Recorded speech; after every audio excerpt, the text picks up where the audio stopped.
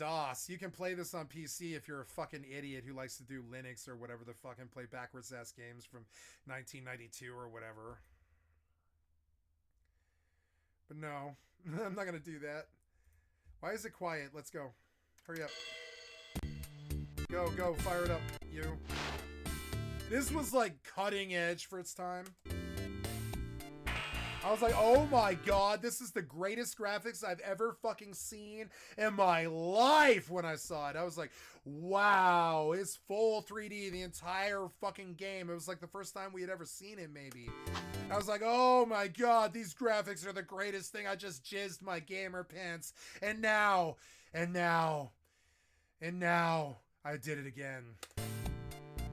But now when you look at it, you're like, oh god, these have got to be the worst piece of shit muddy graphics. That literally was my reaction when I first saw Lemmings 3D. I was like, this is the greatest graphics I think I've ever seen in the video game history. But now I'm like, oh god, you couldn't pay me to play this. I love progress. It's hilarious. All the discs are like the size of a fucking Game Boy or whatever.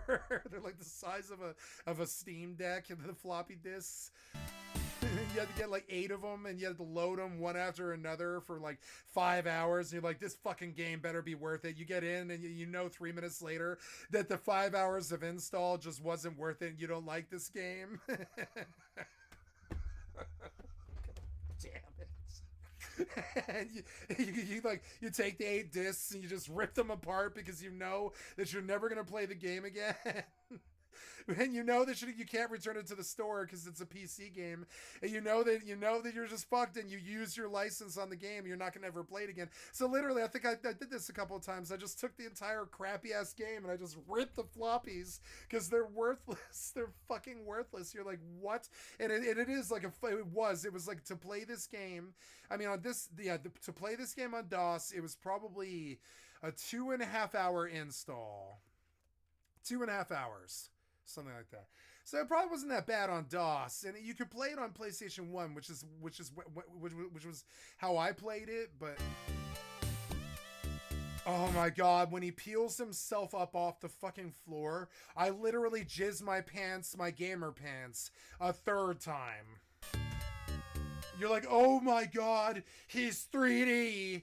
Oh my god, we've never seen it before. It was like this. It really was. It was like this. I'm serious. Like, I remember this moment too. I was like, oh my god, he's 3D. Yes!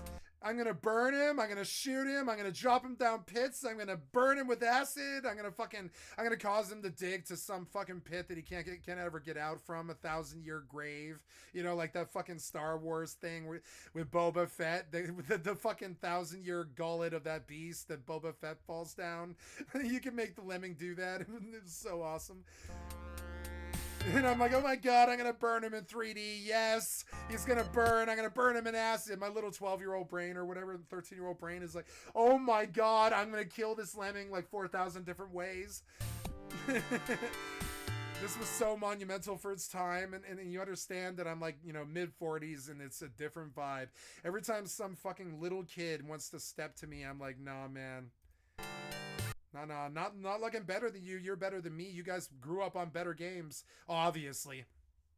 You're better than me. I'll say it to anybody who cares to listen. You're better than me. If my skill level is what bothers you or some such, I will tell you you're better than me because these were the games that I grew up on. You grew up on Fortnite. I grew up on Lemmings 3D. You can tell the difference. Now we're going to see the game. I'm sick of the intro. Let's go. This is so long. Let's go. This is so dope for its time. You're like, oh my god, it's 3D.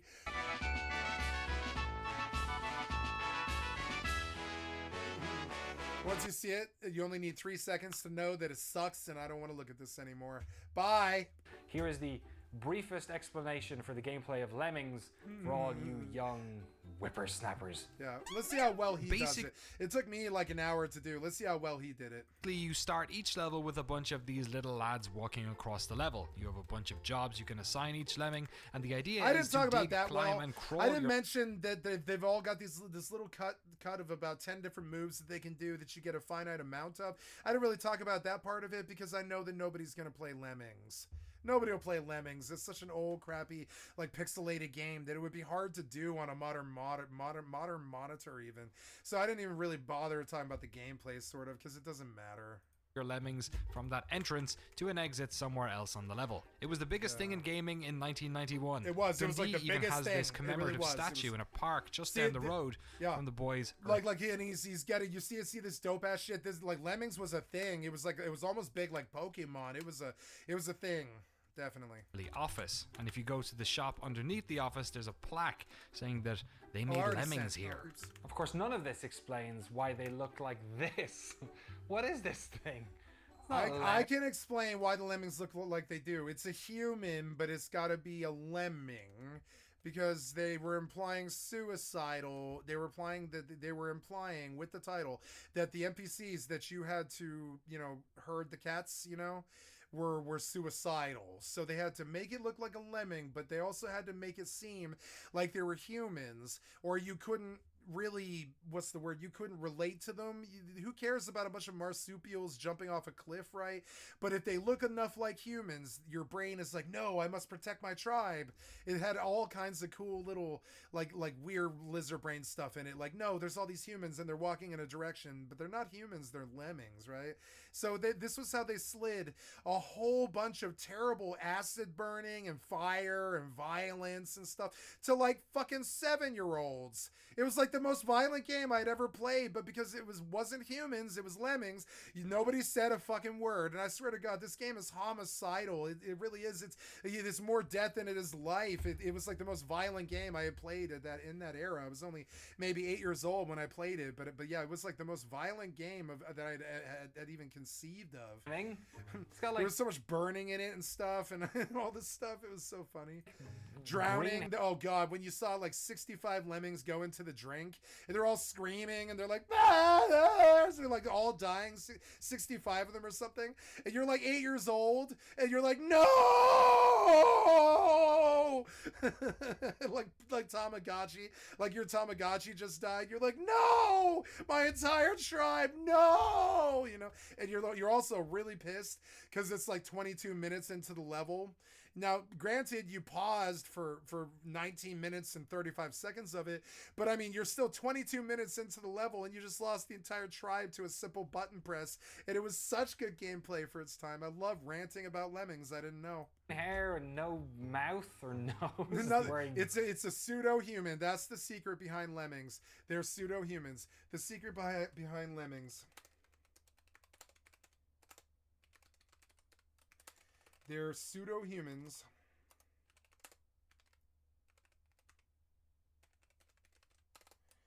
Lemmings don't look like this.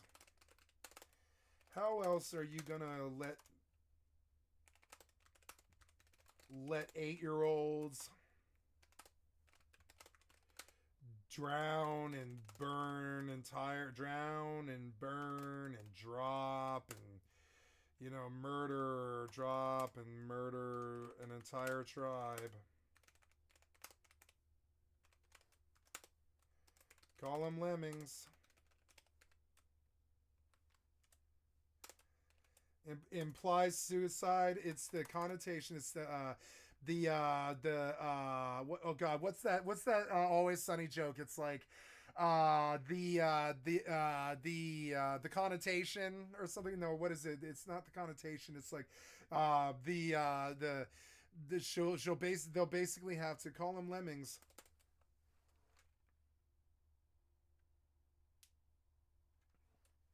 Suicide was implied in the title. We freaking loved it. Best thing since sliced bread. Bee's knees, baby.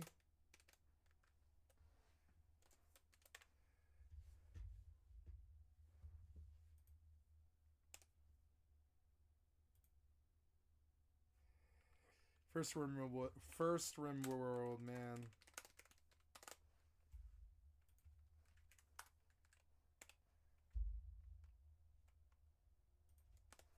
Lemmings in real life, lemmings IRL don't look like this.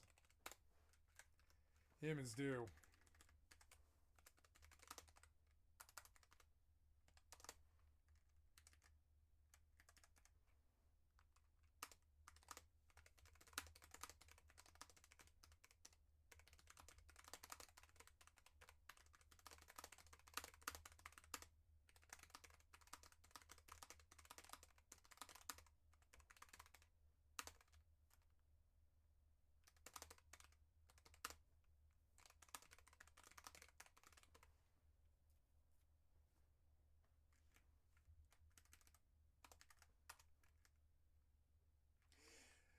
Suicide is implied in the title.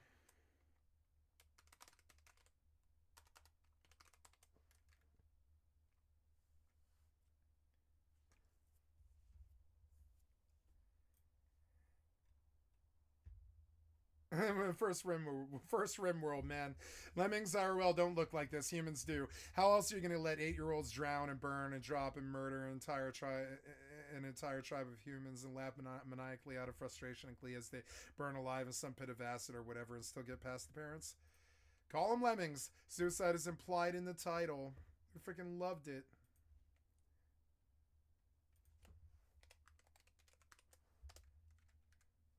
Games were so much better back then.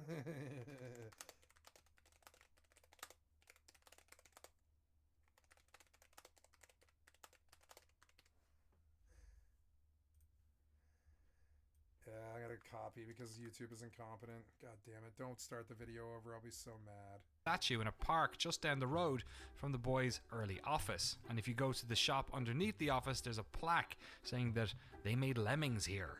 Of course, none of this explains why they look like this. What is this thing? It's not a lemming. It's got like green hair and no mouth or nose and wearing blue overalls. Doesn't make any sense. So of course that was the first thing that came to mind. Why do they look like that? And this is a game made in the 90s, so naturally the answer was something ridiculous. The colour of them, the green, white and blue, was to do with the EGA colour palette, because you had limited colours there. So on the Amiga there could have been anything, but doing it on the PC there was this limited choice. So it was either green hair and blue dungarees or blue hair and green dungarees. And it was just decided that the blue dungarees and green hair was nicer. And we all sat and talked about what the game could actually be and things like that. And I did the prototype because we decided that 10 lemmings wasn't enough. 20 wasn't going to cut it. We had to have 100. We just did things for fun, you know. That was kind of was pretty much just a lunchtime kind of. Oh, all right, I'll have a wee think about how we could do that. If we were going to make the lemmings follow the landscape, no, like I was saying, it's the salamander bullets that followed the landscape. How would you actually go about that? I'd had an idea how to actually go about that, and it took me a kind of few lunchtimes to kind of put a little prototype together, and then it took another few lunchtimes to actually work out how to draw 100 of them at once. So I mean, Lemmings itself, Dave and Gary came up with the skills, and when we got them, that was the skills. It wasn't like it was, oh, that skill's not working, we'll take that, we'll do another one, or we'll do this. It just, I mean, that was what we got. Well, they could build bridges, yeah. We worked around it. I think Lemmings took about 9 months or so. Once we started doing levels, we were getting like a 10 of a level that got into the game or something. Which, when you look back at how much I made, wasn't that much really. I think Dave managed to get a couple in, but they weren't particularly good ones. He kept making these levels thinking they'd be great, and we'd solve them in like 3 seconds, and then he'd go, well, that's not right, and then he'd go away and try and make them harder. Steve didn't get any levels in, they just didn't work very well. So it was really me, Scott and Gary that got all the levels done. And we all had really different approaches to doing them. I really like making big pictures and making you play through them. Whereas Gary ended up putting down like 3 blocks and then 1 skill, and you had to get out. They were really tricky. But we were all trying to beat each other with these levels and just make them as hard as possible. My levels as hard as possible. You know, you hear me? It was like we were just trying to make them as hard as possible, which is so annoying. God damn it. The codes that I am actually going to make things like that. It's when you do. That was their attitude back then. It was like, oh, we got to make this as hard as possible. Hard as possible.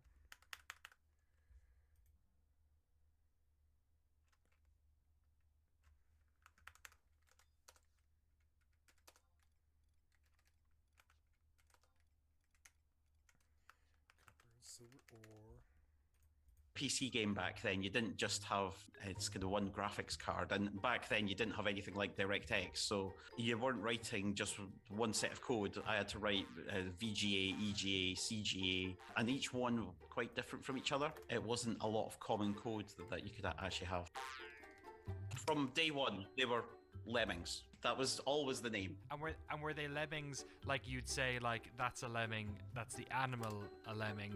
Or no. Were they lemmings like the concept of a lemming, like a sheep? They were the concept of the lemming. They were following each other no matter what happened, even to the point of death. And they were never meant to look like a lemming, the actual creature. In fact, I don't think we could have even told you what a real lemming looked like. No, as far as we were concerned, they were real lemming. They were a cultural reflection of ourselves. When we originally wanted to do we had the lemmings dressed up as Batman and Robin, and as the Addams Family, and as the Munsters and stuff like that. So a lot of what they've done with Lego and things like that was what we were thinking about in terms of lemmings. They were a no man that you could put everybody into. In the weeks and months after its release, Lemmings steadily built an audience. It wasn't an overnight success, but as time passed, ports to other computers were demanded, and so DMA had to expand to meet it. The studio more than doubled in size, with some developers working on ports and others developing a sequel to Lemmings. But while the studio was larger, Dave Jones's business plan was still the same: have a solid backbone of porting and contract work that would pay for the development of original games. So in 1991, while they worked on Lemmings 2, DMA was using their newfound fame to score a contract with one of the biggest game companies in the world. Up to about 95, because we started obviously doing Lemmings 2, we started doing like SNES stuff as well. I did the SNES version of Lemmings 2, but we also started getting interest from Nintendo for doing other things as well. We actually had Miyamoto up at the offices while we were doing that as well. I didn't Between know that. 92 and 95, we did Lemmings 2 on a few platforms. We did Uniracers on the SNES. I loved We did that Uniracers. Kirby game. That was the first Tony Hawk game. These guys were so Just good. didn't finish anything, so that ended up getting canned, which was a shame because it was a proper Nintendo Kirby game. Right. I really it could've been good love fun, but just, Uniracers. Was that from the Miyamoto visit? What was that like, having Miyamoto in Dundee? Well, we didn't really know who he was at the time.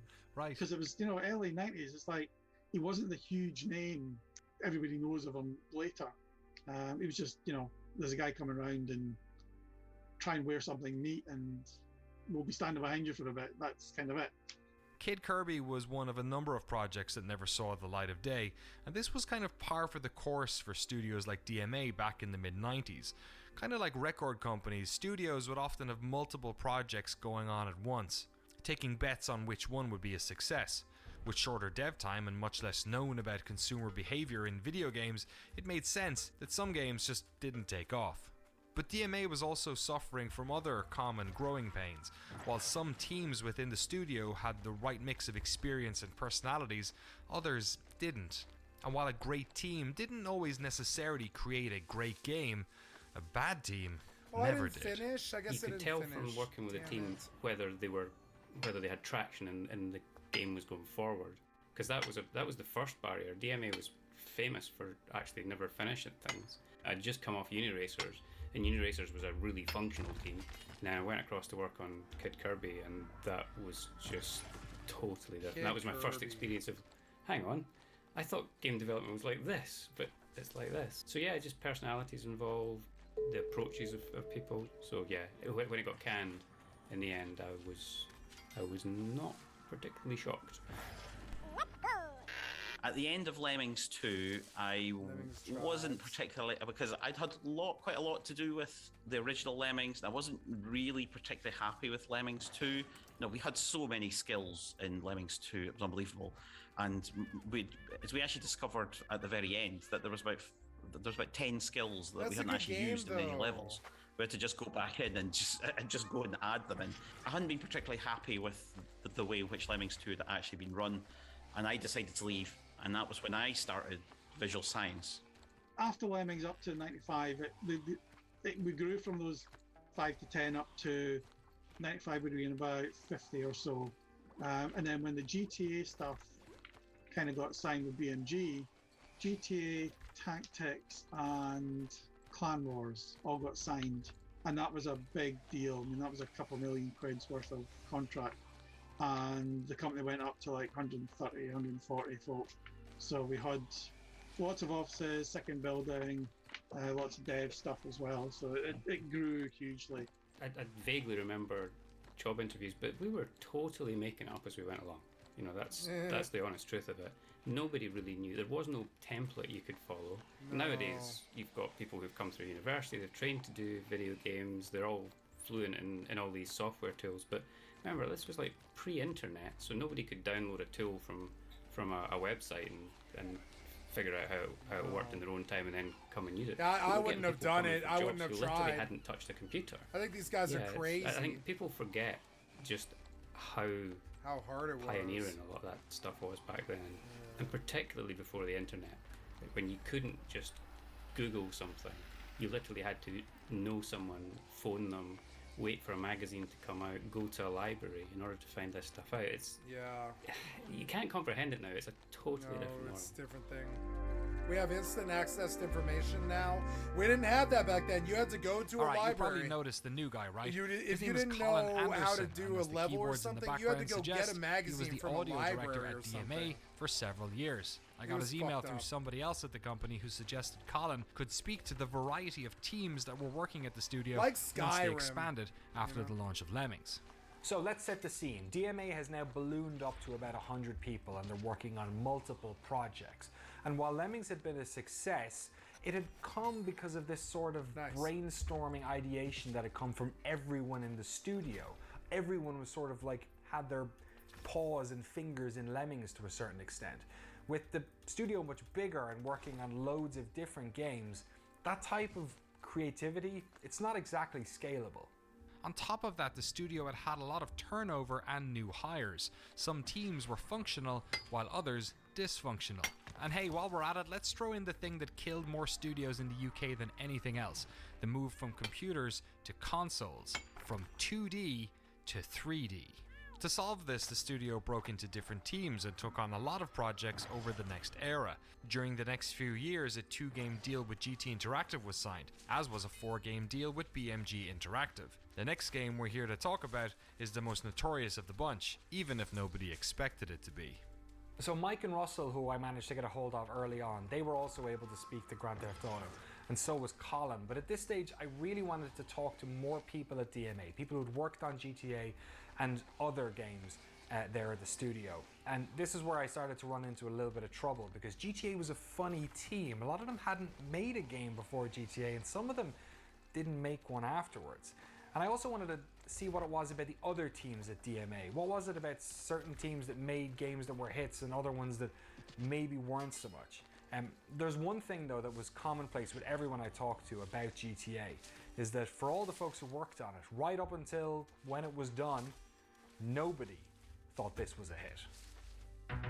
Nobody thought it was a hit. Yeah, it was pretty basic. I remember GTA 1. Yeah, it was good.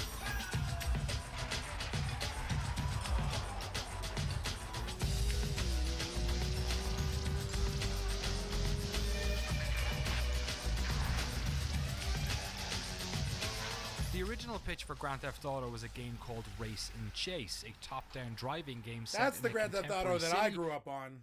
You guys grew up on Grand Theft Auto 5. I grew up on Grand Theft Auto 1 and 2 and 3.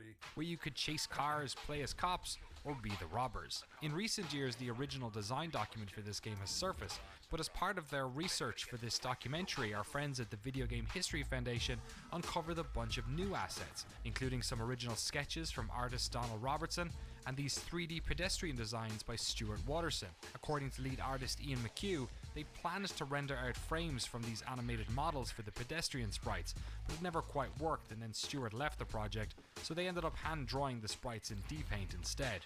I did the initial prototype for GTA. The game itself was team driven. I mean, the whole design and everything, everybody in the team contributed to the direction of it. And although Dave took the major decisions to go, okay, it's not going to be cops and robbers anymore, it's just going to be robbers and we'll do this, everything else that made the game really fun and entertaining was suggestions by team and implemented by the team. The initial part where I did the graphics engine, so it was this top-down engine. It obviously went through a couple of iterations, but the spinny isometric one first, and then we had the top-down, what we call Lego vision, because it was made out of blocks. That top-down perspective meant you could concentrate on the city and all the things moving within that view and make it busy. The engine itself being top-down allowed GTA to work.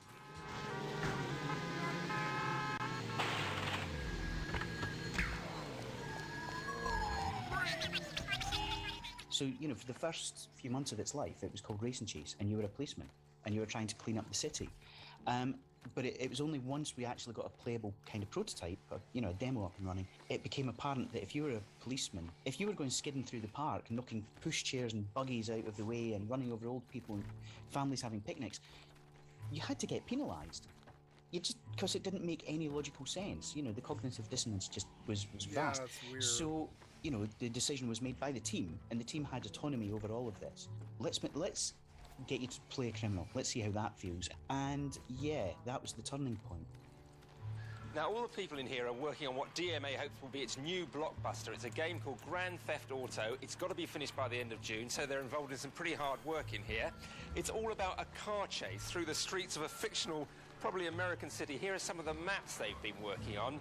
And Dave here is one of the software designers who's been trying to put it together. Dave, just explain. One interesting thing that I think a lot of people kind of overlook in this story is the team that did Grand Theft Auto, none of them had made a game before. It was a brand new team. You know, they had all come from different backgrounds, very different previous roles and everything. So this was a first. It grew and evolved, and if one part of the game wasn't working, like the car handling, it was awful. The initial driving model just didn't work. And then a guy called Pat Kerr came along and says, look, here's something that works. Pat Kerr, who was a coder who was working on Covert, which ended up as well out of the country. There was a little prototype of a box, and it was he'd just been messing around with physics handling, and had done some sort of really OTT Hollywood-style crazy skiddy. So it's this beautiful little car that you controlled, and it sort of rear-ended at fishtails, really nice. Like, this is getting around, and you're like, oh, this is fantastic to play with. This is brilliant. This needs to go in, and that made, all the difference, because the handling was so bad. And just basically gave this little driving car thing, went into the game, and it was really nice. And that fixed an awful lot of the issues, because part of the GTA is obviously the driving has to feel really good. And the original GTA, it was great fun to drive about. And there's fantastic things like I don't know if you're aware about the aggressive police in GTA. It's one of the funniest things where police cars are just so crazy, because the car was trying to drive through you, so it's a bug. They weren't meant to be doing what they were doing, and the police car was trying to drive through you because the route finding was messed up. So of course it feels like you're being attacked by a police car. Like, fantastic feeling. So all these lovely little accidents, and different people feeding in different things. I think the other part that really cemented the game was all the radio stations and stuff that went in as well. So Colin Anderson and these musicians, I think 6 of them, did all these kind of full music radio stations, and that was just a huge addition as well.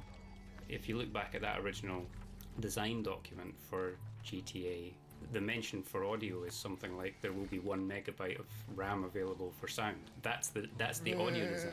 So it changed a lot along the way, because we certainly didn't start out with the idea of radio stations, and it wasn't going to be CD based when I started on it. It was going to be there was going to be a floppy disk version of it, so there was no way that we were going to be using CD audio. One of my best days at work ever was when Dave Jones turned up and said they were cancelling the floppy version, and it was going to be a CD release only, and I think the N64 version vanished as well. And that was great, because suddenly DMA Design had a problem, which was they had a game that looked 2D, even though it had that pseudo top-down 3D thing that when you saw it moving actually looked pretty good, but when you saw it in a screenshot it looked pretty naff. So they had this game that looked like a 2D game on a CD, and no matter how high res you made those textures and maps and whatever, it was never going to come anywhere close to filling that CD. And back then, like, when people paid for a CD game, they expected it to use that technology because CD was cutting edge. So we needed a story that made use of it, and we didn't have one. So I just put my hand up and said, I think I know how we could make use of that CD. And then Craig Connor, who had been working on the game, one day the whole team just turned up, all new starts, they all sat at their desks, and Craig was on that team. It was just random. He didn't come in to work on that game, he just came in and sat at that desk. If he'd sat at another desk, history would have gone in a completely different way. So I'd given Craig the task of writing kind of 10 or 20 little sketches of music, just tasters of what kind of music could we use in this game, because the premise at that point was still to use a single type of music across the game, because nobody put in different types of music in games at that point. That would have been crazy. And so he sat down and he wrote all these different types of music, some dance, techno, pop, and I just went to review them at his desk one day, and he was playing them, and they were all great. They were all great pieces of music, and I remember thinking, oh, it's a shame we're going to lose, that we're not going to be able to use all these. And without thinking about it, I just said to him, what would be really cool is like if we could get some kind of radio stations in the game where you could play all these different types of music so that you could have all this. 68 to Dead Fly, 89 FM, head radio. And I wasn't thinking about it at all. It was something. It was an offhand comment, and I would have forgotten all about it except for Craig's face when I said it. I saw Craig's face and his eyes lit up, you know, and that kind of, that might work. Grand Theft Auto 2 was so good.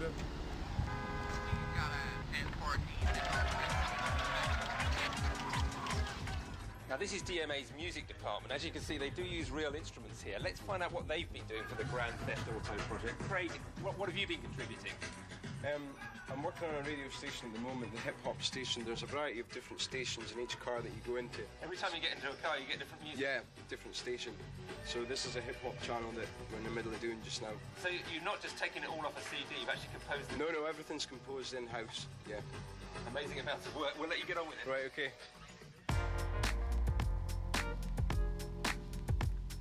If you're interested in learning more about the audio design of GTA and the work that went into creating its various radio stations, check out episode 51 of the No Clip podcast, where we have an extended chat with Colin Anderson. GTA's development was long and difficult, but many at the studio told us that while the production was a bit of a mess, all the extra time they had to finish and polish it was what saved it from being a commercial flop. Brian Baglow was hired as a writer and joined the Grand Theft Auto team at a point where all the game's missions were already completed.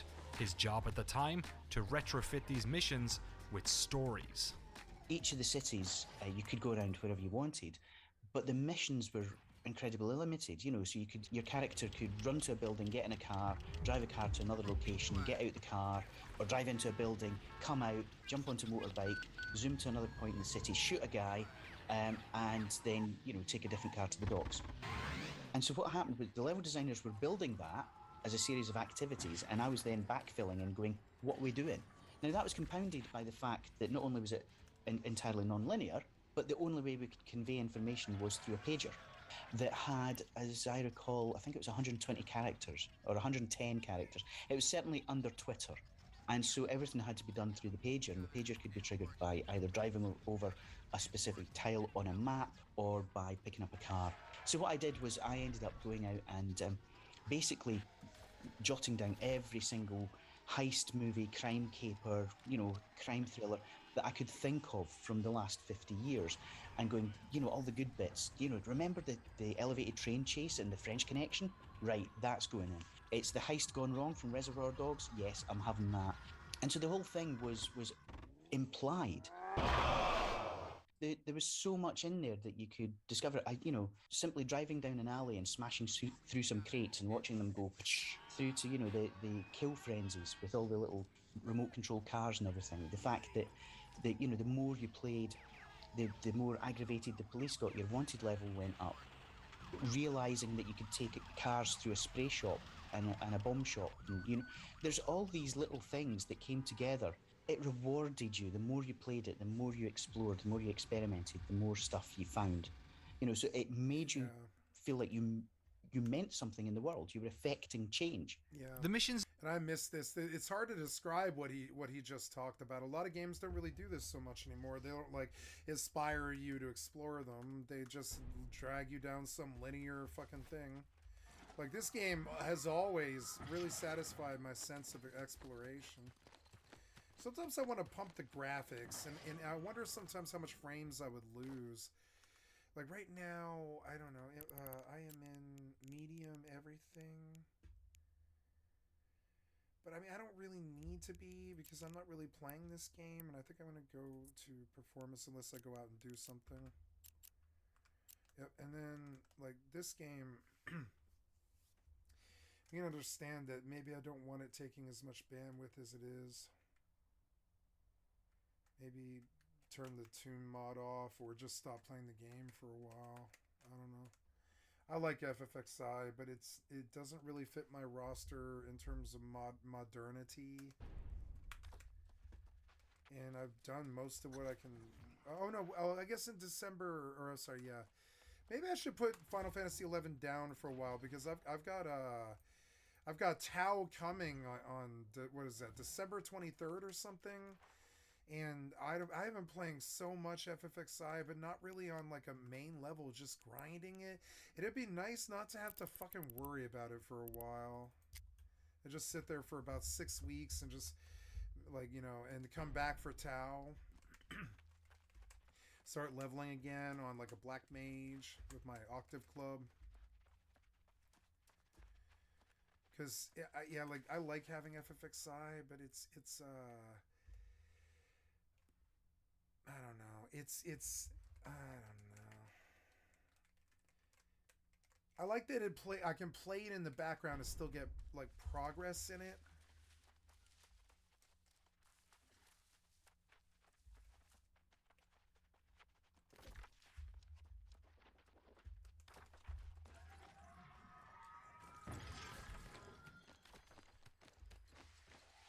Wow, this place is different. I don't think I've ever been here.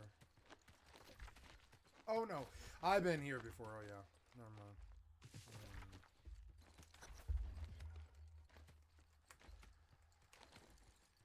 Search the Varangian base. What Varangian base? Oh, I see. Oops.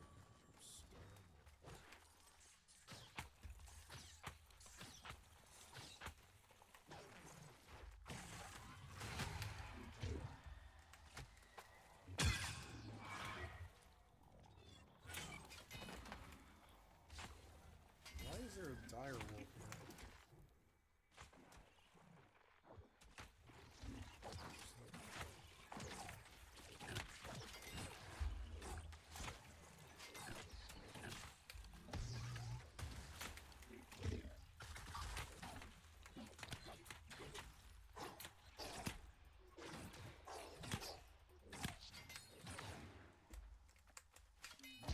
I should be killing him with the ice staff.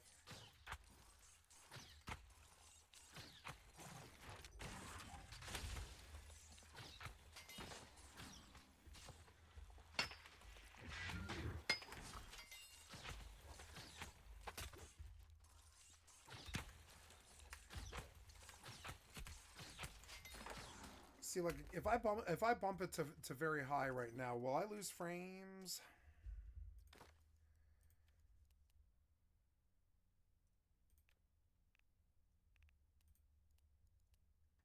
I'm on low, but the frames are really good. But I mean, I don't know. Let's try very high.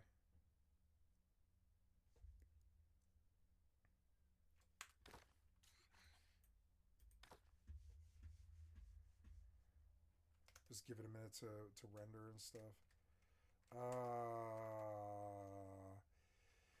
Yeah, I've been playing so much Final Fantasy. I kind of want to take it out of my roster until December because it's like it takes up quite a lot of resources, but I don't really play it that much. And all I've been doing is grinding fucking Gil and all this. And while that's fun, I don't know. I think I kind of want to take it out of my roster right now, frankly, and I'm going to follow that instinct. It's annoying, but I will go and change my title and take it out of the title. I think I'm going to leave it out for a while. I think me dying in hardcore is proof of it. It's like my zeal for it is kind of low right now. I'm gonna take it New World, EVE Online.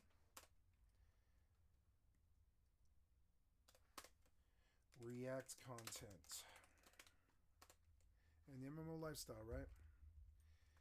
Every once in a while, I would like to fire up Rust, but I can't because New World is on goddamn, what is it called? It's a task manager, is it? Why is it over there? That's weird. Nice, yeah. Yay. I'm doing better. So, yeah, if FFXI is logged off, what are my frames? 62, no, 78, 67, 70.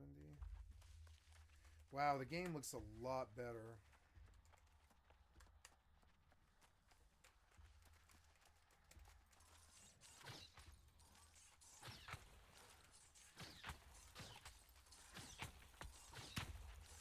Icarus will play.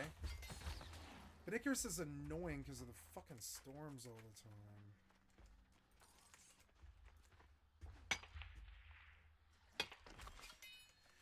Maybe I should just try Rust. If Icarus is on EAC, I don't know. Or yeah, I think Icarus is on EAC. I think. Well, but Rust won't play, will it? It won't. It won't let me in. Oh, I've got an update. Nice, 65 megabytes. World Update 2.0. The High Caliber Revolver, Rad Town, Frontiersman Pack, plus the usual bug fixes.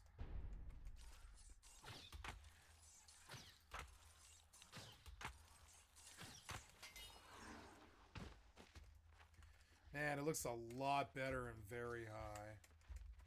But the frames aren't too good. I think I would like to drop it. I think it's very high. It's kind of greedy for how many clients I have open. Let's try high. And I will also relog too, I think. Or well, I don't know. I don't think it needs to anymore. When the on the 15th it'll be optimized more. High is better. I can tell the latency and frame rate's a little bit better. The frame rate's not much better, but it's because it's doing so much.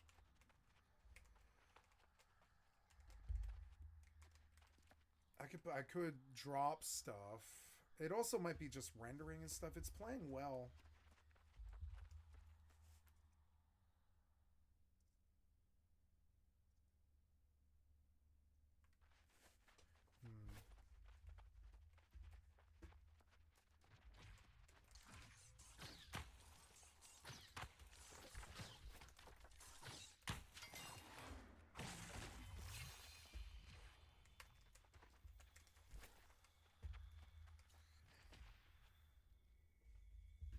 Man, like sometimes I think about going to 1440p because it will play in 120 FPS.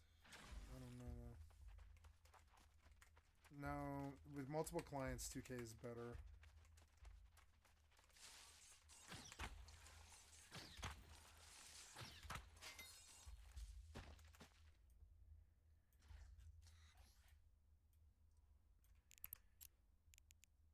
I don't know. I would like to keep the shader normal. That's alright.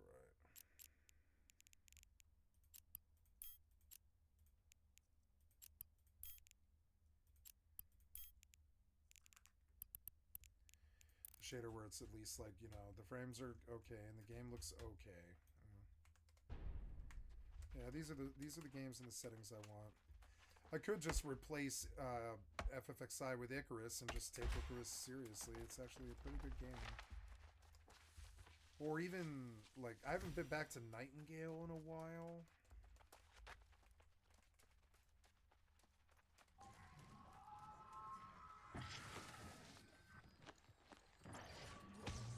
But of the two, I think Icarus is better, maybe.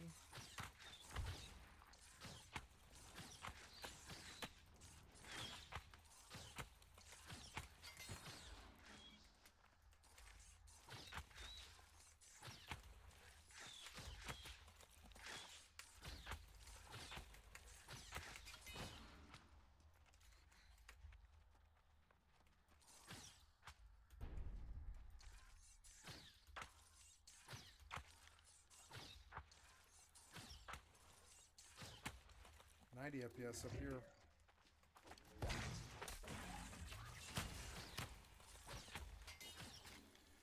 Good Ice Gauntlet skill up here.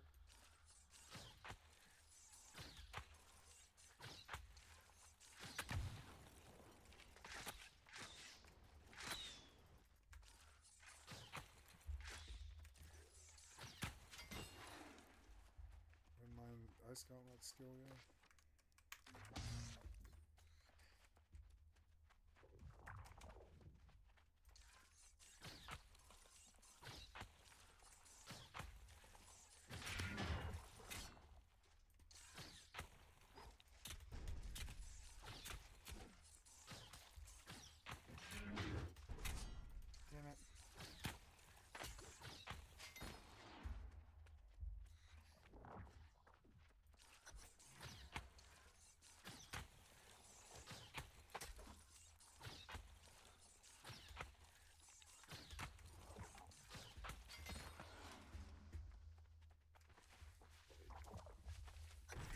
go so hard on press start. I love this shit.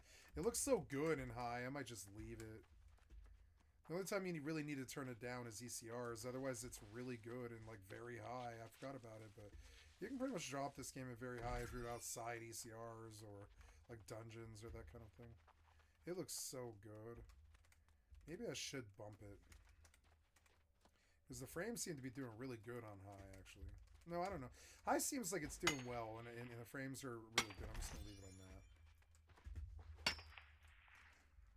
that. In GTA, along with the radio stations and size of the city, all contributed to making this game feel a little bit more real than it looked. When you talk about GTA now, people bring up all the controversy in the UK press at the time, but most of this was actually a guerrilla marketing campaign executed by BMG themselves. For the team in Scotland, the violence was nothing more than cartoonish nonsense, just like Lemmings was. And here's another thing Lemmings and Grand Theft Auto shared: a bunch of sprites following each other. The only difference was in Grand Theft Auto, you could run them over. We always viewed it as Tom and Jerry cartoon humour because it was so distant. You didn't really see it. I do too. It was almost Lemming-esque in its kind of death sequence because it was tiny little pixels. So it didn't really matter. You run over them and it was funny. It wasn't that Carmageddon in your face where you see somebody splattered on your screen. We never really viewed it as any kind of issue. I think to prove the point was the Guranga thing, running over the Hare Krishnas. Oh yeah.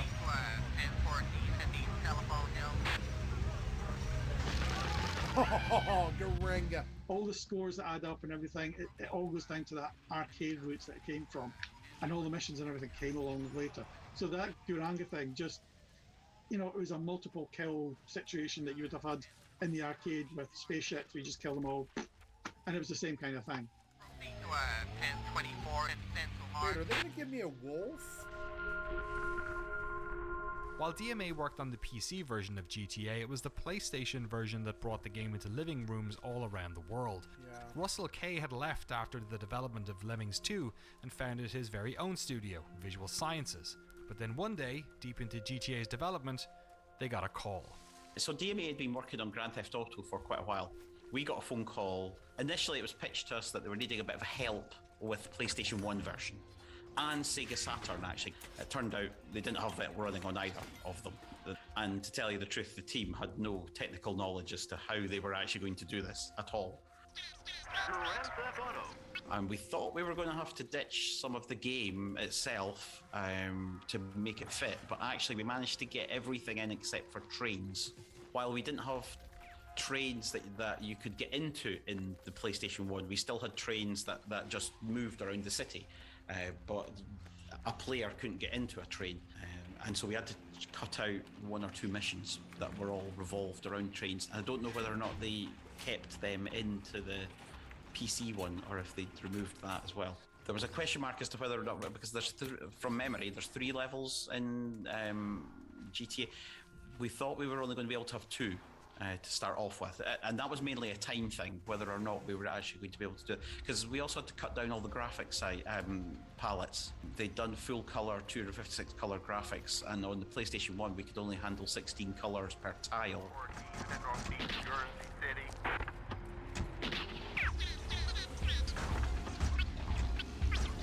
People believed that the police were chasing you around the city.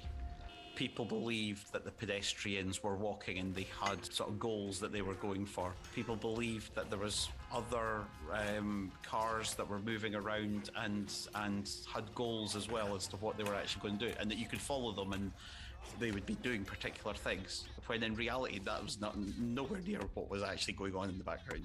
No, not at all. It's at this point that some familiar names start to appear. Rockstar doesn't promote their developers all that much, and as such, there are only a few names that tend to come up when we talk about their games. Yeah, they don't talk about the usually developers. for all the wrong reasons. Sam and Dan, the Hauser brothers, have a long history of work on the franchise, while producer Leslie Benzies became notorious as a key player due to a 2016 lawsuit. We'll get to Mr. Benzies a little later, but it's at this point that the Hausers enter the picture. Sam Hauser, son of an actress and wealthy London lawyer, had been working at the record label BMG for a few years when he had the chance to transition to their new interactive initiative. It appears that around this time, Dan, his younger brother of 2 years, wanted to get involved.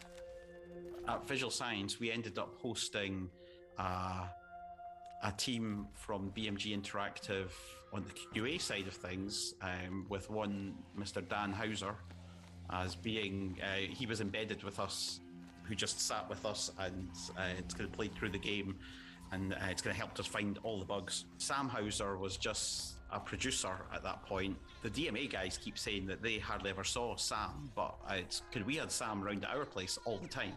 I don't know if it was just because his brother was there as on the QA side of things, or if he saw the PlayStation 1 as being the its kind of lead version or what. I don't know exactly, but he was very keen on making sure that we had the it's kind of the kind of PlayStation 1 version. It's kind of looking good. A lot of people played the PlayStation version. I think the PlayStation version was by far and away the most popular. So apparently I've capped out.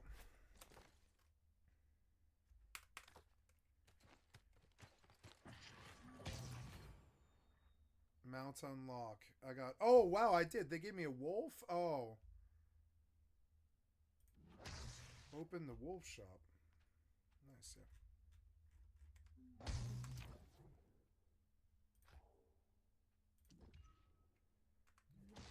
So they gave me a wolf. Let's see what he looks like. Cool, I got a mount. So here's the white one. It's better because I paid for it. But let's go see the other one. I didn't know they were going to do that. And I'm happy. That's good. So horses and dire wolves. We have Blanca. Oh, Blood Feast. That's, yeah, sorry. So I guess I have to do the reward. So White House Circuit. Okay, I have to do the whole thing to get the wolf. But that's alright. It was probably worth it.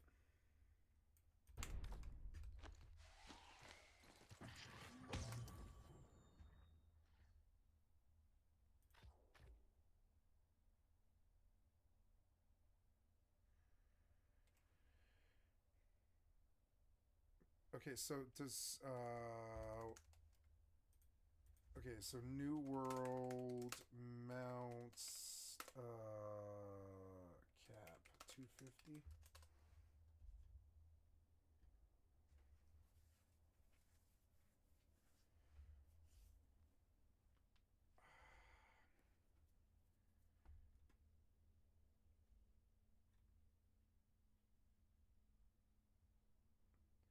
Oh, so I'm done with like mount stuff except for getting the wolf itself. So I guess I'll go do that. But I have 37 Grandmaster mount vittles, and those will sell for a fuck ton of a lot. Oh, look, I got Blood Feast. Oh, Blood Feast was in the box. I see. Okay, Blood Feast. There we go. Okay, Blood Feast. Let's go see. Summoning Blanca. Cool, they gave me a wolf. And then, looking for the Blood Feast, which is the mount, and Alchemic Wizard, Dire Wolf, and Blood Feast. Equip. Oops. Nice, yeah. His shield is red for some reason.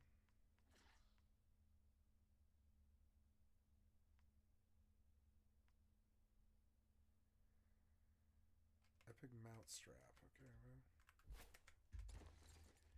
He does look cool.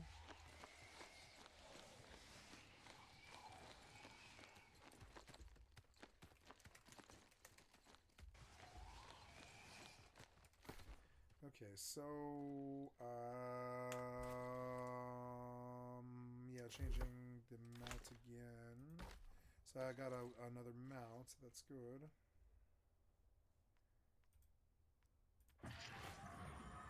Oh, I can dye the armor, can I? Okay, so primary. What does that mean?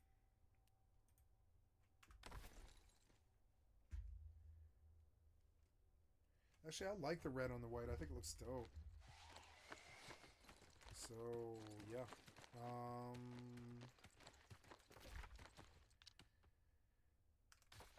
This is the Dire Wolf shop, and that's the Wolfsbane tour. I guess I could just get this all out of the way.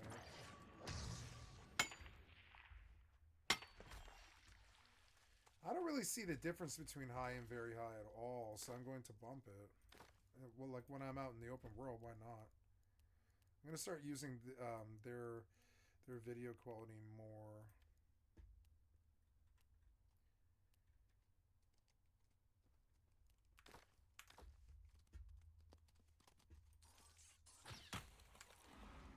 Ooh.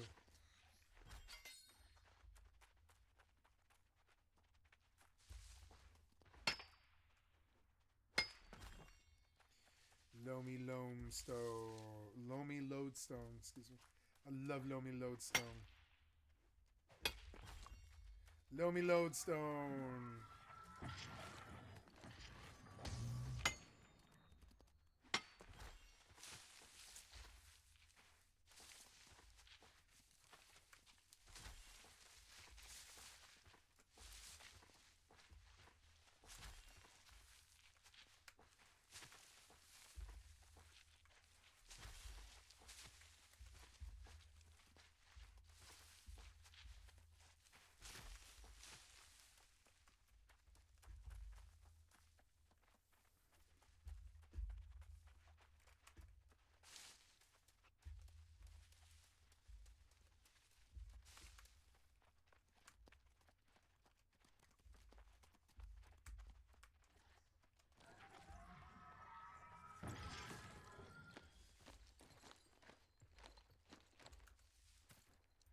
Popular one. So I think that there was a generational thing going on there. I tend to find that if you were a child, you played the PlayStation one. You weren't playing the PC one, but Oh, it does work on my mouse when I can pause it. ads That's good. were playing the PC one. That's dope. Awesome, I can pause. The other games that were in development were a mishmash of ideas, but many of them shared a similar Why did that DNA, happen? a seed you could argue was planted with Lemmings. They were all sandbox games. Pretty much everything seemed to be moving towards this whole idea of this what's generally called sandbox games these days. And if you've ever been involved in making one of these games, and I've been involved in quite a few of them, including 3 Crackdowns and 2.5 GTAs Wow, 3 and so on, they are a nightmare. The company was growing; it was trying to mature, taking on lots of people. You know, it's not, some of these people had zero experience but plenty of talent. In order to try and generate some more money to keep the company going, DMA did a deal with GT Interactive for 2 other titles, Attack and Clan Wars. So Attack was kind of like it was inspired by a Japanese cup noodle advert of all things. As it turns out, Pikmin ended up doing a very similar sort of thing, better. But Attack was like little cavemen that wandered around in a group, and they worked like a little flock, and they sort of attacked dinosaurs and stuff. And Clan Wars was basically CNC with a kind of Scottish vibes. You know, both of those, again, 2, unique, original, interesting titles. We never got a chance to play those 2 games, but there were 4 other titles released by DMA Design during this era, and they're all mad.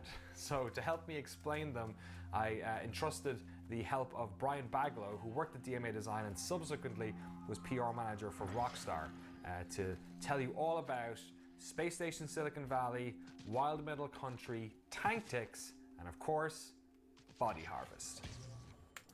Body Harvest. I remember Body Harvest. Yeah. Yeah, that was a good So game. based on the success of Lemmings and some of the earlier games, DMA got signed to the Dream Team, which was the group of developers around the world that Nintendo put together to launch their new console, which was the Nintendo 64.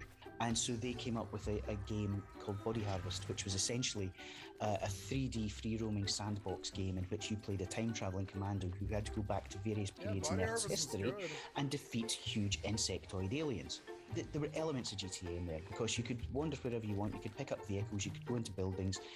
It also had a sort of a very distinctly cheesy 50s sci-fi theme. It's got a bit of a cult following. I ended up going out to try and pitch the game to Midway because Nintendo kind of stepped back. There was a constant sort of a bit of a battle because they wanted it to be more Metroid. Every time we sent something over to them, they wanted it more family friendly. And in the end, they just kind of went, oh, no. It was a weird one because it spent so long in development, right? It was about 3 games over its lifetime. I remember many people being on various trips and just coming, like going to Japan to speak to Nintendo. Oh, it was a really stressful time. That was one of those ones where I was glad to be a few steps removed from it. I'd hated to have been stuck in the front lines. I remember seeing what it did to John, who was lead programmer on it by then. That was hard going. So Tactics was, even by the standards of DMA design, deliciously bonkers, okay? It made no fucking sense. You controlled a giant hovering crane in one of 4 time periods, dinosaur, a dragon, something else, and a UFO, and you could roam around the landscape. You played it on a PC, so you used the mouse, and you could swoop around the landscape and use your giant magnet to pick up tank parts. Or you could pick up boulders and take them to the Partomatic, which was a big spinning disc somewhere on the landscape. Drop boulders in, they would recycle them into tank parts. And you could then also go and pick up sheep and drop them into the hopper, and they would turn into tank parts. Or you could drop them onto the treadmill on the outside, and it would speed up the production of your tank parts. And your tanks came in tracks and engines and weapons and sensors, and you could put tanks together in any format, so they were modular. You could build them, and then you could go off and play as a real-time strategy game to go and conquer people next to you. What was difficult about that? It was definitely my favourite of the 4 games that BMG signed. Tactics was the one I was really excited about. I thought this could be great. Unique selling point was going to be the dynamically created chain with a magnet on the end, and it was going to be, the skill was going to be in using that to pick things up. And unfortunately, it was one of those ideas that sounded much better when somebody described it than when you actually sat down to play it. When you realise that the main thing that your game hinges on isn't working, that's a hard day, because then you've got to go right back to the drawing board and go, right, how are we going to make this work?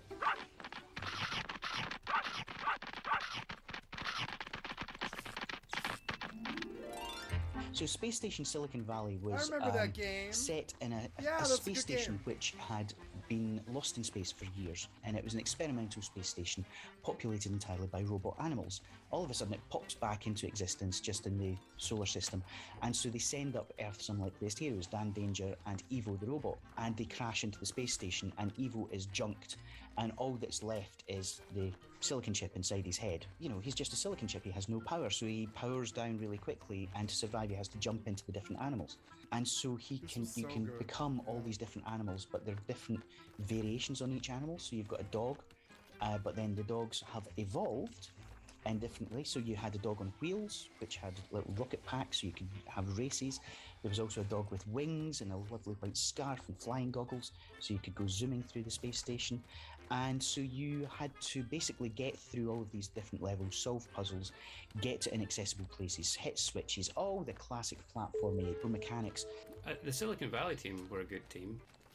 They definitely knew what they were doing. Good bunch of people. They knew their stuff technically. They were curious, inquisitive, and figured things out as they went. They were pretty productive. And yeah, the game, it was a classic DMA game. How do you market that? And that was always the problem with DMA games, was we just focused on developing something that made us smile and that we loved the idea of.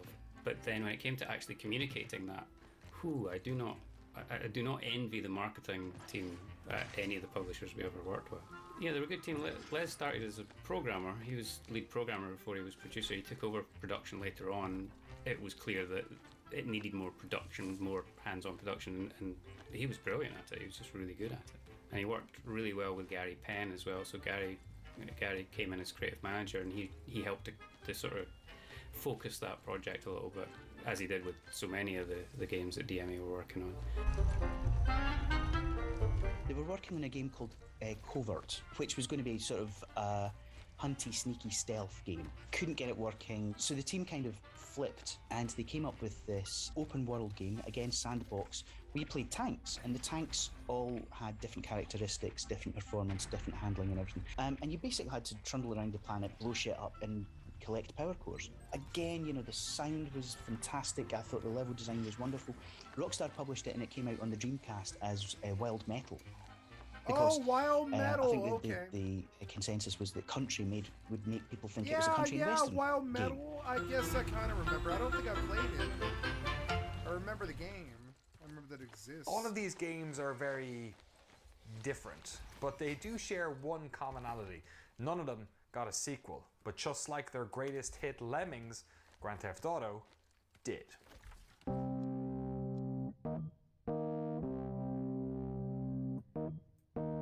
Soul making, sound shaking, earth quaking, change.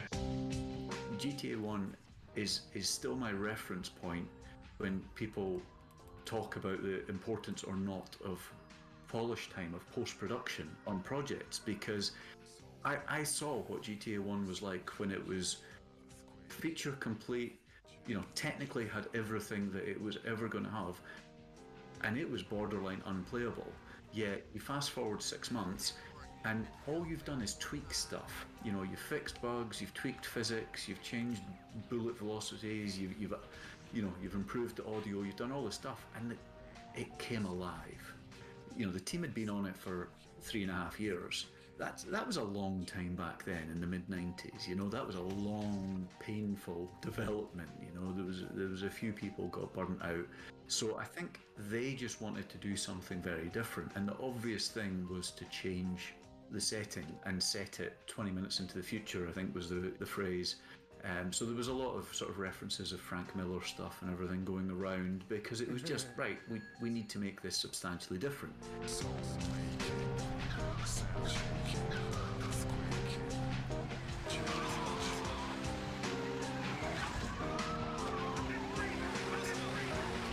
So much better. I mean, it was a great team. So it was 2 years, and to be honest, that was the biggest challenge.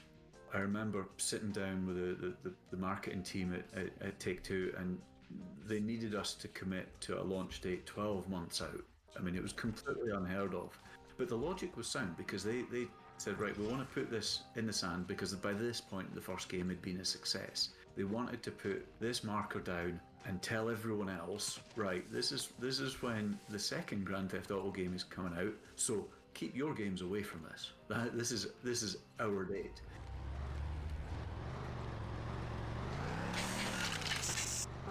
It was a worthy successor to GTA 1, I always thought. The difficult part was when so much better. we had that 5 minutes into the future design challenge. That was... you get so much design done for free when a game is set in a contemporary... Like, you know how weapons work, you know how cars work. If you don't, you can go and look, you can listen, you can ask. But as soon as you go 5 minutes in the future, it's like, okay, how do these weapons work? So what should they sound like? Should they be lasers, or well, no? And it just takes, how do the cars work? Are they electric now? So there's so much more design to do on a game that's not contemporary. And yeah, we learned that big time on GTA 2.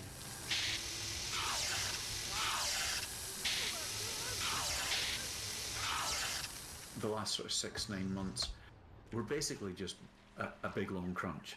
I mean, no one was chaining us to our desks, but we just knew we couldn't knock off at 5 o'clock and get everything done and get the game shippable in a state we wanted. So I can certainly remember one time where I drove everyone home at 7 in the morning because we'd worked through the night. The Goldmaster was due to be Concorded over to New York or something, so we had to meet the Concorde, and it got picked up in a taxi from Dundee, taxied down to Heathrow, and Concorded over to New York. So it's like, yeah, we need to just pull out the stops here, you know.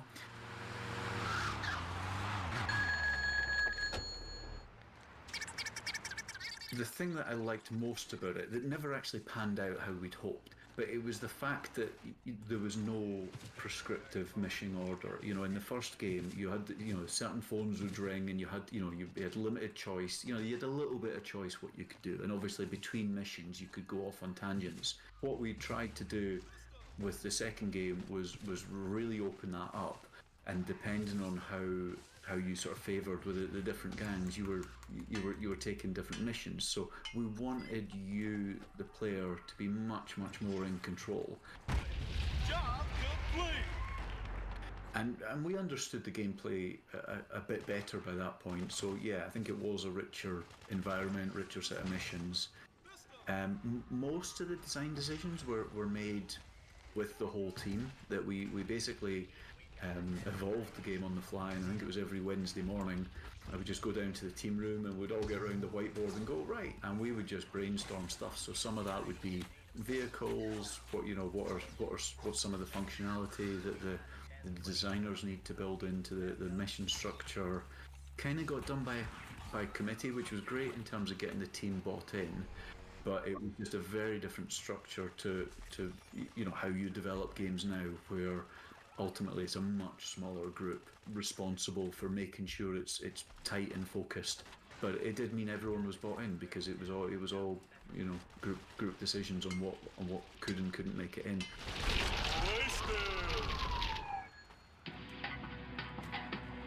In the city, respect is everything. It was such a good game. I loved this game. I must have played it for 3,000 hours or something. I used to just turn on my Dreamcast, play GTA 2 all goddamn night for like 10 hours, something, every night. The intro to the game When I was, was like a 14, sort of a maybe super cutted 15. version of this movie thing that No, I was was used a little for older, marketing, like 17, right? I think. We were aware there was the intro movie getting cut. We weren't really involved. Yeah, well, I was dating my I remember second us all being girlfriend. I was really like impressed with it, so 17. there was no problems. But no, we weren't really involved. Whereas on the first game, I think there was a promo video shot, and the dev team went out and drove around Dundee and were hanging out of windows shooting fake guns down at the docks in Dundee and stuff. I don't know if that video still exists, but GTA was now big enough that we weren't going to get away with doing that again. That makes sense that you weren't involved, because it always seemed a bit like sort of incongruous as well. Like that was sort of the contemporary New York, clearly gangster type thing, but it felt different to the retro futuristic stuff. Yeah, well, a lot of the publishing and the marketing was all done at New York. The picture, the cover art was taken from the top of the Empire State Building, just looking down. To this day, everyone thinks the game is developed in the States. It's just because it's got that vibe, and because there's not, in the scheme of things, that big a deal ever made about it being something that comes out of Scotland.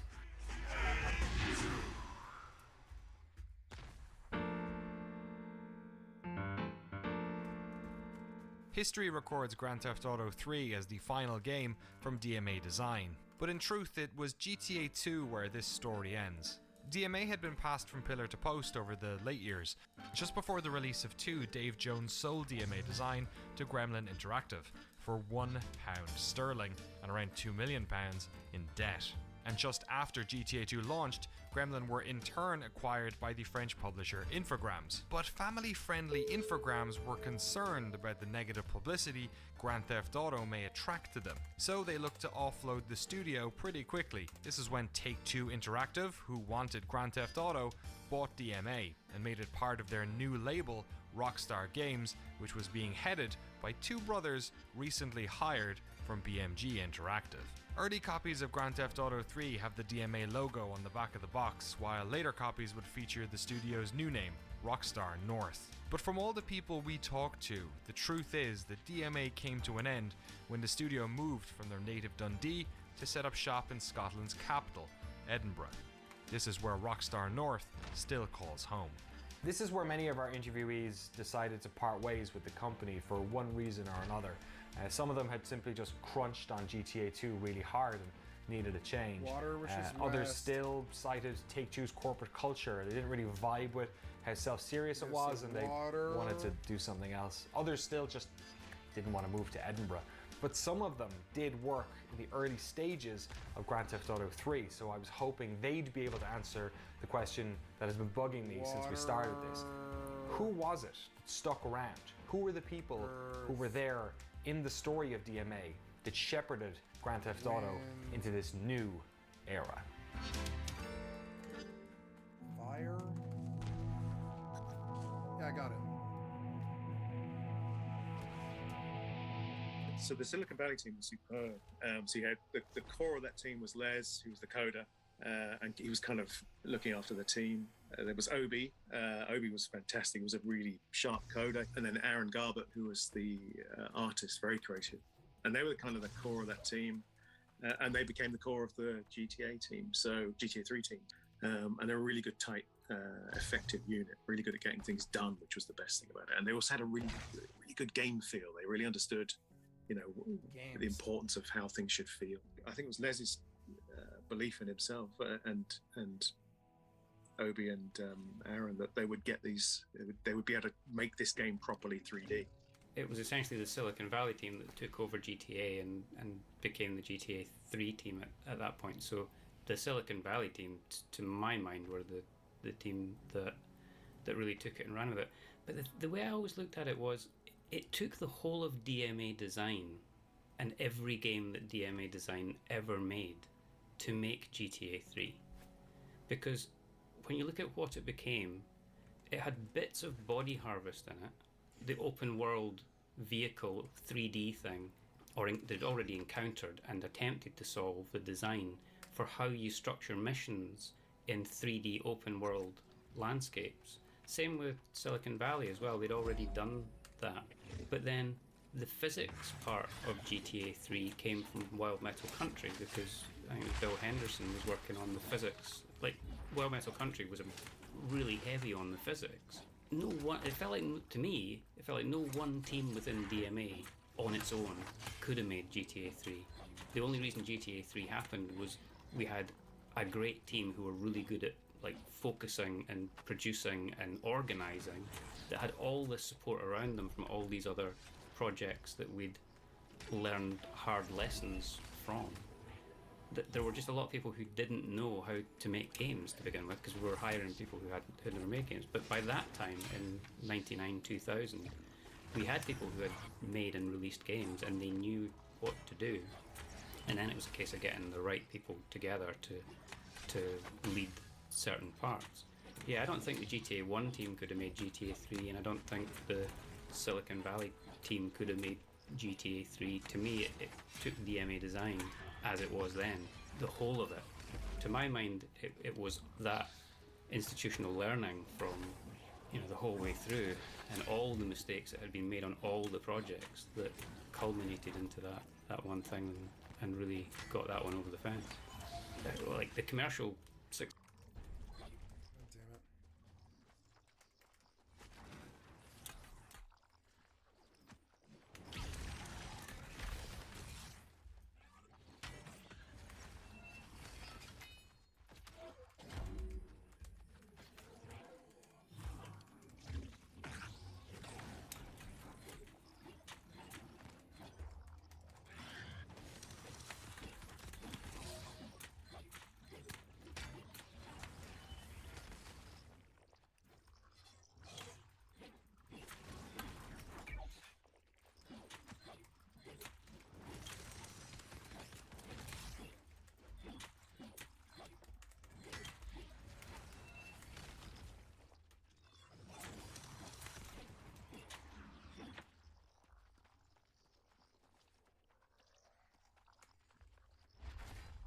Yes, I beat him. Okay.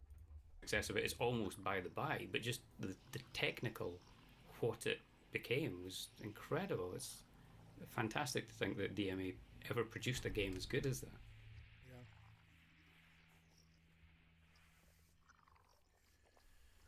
Hey, so this documentary was done, and then I got an email from somebody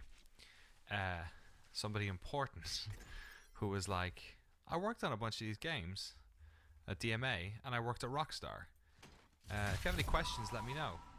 It's the finished doc behind me. So this is about as late an 11th hour interview as I've ever done. Hello.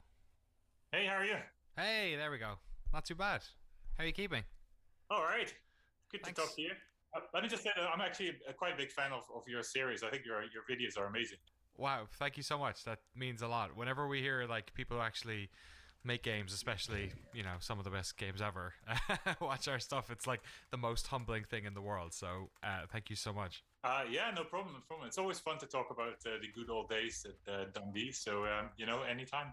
So what are your, strongest memories of your time working on Space Station Silicon Valley then?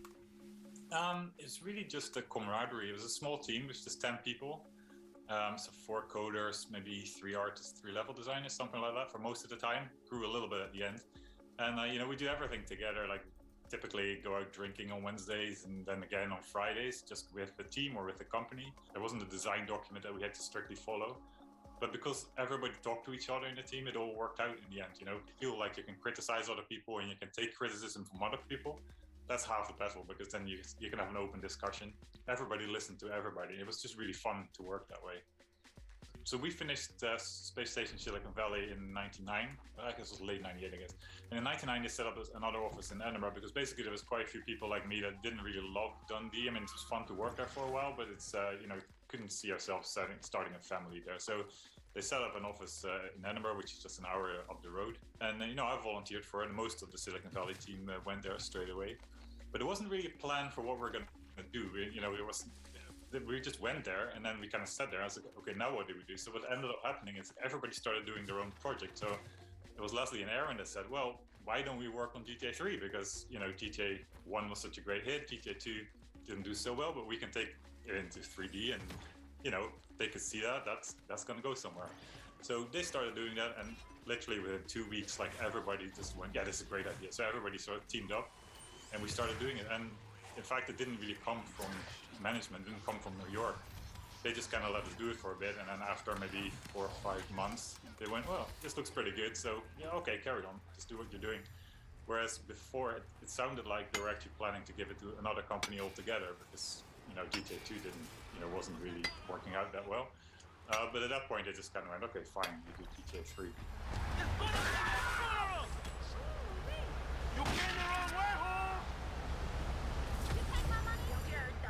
Leslie Benzies did make a design document with everything spec'd out, like the weapons and the sort of type of vehicles we have. But basically, I think everybody was pretty confident that it was just going to be, GTA 1 in 3D. There's some things that didn't really work that well. In GTA 1, they had like a lot of the missions you took through phone calls. That was really not something that we felt would translate that well to 3D. It was kind of weird to answer the phone everywhere. So we sort of ditched that idea. But I mean, these are all minor tweaks. I mean, the gameplay was just great. It was just a matter of making it 3D.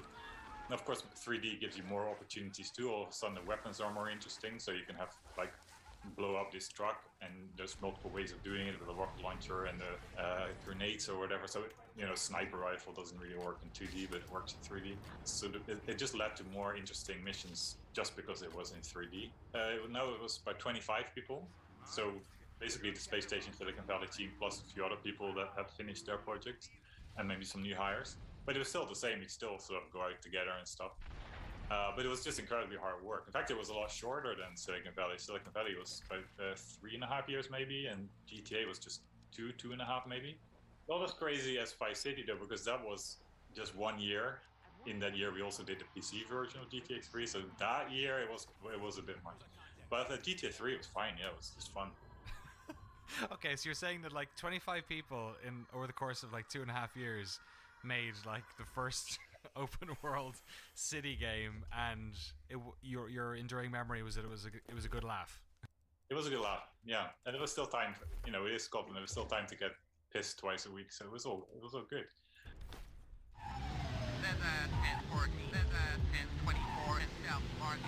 From my conversations with the early DMA folks, I'd come to understand that on the first 2 Grand Theft Auto games, Sam Houser had more of an A&R or producer style role for the publisher BMG, while Dan did some Q&A work on the first game and had written the second game's intro from Rockstar's offices in New York. This office founded in 1998 when Take-Two started Rockstar after the acquisition of BMG Interactive. Dan has a writing credit on Grand Theft Auto 3, while Sam an executive producer credit. So I guess I wanted to know how involved the New York Rockstar office was in the development of Grand Theft Auto 3. And ultimately, what was work like under corporate ownership, especially for a bunch of folks who had worked at DMA? They were pretty much hands-off with GTA 3, I would say. It was really up to us. And the game was completely designed around the missions. Like people would come up and say, "Oh, this would be a cool idea. Maybe we try this." And we tried it, and if it was fun, yep, that's in. If it was not fun, it's out. Nothing to do with the story, basically. And then it was up to the story writers to. But it wasn't really a story. It's like you meet a character, you do 5 missions, you meet another character. In the later games, New York sort of got more involved and took more charge of it, and they had their ideas about how the story would be playing out, and the characters were more important. But at GTA 3, there was very little of that. It was mostly wrapping a thin story around the missions, really. Doing small games are like really fun because there's only so many people, so every person has like a lot of responsibility. So I can look at GTA 3 and say, "Oh, I did that, I did, yeah, whatever, the clouds, the vehicle AI, I can make a long list of things." But then as we moved along, like got more programmers, more artists, so everybody did a smaller piece. So at the end, I only did like a little bit. So it's just way more fun to work on smaller projects. And after GTA 4, that for me was a little too big a project. What's your memory of DMA? Do you think DMA came with you as well to Edinburgh, that it was still DMA during GTA 3? And what is your sort of like memory of what DMA was, I guess, as opposed to what Rockstar North End was? I don't think of it as the same company. No, I think DMA stayed in Dundee, and it's slowly dissipated into other companies and all the people that work there still. I think Dave Jones had a lot to do with it. I think the freedom had a lot to do with it. So yeah, no, it just became different. It became more corporate, and not in a bad way, but more focused and more sort of single track. Whereas in DMA it was all, it was chaos. It was like interesting projects being cancelled, new projects being started all the time. That just disappeared. So DMA was something that happened from 85 till 99, and then it's sort of, as far as I'm concerned, it just kind of went away.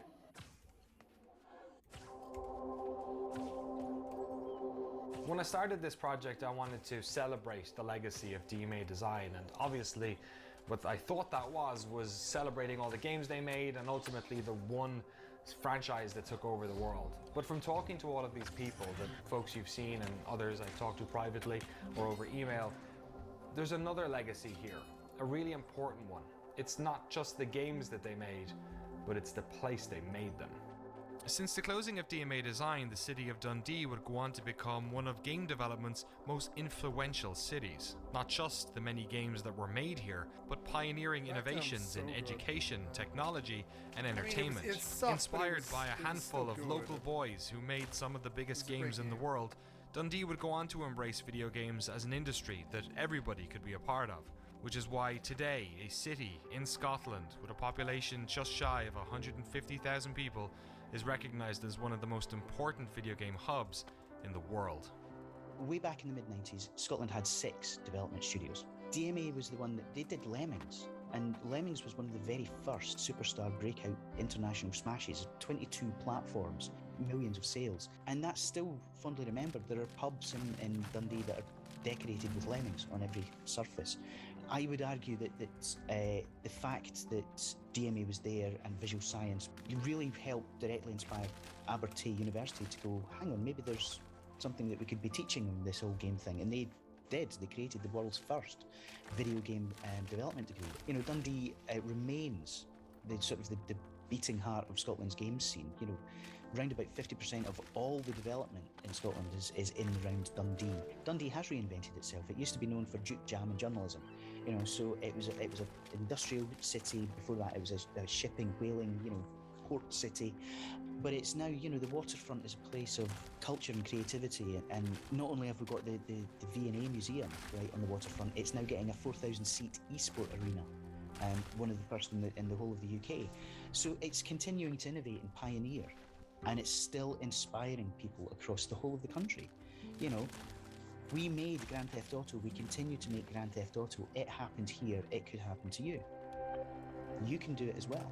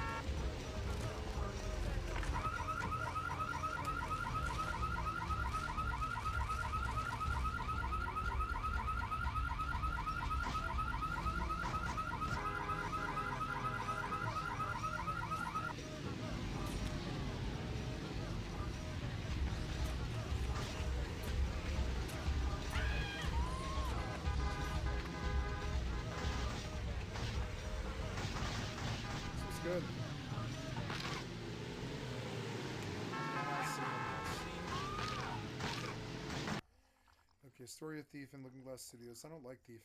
Full respect to Final Fantasy Tactics, My Gaming System Journey, Review Tech USA, Rise of Jackass and Decay Bam Margera, GTA Trilogy, Definitive Edition, 1 year later. Twin Sticks, huh? This is how you don't play GTA Vice City, Diablo Griffin Edition. The Making Pentiment, the no-clip documentary. That might be really good. This is good, but I don't know. I don't really want to do game documentaries, really. I don't know. It was fine.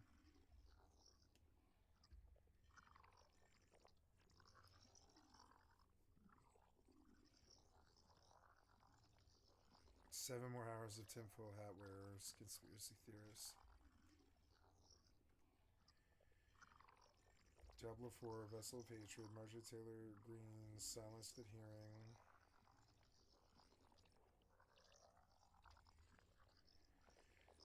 Diddler, Phantasy Star Classic Series Retrospective. I think I've seen that one before. I want grape or strawberry jam or like both. Joker 2 is a bad movie. I'd even go as far as saying it's a horrible film. Really? How did you drive that good movie series into the ground, and why did we need a sequel for this? But I didn't expect it to flop nearly as hard as it currently is. This is pathetic, the numbers it's putting up in the box office right now. I am very surprised because I expected that, you know, they said Suicide Squad was good, and it wasn't. It was fucking horrible. It was one of the worst movies I've seen in so long. And like, so I was like, well, that crowd will just make Joker 2 successful, whether it's good or bad, right? Especially if Lady Gaga's in it. And I'm surprised that Lady Gaga didn't carry the movie just on that. Like, they all just went to be like, oh, the movie's bad, but Lady Gaga's performance is effervescent or whatever.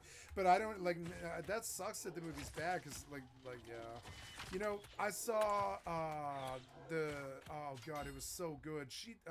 She was amazing in the one about Gianni Versace, the Versace movie. That movie she was like worthy of the Academy Award, I think. And so I fully expect the Joker 2 to be good because usually Joaquin Phoenix puts in a AAA performance. But I don't know, like, I don't know why this movie needs to be good. I don't know why superhero movies need to be good. You guys keep making superhero movies. There's so many of them that it's hard to differentiate a good one anymore. It's sort of dumb. It's like you guys like poison the well, basically. It's sad. I mean, that surprises me a lot because Joaquin Phoenix hasn't done a bad movie that I can think of. Honestly, this must be the first one. Man, I mean, he's older now. He's got to be my age. He's probably like 46 or 50, maybe. No, he was older than me. He's got to be like 55 now. So, of course, he's not going to do as well as he used to. Not even like what Joker was 7 years ago or something. He's not even going to do as well as he used to at all. Nightcrawler was like, what, 2016 or something? It's been a while. Concord of movies. The studio stands to lose roughly $150 million based on the estimates right now if the projections keep being followed. It is disastrous. I thought no matter how terrible this film was, it would still do well in the box office because it had such a large fan base that I thought people would go won't see it no buy matter what, stupid just to give shit it a chance. Anymore. Nope, You that guys wasn't the case at all. No, you guys if you have like needed to poison the escape well. from You can't authorities and sell needed a place schlock to lay low, anymore. buy a ticket to Not Joker schlock, 2. like, no one would ever check that garbage, auditorium. Like no you one can't is sell going slop there. Those anymore. You theaters poison are the more well. empty than the room It's Squidward horrible goes to for you. be You're all going to alone lose in your the void. industry. It's bad. Also, Yeah, I make that reference to It's bad Squidward a for lot. them. That's just something that's always in my noodle. That's probably still one of my favorite scenes in SpongeBob. But anyway, right now, Joker 2 has opened to a $37.8 million box office domestically, which is actually lower than Morbius. What great company to have right there. It has done worse than Morbius so far. Now, globally, Joker 2 has brought in about $114 million, which isn't the smash success they were expecting it to be. I don't need that this number video. sounds very high. I don't want to die doing this. I'm so far in. Please don't make me do this again.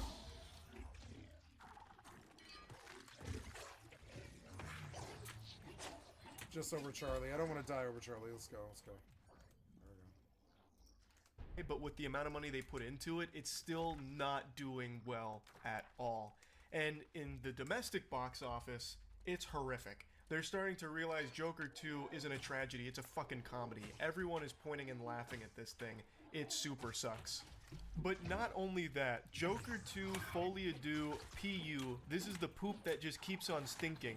Because not only is its box office performance lackluster, it has the lowest cinema score out of any comic book movie ever, at a D. Now, I'm not going to sit here and blow smoke up your butthole pretending that I know everything there is to know about cinema score. This is actually really like one of the few times I've heard of it, so I'm not the most familiar with it, but it's been around for a while and it is a consistent score that pulls moviegoers after seeing a movie just to kind of gauge reactions, and then they assign a grade to it.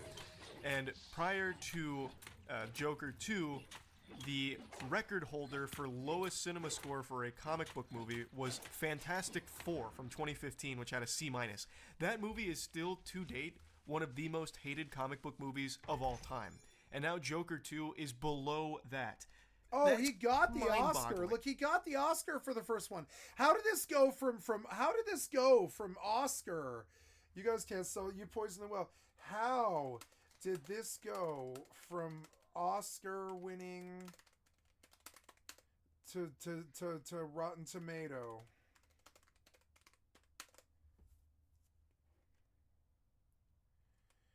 You guys can't sell slop anymore.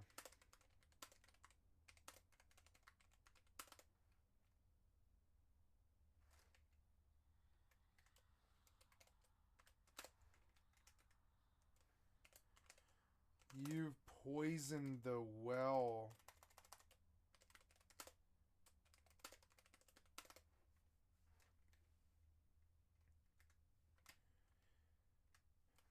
This is gonna destroy your industry.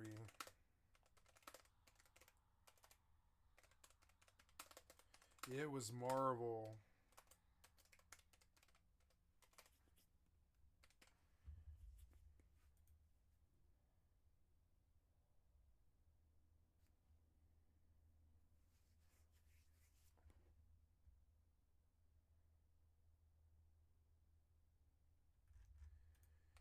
And they also put it in another perspective here. Borderlands, which I believe is the worst movie of this year by far, I think it is significantly worse than Joker 2, actually has a D+, meaning that it has a higher score better than Joker 2. And Madam Web, which I believe... Weird. They must have just stunk it up. Maybe they're both junkies now or something like that. What the fuck happened here? I want to see it now. Is it really that bad? It couldn't possibly be that bad. I saw the trailer of her singing a song or something, and it looked fucking amazing. But that must be the only good thing in the movie, I guess. Oh, well. It is one of the worst comic book movies of all time, has a C+, so significantly higher than Joker 2. Initially, I just assumed that all cinema scores would like skew on the very low side of things, because when people go see a movie that's bad, like a Madam Web, like a Fantastic Four, like a Joker 2, their initial reaction is obviously going to be anger, like, I wasted money on this is absolute dog shit, thus the cinema scores would always be low. But when I saw Madam Web had a C+, I realized that that just wasn't really the case. There are people that go see these objectively dog shit films, and they just have dog shit taste that aligns with it, so they liked it. So Madam Web having a C+, you know, it's not always just going to be the most outraged of people every time. Joker 2 is so universally hated by critics and audience alike that even just gauging moviegoers' experiences, you're getting mostly negative without very many positives. So this movie failed on everything it tried to do. I think one of the main contributing factors for everyone's disgust with the film is how a lot of people went into this not even knowing it was a musical. I knew that going into it because it had been talked about prior, but if you only went in based on the trailers and based on how much you liked the first one, you would be caught completely off guard by this being a fucking musical. The trailers try their best to hide that. Like, there's little hints that there might be like some kind of music scene, but there is nothing in the trailers that would have you going into this thinking that you're getting a full-blown fucking Red Alert musical. So a lot of people felt really misled by that, and I imagine that contributed heavily to how much they hated it. Now, I don't agree that Joker 2 Folie à Deux is the worst comic book movie ever. I think that is an absurd I claim. don't There know are what the significantly pieces worse are. comic book movies, and it is definitely not worse than Borderlands. But I do agree that Joker 2 is the most disappointing movie, most What a disappointing weird comic puzzle. book movie. Okay. It is Well, I got shocking it, so. how you'd follow up a movie that was so well regarded, Joker, with this sequel that seemed to really hate the first film. This movie like kind of went out on this vendetta to try and undo everything of the first film, and it just sucks. No! And even if Are you gonna put me back at the start? Please don't. Please don't. Why did you crash? No.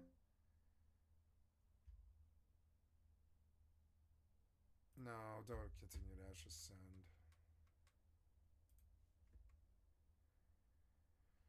Fucking annoying.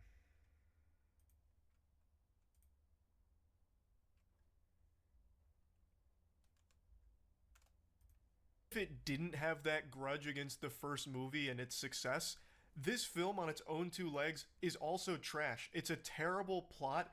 It's a really messy clusterfuck of a narrative. Like, nothing really works. I mean, so was the first one. So was the first one, though. If you recall, there's nothing in the first movie. There's not a single thing in it. There's like, he's a clown. He's working at some place, and he's like dancing in the street to sell, to spin signs, and they harass him, and then he goes to home, and you see his mother. She's kind of like overbearing and making him crazy. He laughs all the time because everything's nervous, and he fails with the social worker, and they've got him on pills, and he cracks, and his mother's obsessed with Robert De Niro, and then he becomes obsessed with Robert De Niro, and then he just keeps cracking further and further, and then he just shoots Robert De Niro, and they chase him in a car as all the people go crazy, as like, you know, as the world kind of goes crazy, as Gotham sort of descends into madness, and he like exits in a police car. If you remember, there's nothing really in it. There's like him capping De Niro. There was all the amazing character performance acting.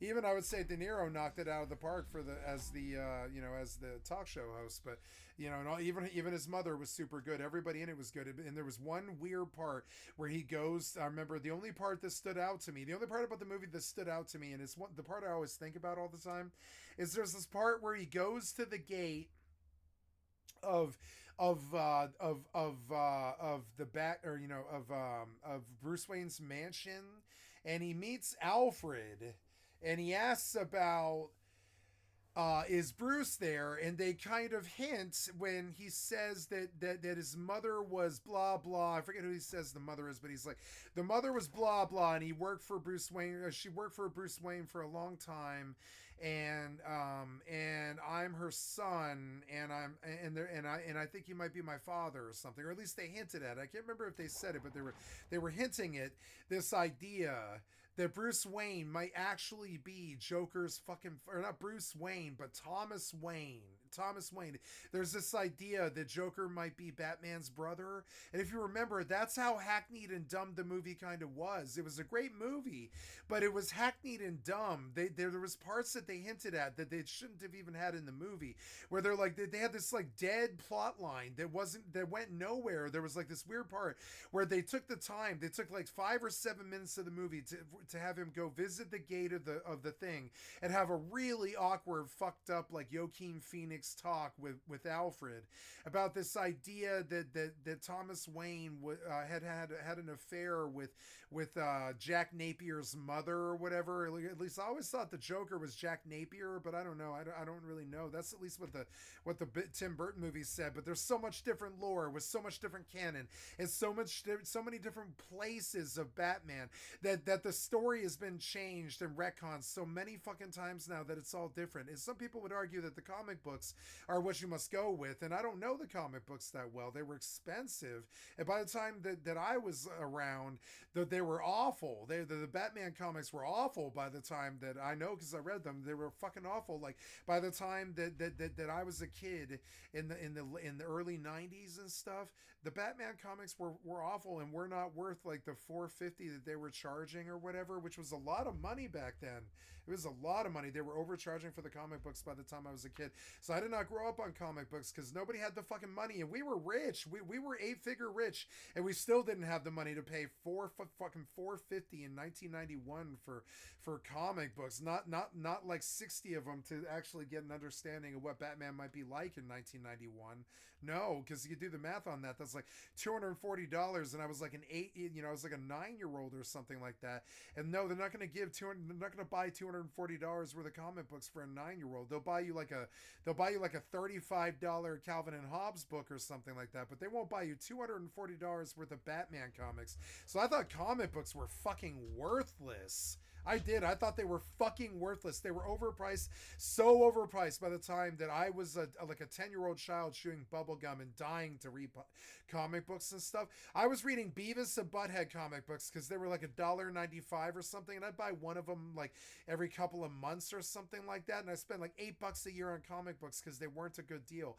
So I have no idea what the fuck Batman actually is in terms of the Batman canon. I only know what is considered to be canon in the animated series, which to me is the only Batman that truly matters, honestly. Like the only Batman that truly matters beyond the Dark Knight is the animated series to me. So I know the animated series canon, but the animated series canon doesn't necessarily stick with even with current DC stuff like Suicide Squad, because in the animated series, the Suicide Squad was hinted at being all of the villains' girlfriends, like Poison Ivy, and well, not girlfriends, but just all the female villains.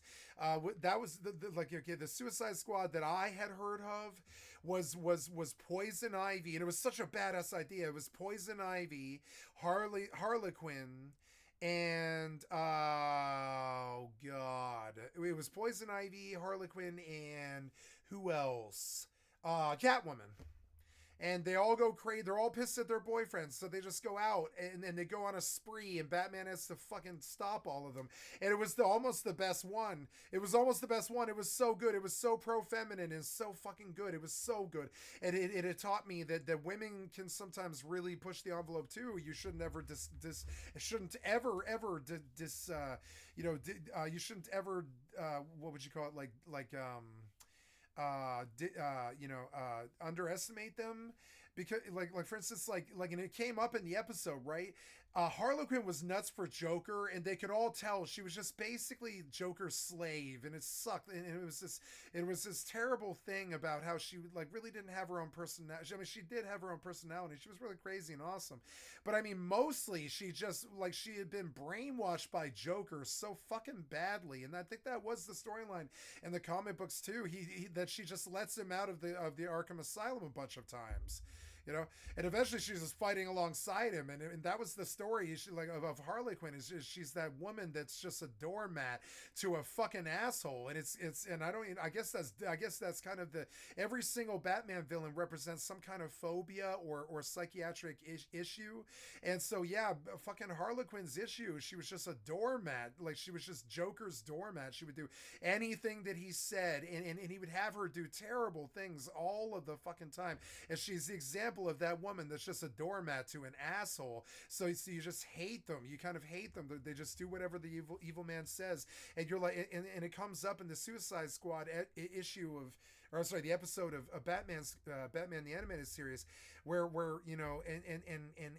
and Poison Ivy is like, I can't stand you, Harley. You do whatever Joker says, and that fucker doesn't care about you at all. He constantly gets you arrested. He constantly runs off. He cares more about his fucking hyenas than he does you, and all this other shit. And Catwoman is just fucking pissed off at anybody who ever fucks with cats or anything.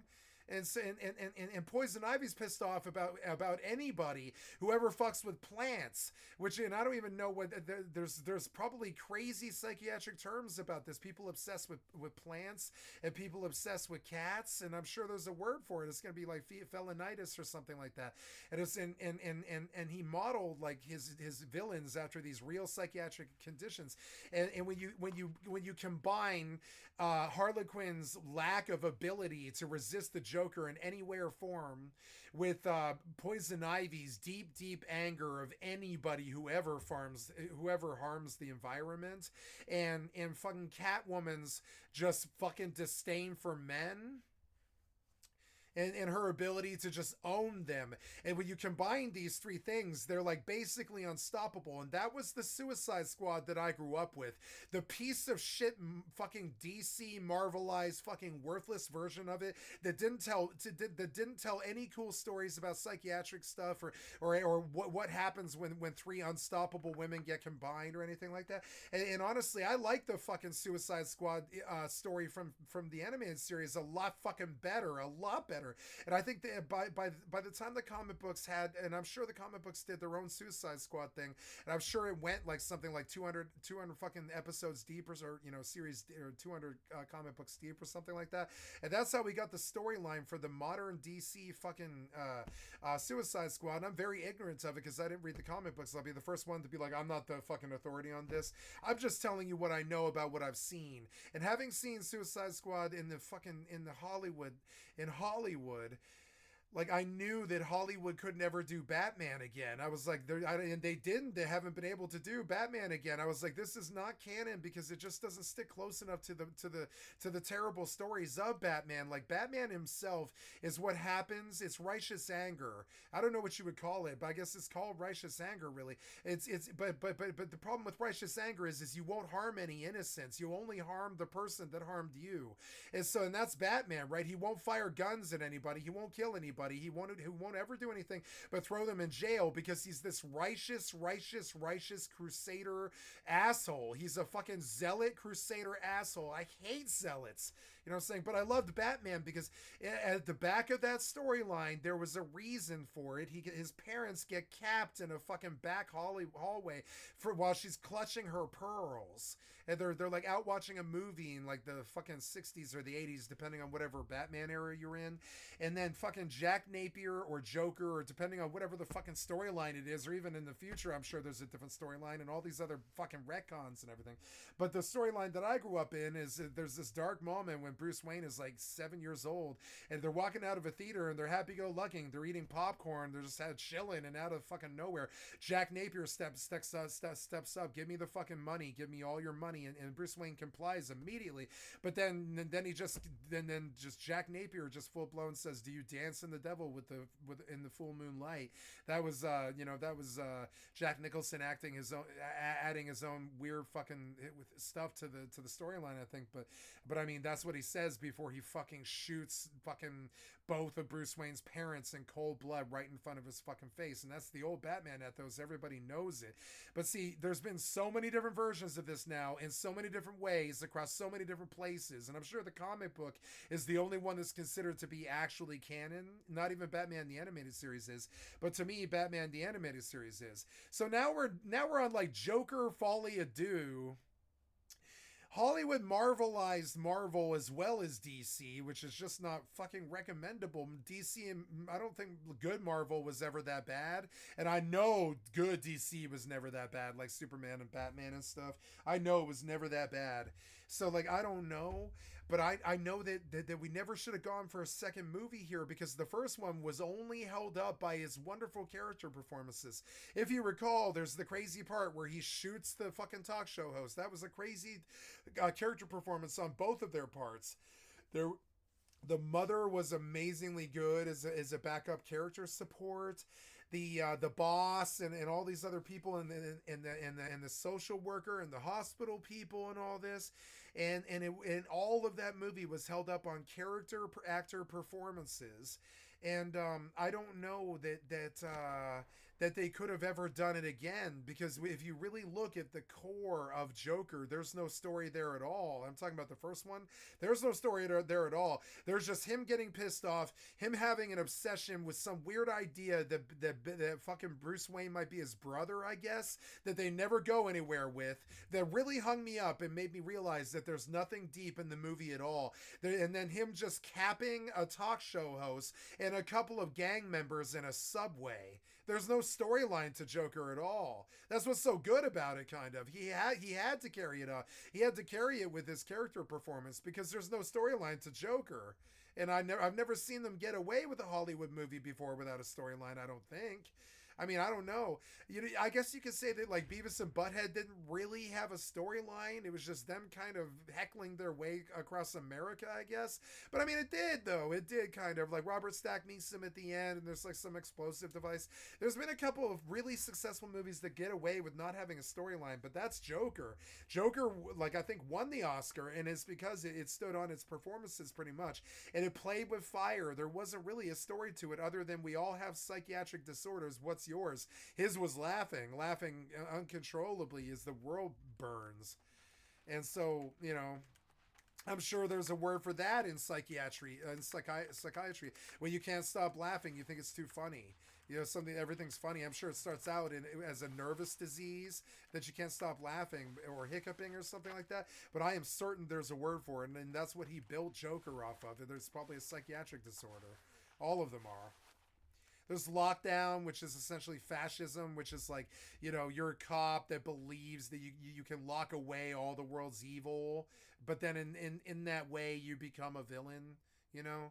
There's Joker, sorry, not Joker, but Two-Face, which is, of course, you know, just full-blown multiple borderline personality disorder. There's, you know, someone who's really, really normal, has some other crazy, you know, thing. I can go through all of it. There's like the relationship to cats. There's the relationship to plants. There's the relationship to, and both of those kind of had weird sexual things about them too. There was like Catwoman and Poison Ivy both dressed very scantily clad, and they were like sex idols, because there's something sexy about cats and plants. We don't know what it is, but plants aren't sexy.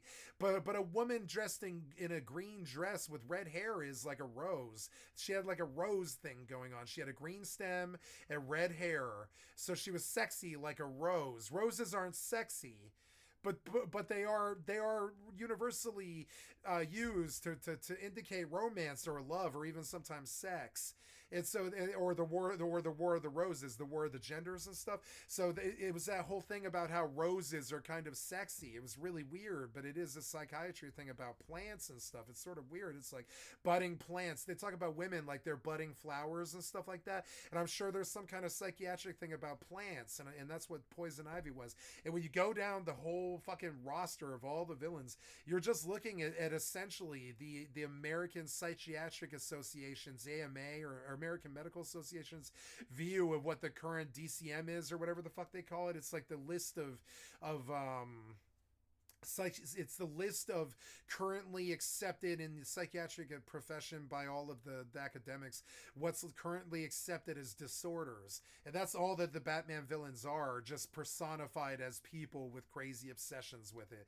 The Penguin is a rich person who loses their money but never ever gets the money back again, and just ends up being like, it ends up hating rich people. And there's going to be and trust me, that's essentially, it's like poverty essentially, but there's going to be a word in the psychiatric manual for people who really, really despise rich people. What's it called in psychiatry when you hate rich people? And you're going to get the Penguin.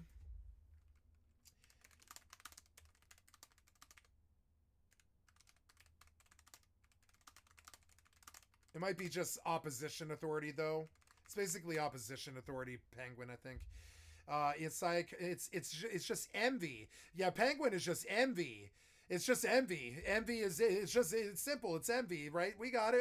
I'm not dumb. I know what Bob Kane, I think his name is, made Batman, right? I know Batman really fucking well. And yeah. Penguin was just envy. Envy is always when you had something but you don't have it anymore, and you really covet what other people have that you think they don't deserve, but you had once and don't have anymore. And that's like envy. right, or coveting essentially, and that's the Penguin. He wanted to, he always wanted to get back in the fucking high society, but he couldn't because he was ugly, and this was something about vanity. It's like it's a mix of, Penguin is just the mix of vanity and envy, because he was like always trying to fuck with rich people all the time. The Riddler is just essentially somebody who's obsessed with puzzles all the time, I think. Somebody who can't stop doing puzzles. And I don't know what the word is for that. What's it called in psychiatry when you can't stop doing puzzles? There's going to be a word for it. When you can't stop doing riddles or puzzles, right? I guess Riddler is OCD. I would say Riddler is OCD, right? I think it's what popped, essentially. What's it called in psychiatry when you can't stop doing something? When you can't stop asking riddles, or right? What is it when you can't stop asking riddles? It's logorrhea. It's a communication disorder that causes excessive wordiness and repetitiveness, which can cause incoherency. And no, that's not Riddler. It's not logorrhea. It's not. No, it's not. It's like, I think Riddler is like, it's not delirium, but yeah, like, well, no, the Mad Hatter was insanity itself. I mean, they're all really weird. Scarecrow is fear. They're all psychiatric disorders, or really it would be paranoia, kind of. It's like, yeah, Scarecrow was more about paranoia and paranoia drugs, and like, yeah, and that was, and I would say that I don't know, I can't list them all, but once you understand that, you get why Batman's so good and why Marvel's so bad. Is there's not these hidden themes there. There's no subtlety in Marvel. I would say that the I would say the deepest that Marvel gets is racism with like X-Men and stuff, I would say. And of course it teaches a bunch of really good lessons about being heroes, and it's very deep, but it's not subtle. I wouldn't call Marvel subtle. And I would say if there's one thing about Hollywood that it fucking must be, is its subtlety. Hollywood must have subtlety. It must have it in every movie, even the crappy, shitty C-level movies that are worse than B. They still have to have levels of subtlety to them. It is something that is there about. It's something about cinema. Cinema must have subtlety, or it won't sell, and they'll just call you garbage, right? And that's my issue with Joker 2. I bet there's no subtlety to it at all. The subtlety of Joker 1 is the world's about to burn. We all know that he's about to go fight Batman. What made him that way?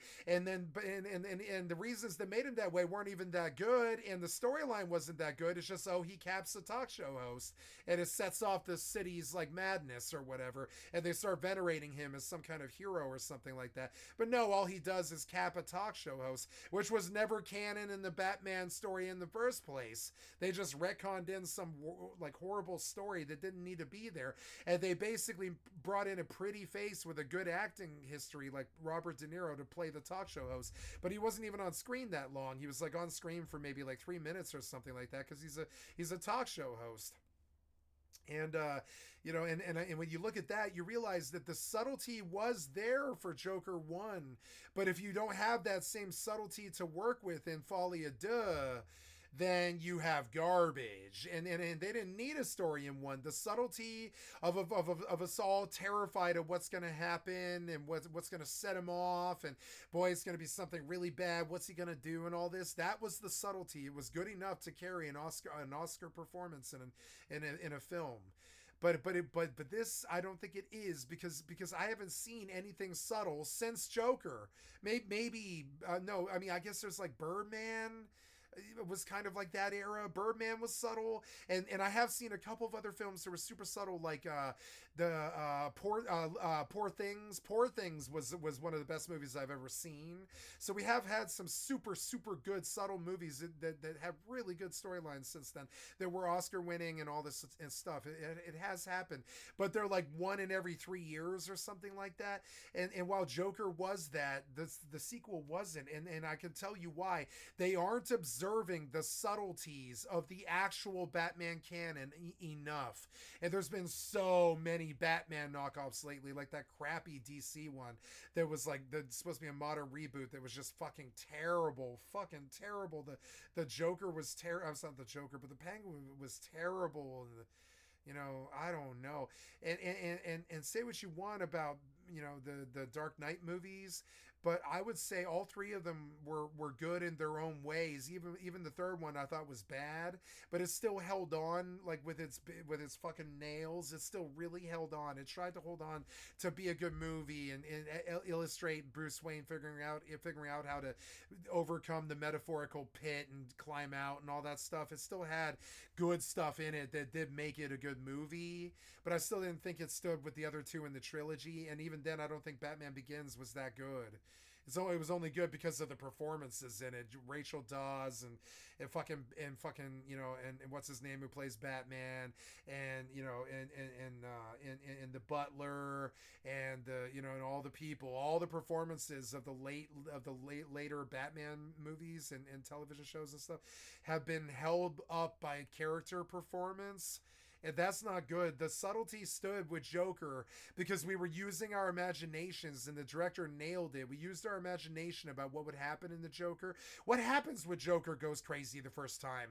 Well, we can all imagine. We're like, is he in a madhouse? Is he dancing through the city with bombs? Is he chasing Harlequin? Is he, and this is why Joker was so good. Folly Ado, I think they expected Joaquin Phoenix and this is why they dragged poor Lady Gaga into this. They're like, you guys have given the greatest character performances of the last 5 years, which was, well, except for Poor Things, which was Joker, or 7 years, something like that, Joker and Versace. And so they brought him in to try to do some kind of character study, Carrie, of the writers and the performances and the publishing and the production and the direction. But I mean, your character performances were good enough to carry Joker, but I don't know if you could if you're going to be able to get that lightning in a bottle twice. Once you've used up that trick that you use, like an M. Night Shyamalan twist, it's much harder for you to do that again. Why did you try? You shouldn't have tried. A good director shouldn't have tried. Here, the movie ends in the exact same spot that it began. I listened to the director talk about this film on NPR this week, and he was not happy. You could tell it. He was like, I was very unhappy with the performance of Joaquin Phoenix, and I'm barely containing it in my voice while I talk to the NPR people about it. You could tell he was like, I don't get along with Joaquin Phoenix, and he didn't give me the performance I wanted. He hinted at it. He didn't say it directly, but he was like, Joaquin Phoenix did not give me the performance that I paid for or wanted, and we just couldn't get the lightning of the bottle of the first one. And he says it in this crazy roundabout way where he's acknowledging that the movie is like a Hollywood movie, but that it's not good, but that he thinks it's good. And that's really weird because he himself, I don't think, liked the movie. And I don't want to see it now. I mean, I mean, the only reason I would see this movie is because I'm in love with somebody who likes Lady Gaga. That's the only reason I would see the movie. I don't care about Joaquin Phoenix enough to just go support him by spending money at a movie. I don't care. Nightcrawler wasn't good enough. Neither, like his performance in Gladiator was not good enough. Like, these movies that he does are not good enough for me to go drop $26 or whatever the fuck it is to go see Joker Folly Ado. And I don't think Charlie will appreciate the subtleties of this.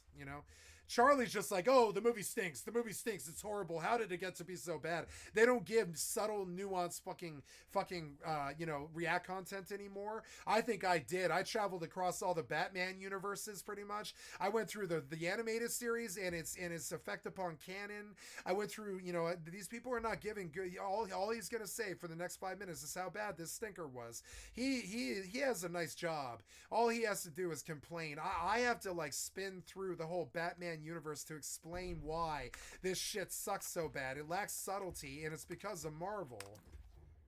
They think that they can just put a bunch of superheroes on film and not have it be subtle and cool and capture the kids' fucking fascination or the adults' fascination or whatever. No, that doesn't work. You need to actually be subtle and sweet. You need to actually do something. Now, what's going on here? Is it a puzzle? I don't want it to be a puzzle. Or is it just a dumb clicky quest? Why are you giving me dumb clicky quests in this MMO? It's totally unnecessary. I think this is the end of the story in the next season and stuff, so they're trying to follow some kind of weird... Oh no, did I lead the wrong way? I did. Oh no, did you screw this up? Oh no, which way did I go? Which way do I go? Enter the throne room to look for King Idris and the Frost Crown. Where is that? Okay, they're showing me. Oh, it is here. No, it's not here. It's like up there somewhere. Wait, how do I get up there? Well, I don't understand. You lost me here because I was talking. This is why design like this is so bad. Oh, no, never mind, never mind. Never mind, I spoke too early. Never mind, we're fine. We're fine. I didn't think that you would do design like this, and I made an assumption, and I admit that's my fault. You're fine. Oh, God. Ah. Damn it, you hit way too hard. Stop hitting me with that. Get out of it, get out of it. Ooh, yeah, this guy hits way too hard. But I bet he's weak to range. He is weak to range, look. Stay away. He's retreating, you fucking asshole. You fucking asshole. Your leashing is so dumb. Your mob's leash after like 5 feet now. Fix it. Well, at least I didn't get the pat. Man, that thing's fucked up. Whoa, whoa. I see. Move. Slice City telegraphs. You know, I've never ever watched a YouTube video about Dark Souls combat because I've never needed to. I've beaten all the games multiple times. I've never watched a thing about, oh my god, you are so annoying. Stop leashing. Oh my god, you're fucking dumb. Why do you design like this? Come on, man. This is the third time I've had to fight this mob. You can tell that it's goddamn worthless. I can't believe you gave me 2 of these mobs. This mob is bad enough by himself. Why did you give me 2 of these mobs? You're such an asshole. Why is he not taking any damage? He's got some kind of crazy fucking shield or something. Whatever. I mean, I don't even want to fight these. They're like the worst bullet sponge in the game. Just skip them.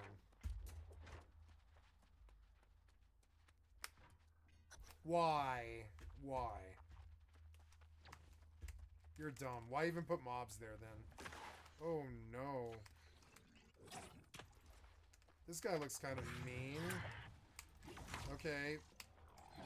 Turn your fucking back. I hate purple thingies. No. It's gonna take you away from it, fucker. You have to get out of it if you want to hit me. Oh.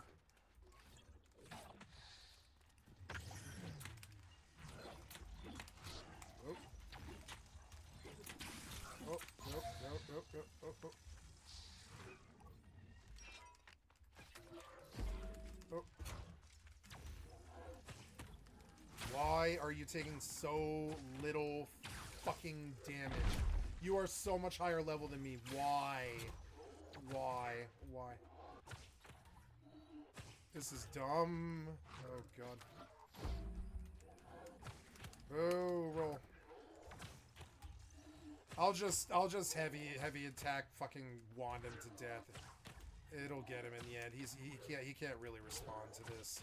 He'll just keep taking damage. I got him like 30% down or now or something. Why do you guys do bullet sponge? It's fucking stupid. It proves nothing. Fucking get a clue in 2024. You're so dumb. Nobody needs this to be this fucking long. You're dumb. This isn't fun. Honestly, I'm gonna be glad when this is over. I'm gonna be like, hey, this piece of shit boss is over, and congratulations, you managed to finally make a Dark Souls boss that I don't like. I've always liked your bosses, but I don't like this one because it reminds me of goddamn worthless Dark Souls bosses that are their only fucking difficulty is that they have fucking bullet sponge. That's it. God damn it. Or you have to like stand somewhere or something. To a WoW raider, Dark Souls is not that hard.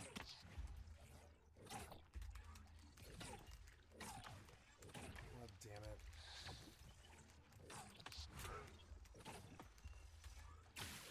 Ah.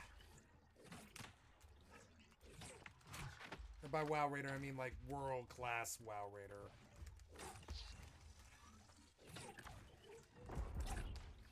That thing kind of fucks him up. I think I'll use that. Yeah, he doesn't like this thing, look. He can't charge it for one thing, which is kind of funny. Don't kill me, don't kill me, no.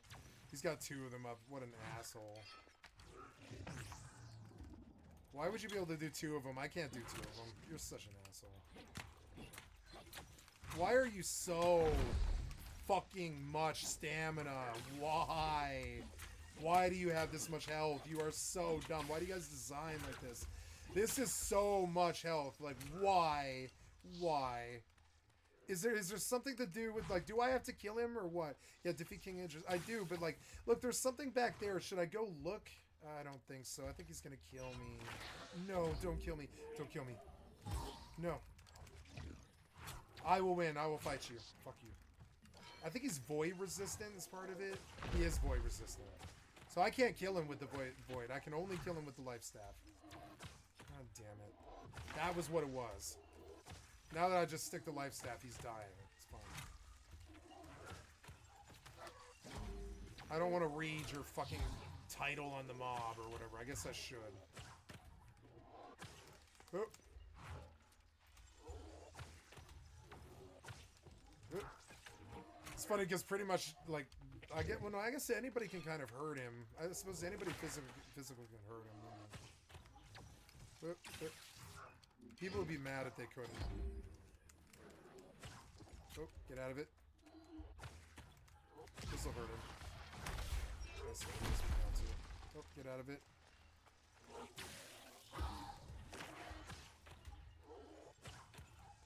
Move. Oh. Oh. Oh. Oh. Oh. Maybe I should level Void Gauntlet life staff, but I don't know. Like, I don't want to heal ECRs, though. I prefer to greatsword them. No, don't kill me. I like that pillar. It really fucks him up. Oh. Yep. Look. The pillar completely ate that charge. It's fucking awesome. Move. Move. He's so low. Kill him. Kill him. Kill him. Oh. Kill him. Don't kill me here. Don't kill me here. Don't kill me here. Nope. Nope. Nope. Move. Go. Go. He's fixing to one-shot me now. He's got higher damage now. Oh, God. Come on. Nope. There, kill him here. Yes, good. Now that it's over, I'm like, yeah, no, thanks. Drone stockpile. Was treasure in the seed is there. Brilliant topaz, heavy grease of the scholar, obsidian flux.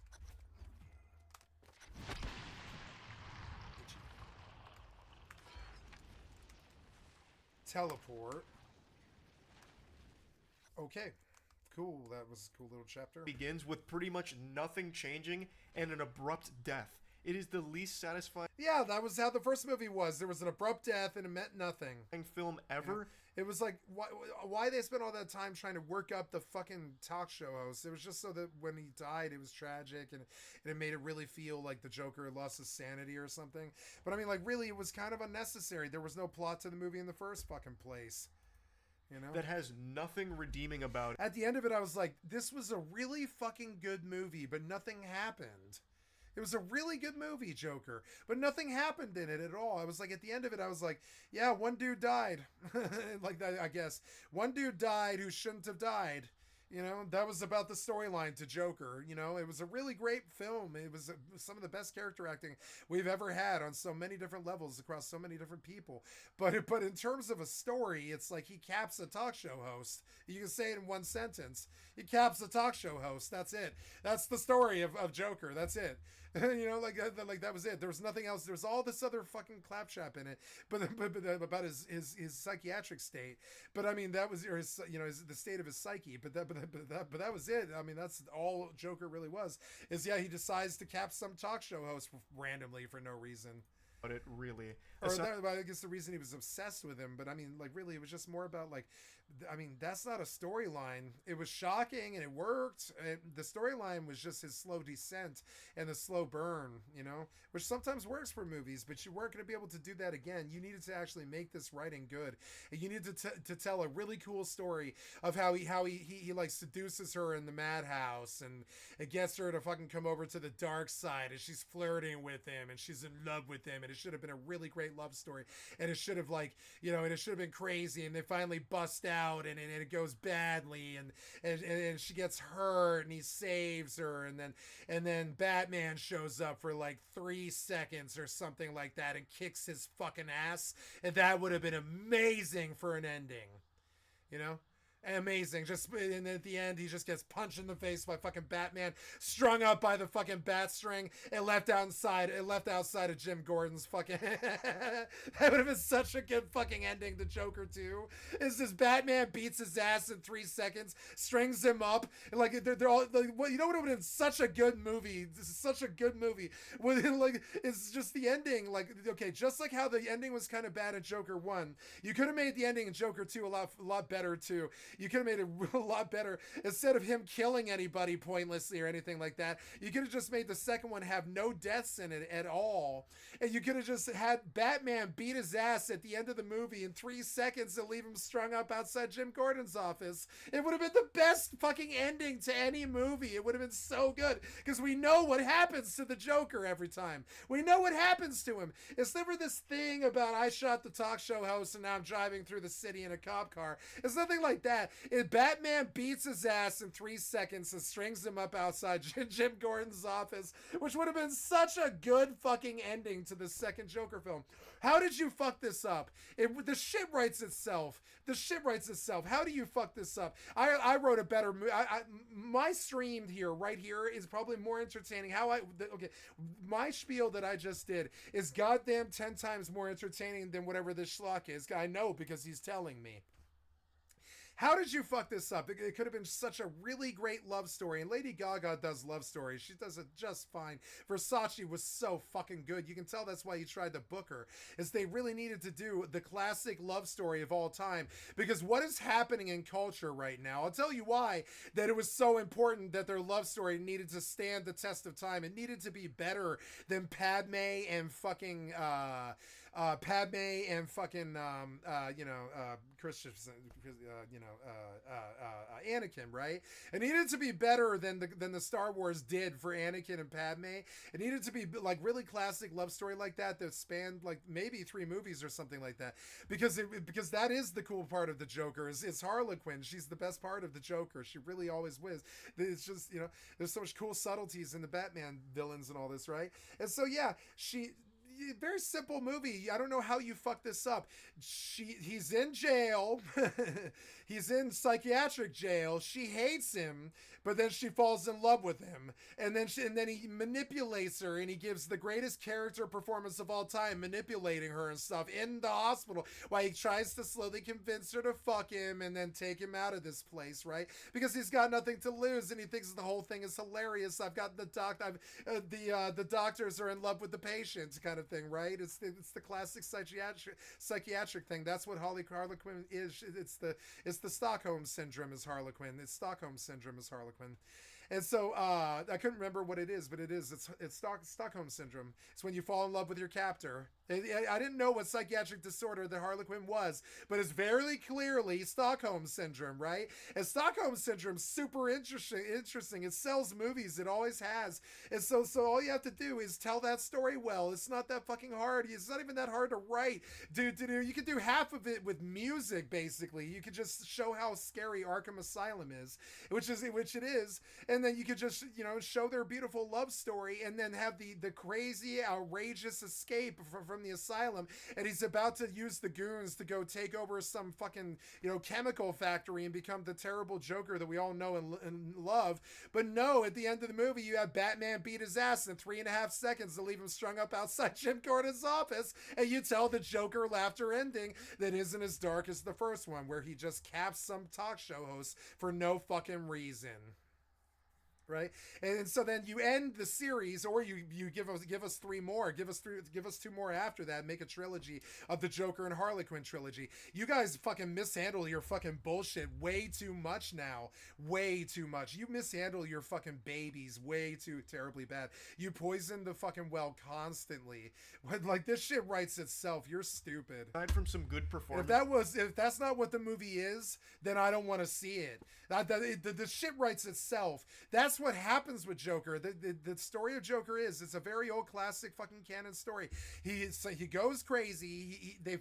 Like Batman finds out that he kills his parents, and they have a fight at the chemical factory, and Joker goes to asylum where he meets Harlequin. And that should have been the second Tim Burton movie, but instead they made a Catwoman.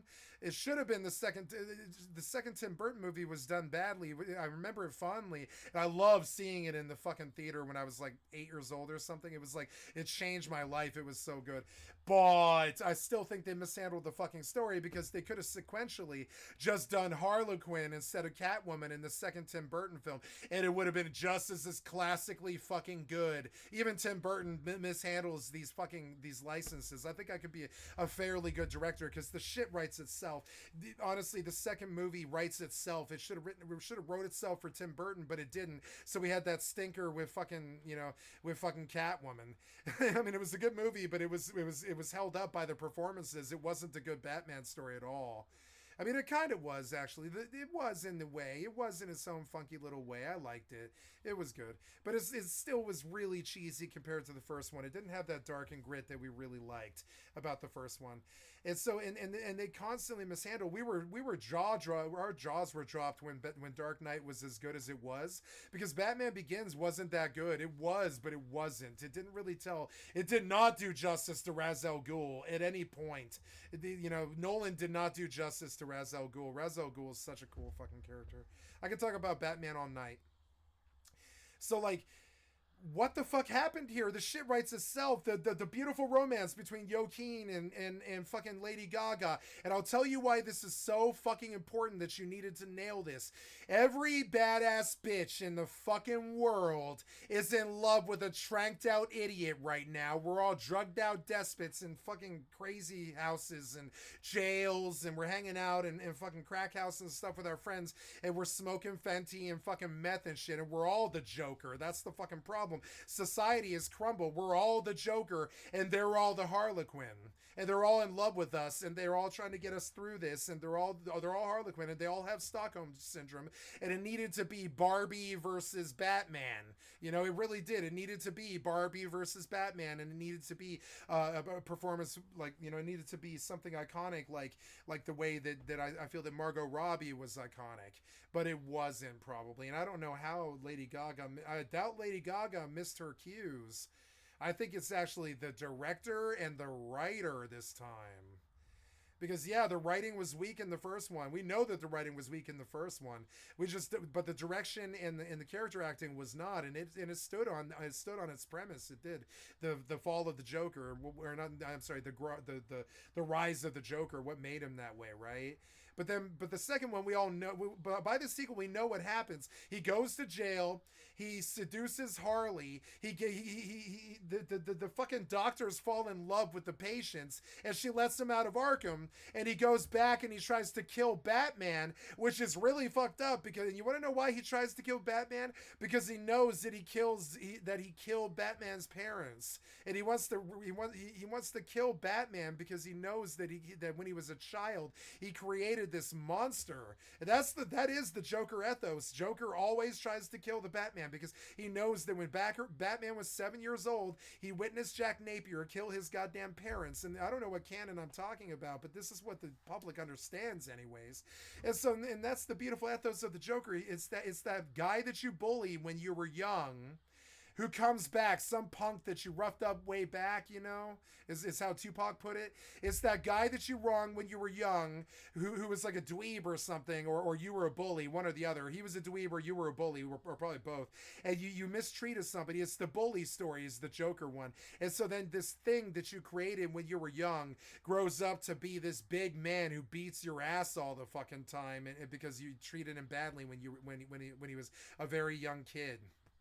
It's the Count of Monte Cristo. It's the revenge complex. Joker is the revenge complex. It's this thing you create this monster when you're young, when you're careless and stupid and chaotic neutral and stuff. And then that thing grows to be your downfall. This is an old story that happens in humanity a lot from the comedies and tragedies and stuff. It's hubris, essentially. It's this idea that you can kill somebody's parents and get away with it just because you're a madman. No, the kid grows up and kills you, right?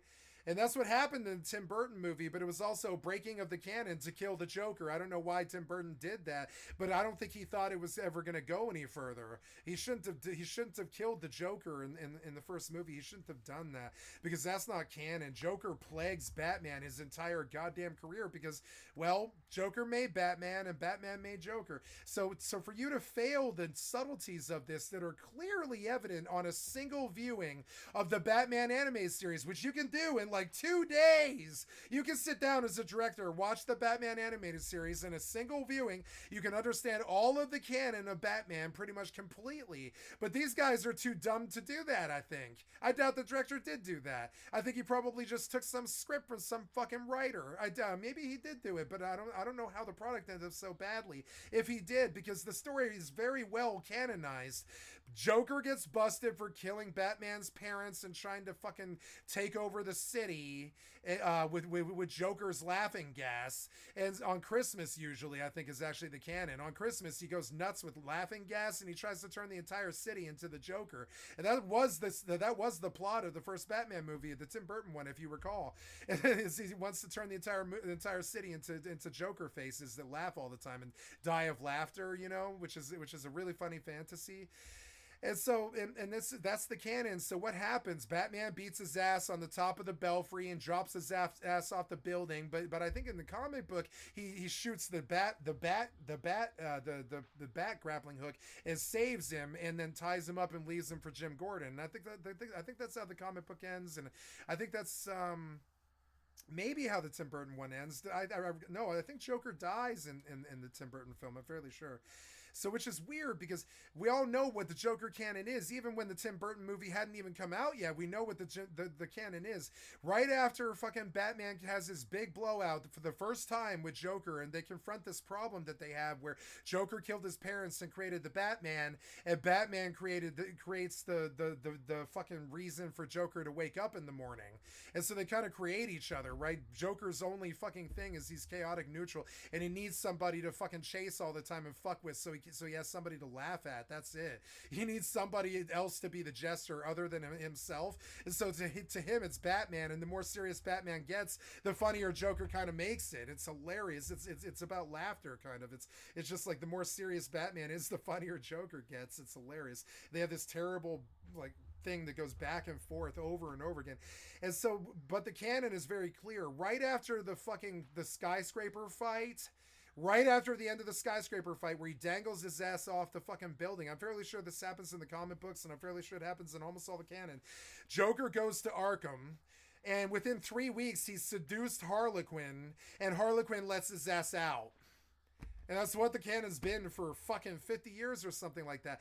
And I'm fairly sure that's probably what the storyline is to Folie à Deux. But how you fucked it up is beyond me. It's like one of the greatest love stories of all time. Joker and Harlequin, it's a terrible story because he kind of seduces her and gets her to fall in love with him, and then he abuses her the whole plot line. He's like the abusive fucking husband, essentially. He just abuses her constantly and abandons her and leaves her to get fucked by Batman all the time and get fucked over, and it's hilarious, and it's just that dude who abuses his wife. It's the wife beater. It's hilarious. It's just terrible when you see it, and you're like, why are you still with him? The entire cast is constantly to Harlequin. They're like, why are you still with this asshole? And she's like, I love him. He's my Mr. J. I'm in love with him. I'm never letting go. Our love is one of the ages, and all this shit like this, right?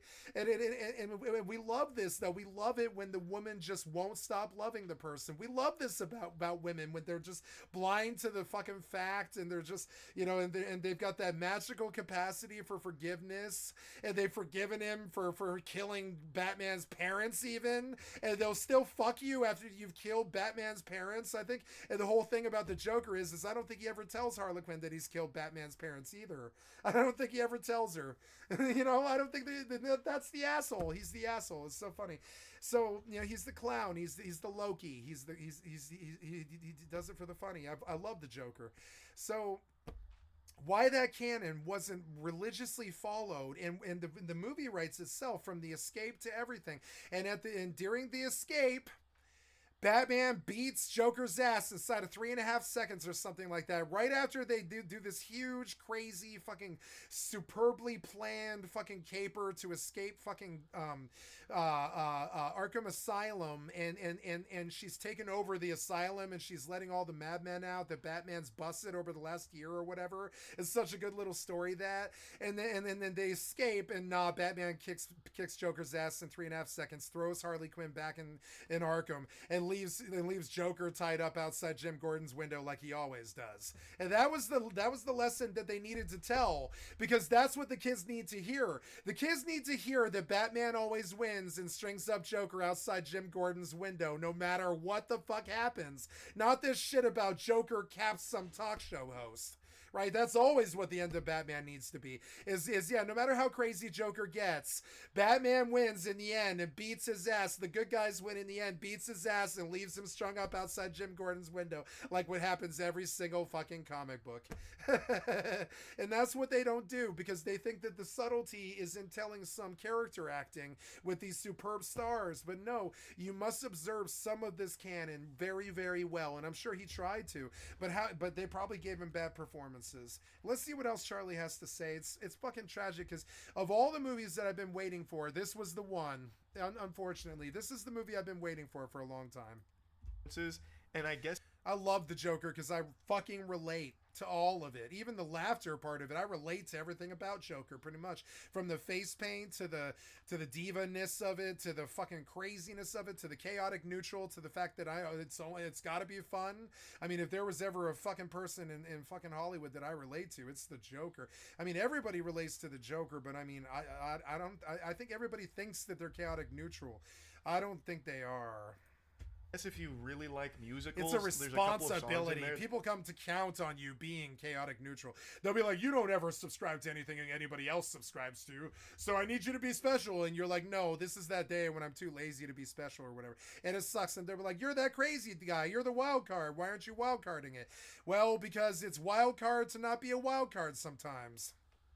That are just good songs, but even musicals are lackluster because they don't really tie into the story. It's just unsuccessful with everything that it did, and it did not do much in the first place. I was talking with a buddy of mine about the first one didn't do that much in the first place. It was entirely performance acting, and it was like the best we've ever seen, maybe.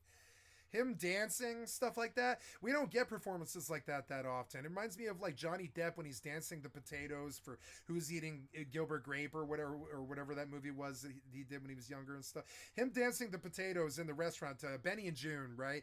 Benny and June, Johnny Depp dancing those fucking potatoes on the fucking counter, trying to make June laugh. Such a beautiful classic scene and stuff, right? And there's a movie that held up on character acting, kind of like Sling Blade. Joker is like the Sling Blade. If you think about Sling Blade, all it really is a dude sitting in his bedroom telling a story. But I mean, the story is so goddamn gripping that they're able to just ride on the subtlety and tell a really good story. And fucking, what's his name? Billy Bob Thornton fucking knocked it out of the park, right? But if you really think about it, all Sling Blade is a dude and a kid sitting in a fucking room. That's all it is. There's no story to it really, other than all the terrible stuff that happens to him and how he relates to everybody. But I mean, there's no real story there, and that's proof that movies can't exist without stories. But I'm not sure sequels can. Sequels are about what happens afterwards, and that's probably a story. It's probably not just some capping some talk show host ending. It's gonna be probably really nuanced, like what I just talked about. Joker goes to Arkham. He immediately seduces fucking Harley Quinn in the first like either 3 weeks or a year or whatever the fucking time in the canon is, and then he turns the asylum upside down. The fucking doctor has fallen in love with the patient, and the inmates have taken over the asylum. And this is an old funny joke that Jokers love to tell. The inmates have taken over the asylum. Haha, it's a Joker thing. And that's a wonderful, wonderful canon story that doesn't need to be rewritten or done badly or anything like that. Honestly, I challenge you that you had enough money and backing that you needed this to be good. And I don't know how you. And honestly, even the fucking title sucks. How did you run with this title? This has to be the worst title in history, maybe. Even Don't Be a Menace to South Central While You're Drinking Your Juice in the Hood is a better title than this. And I love that title, but still understand it's a bad title. This is a bad title. Joker Folly of Duh. That's worse than Hot Shots Part Duh. I mean, seriously, it's actually evocative of Hot Shots Part Duh, which is stupid. You shouldn't have done it.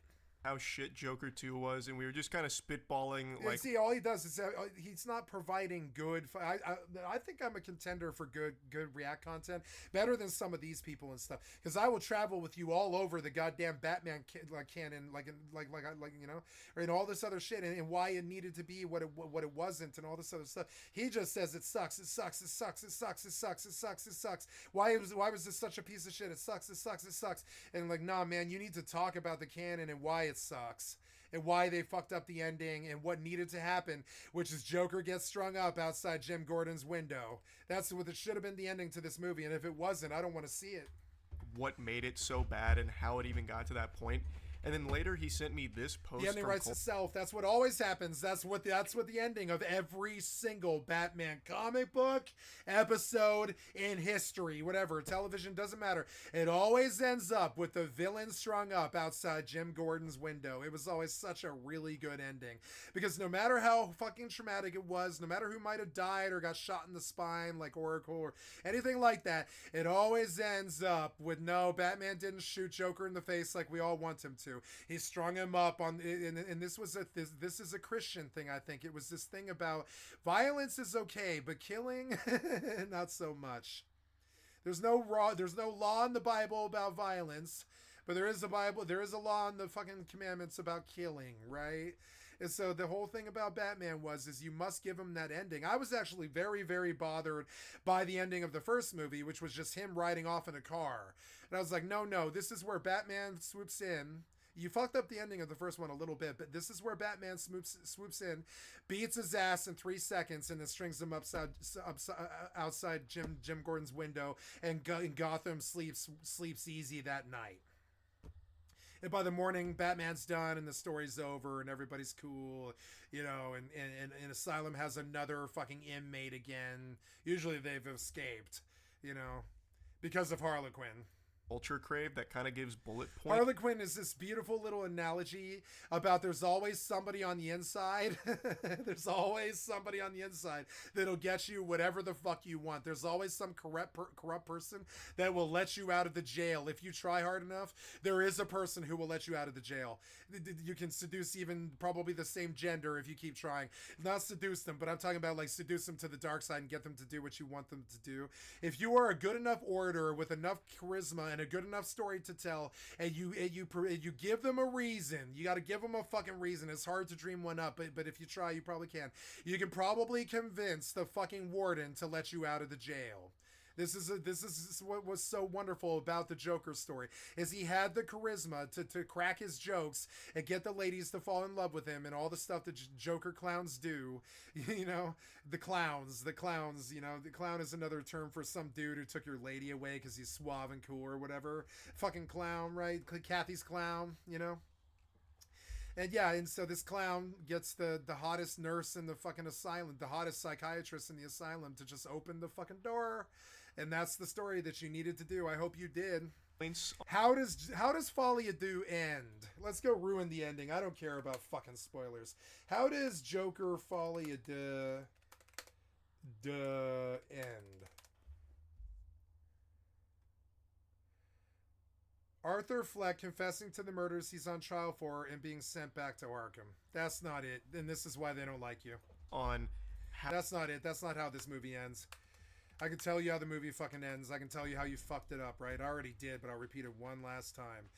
Joker gets busted by Batman, strung up outside Jim Gordon's window at the end of the first comic book episode, or whatever the fuck you're watching, the animated series. The next episode, or next comic book, or whatever, Joker wakes up in the asylum and meets Harley Quinn for the first time and seduces her inside of 3 weeks to a year or some shit. And then she springs the lock for him. The inmates take over the asylum, and then and as they're leaving, leaving in the Downs, in the Warrens, where the Scarecrow puts the poison in the water and stuff, as they're leaving in the Downs with all their shitty little thugs, Batman beats up all their thugs inside of 5 minutes and kicks Joker's ass in 3 seconds because Joker's a pussy. And I kept saying it because I mean it. Joker is a fucking pussy. Batman, all he ever has to do to stop Joker is sock him in the mouth once. That's it. In every single comic book, every single episode, doesn't matter. He's a fucking pussy. And then Joker goes bang, and he shoots the fake gun in Batman's face. And this is an old thing that he did, and is to let Batman know that it was always a joke. There was never a loaded weapon or anything that he was going to kill him with or anything like that. He loves Batman now that they've had their big battle and they've had their out and about how he killed his parents and stuff. And he loves Batman, and he's his favorite pet, and he plays with him like a marionette all the time and fucks with his life and attacks his family and shit. Is fucked up, and he fucks with Robin all the time, and he kills he doesn't kill, but he essentially kills, but doesn't quite kill, Jim Gordon's daughter, Oracle. In the Killing Joke, he full-blown fucking severs Jim Gordon's daughter, Barbara Gordon's spinal cord, rapes her, and leaves her for dead while Daddy Gordon watches. And that's canon too. That's Joker. Right, that happened. That's canon. That's Alan. That's the guy who did Watchmen. He wrote the Killing Joke, and that did happen, and that's how we got Oracle and shit. So Joker becomes much darker later when it comes to other people, because Joker doesn't love the other people, but Joker does love Batman and I would assume Harley Quinn to some degree. I don't really know enough to keep her around, anyways. So, but he is a narcissist. And I love telling Joker lore because it is actually very interesting stuff, and that's very easily how you end the movie. And the funniest part is the same ending that happens in the first episode where Joker fucking gets his ass beat when he tries to gas the entire city with laughing gas and shit. Within like 3 weeks later or something like that, the second episode happens in the comic books or whatever, where she just lets him out of the asylum. She falls in love with him and lets him out of the asylum. And as they're leaving, Batman beats his ass, strings him up outside of Jim Gordon's like he does every episode. And by beats his ass, I mean punch him in the mouth once. That's it. He always physically beats the hell out of the goons. It leaves them strung up and fucked up and left in dark ditches and shit like this for the cops to find.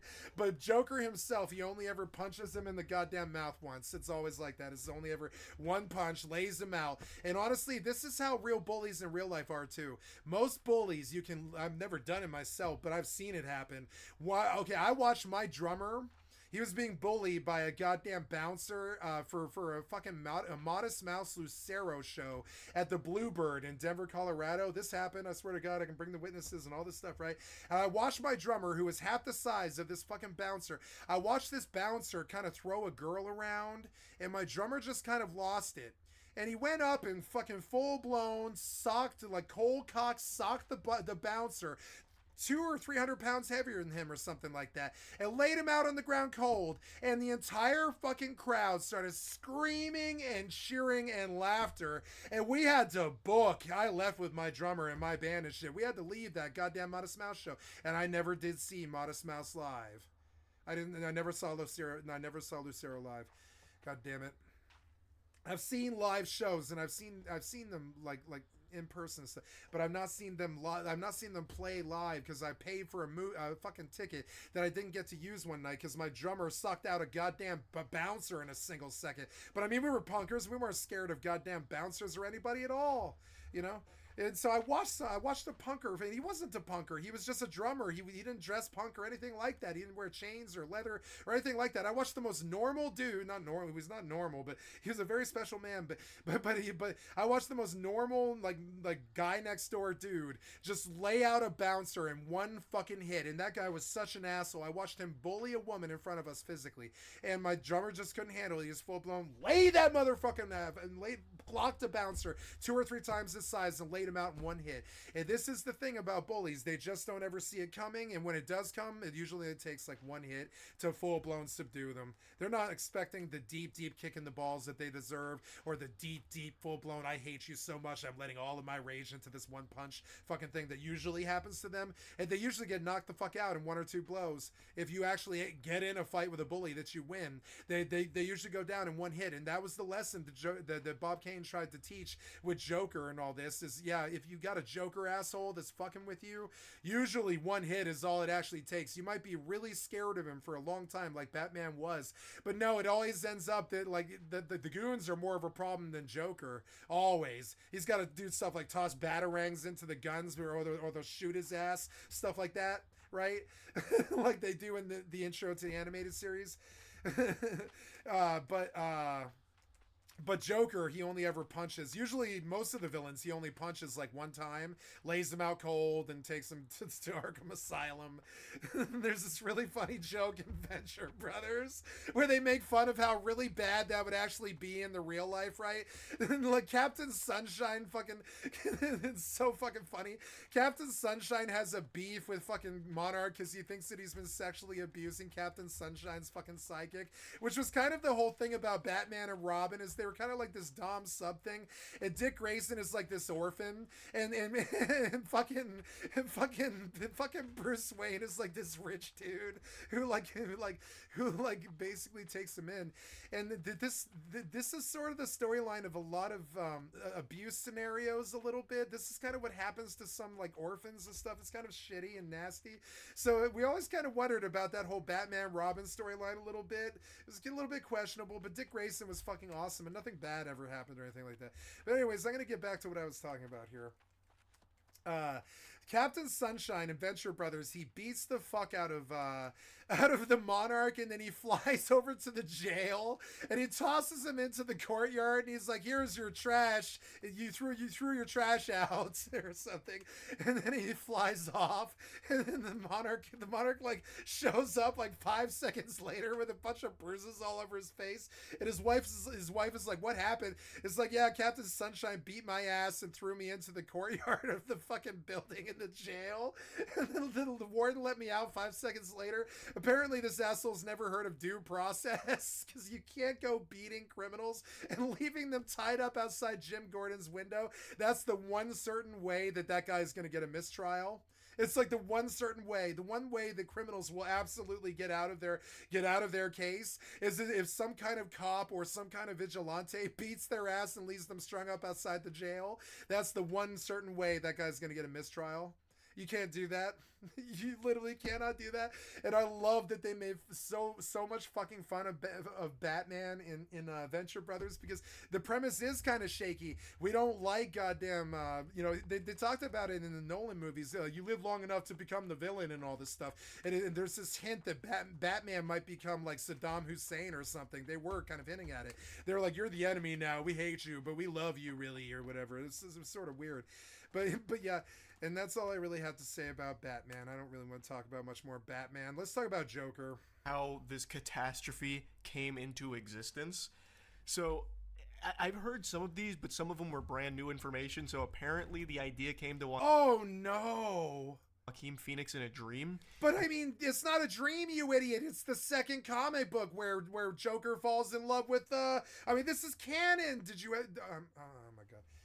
Did you play the Joker in a AAA Hollywood movie but not read the comic books? It's the cardinal sin, buddy. I know that I bet you probably think that you don't have the time. But I mean, did you read the Batman comic books? I'm guessing that he did. Did Joaquin Phoenix read the Batman comic books? It's inquiring minds want to know. And there's multiple sources that corroborate that. If I'm a millionaire, I can go and afford the $300 it costs to buy every fucking Batman issue each or whatever, and I'm gonna go buy all the Batmans from Comic Book Men on the East Coast and Red Hook or whatever, and I'm gonna read that motherfucker like 5 times because I need the source material for the character that I'm playing. But somehow I get the feeling that Joaquin Phoenix hasn't ever watched anything Batman, and I wonder wonder if that might be the case. You think he's a Batman fiend? Maybe he is. We don't know. I don't know. I don't want to make bad assumptions about him. I've never met him. Maybe he is a Batman freak. Who knows? But he strikes me as the kind of guy who's just too busy acting to actually have the time to go read Batman comic books. I'm guessing. Of lunacy. It turns out that it was Phoenix who came up with the idea for the sequel, which came to him in a dream, and he and Phillips brought this idea to former Warner Bros. Chairman Toby Emmerich, according to sources. For Joaquin. After one insider was asked who the movie was made for, they responded with 2 words. For Joaquin. Joaquin. That is so silly. I hear that a lot, actually, though. That's a pretty common cliche where if people are asked about something like, how did this come to be? Some people will default to just making up some pretentious nonsense like, oh, it came to me in a dream, actually. I doubt it. I really doubt that. But let's just assume in this case it's real. Maybe. Joaquin Phoenix had a dream about Joker 2 being a musical. Just keep that a dream, buddy. Like, that's a stupid idea. That's not even... It's not, though, because... he's on the right track, because you got to wonder what's the environment that Harlequin and Jack Napier are in when they fall in love in Arkham Asylum. Is there music? Is there roses?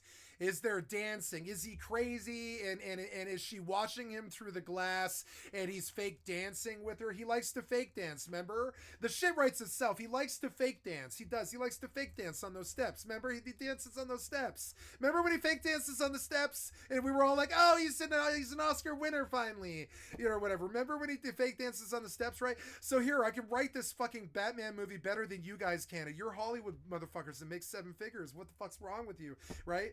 I guess I'm mank compared to you. What the fuck? So yeah, so he's in there dancing with her, and he can't see her because it's a one-way mirror and shit. And he's in love with her or whatever, and he's dancing with her, and he's slowly working her over through the one-way mirror as he fake dances with his beloved Harlequin doctor.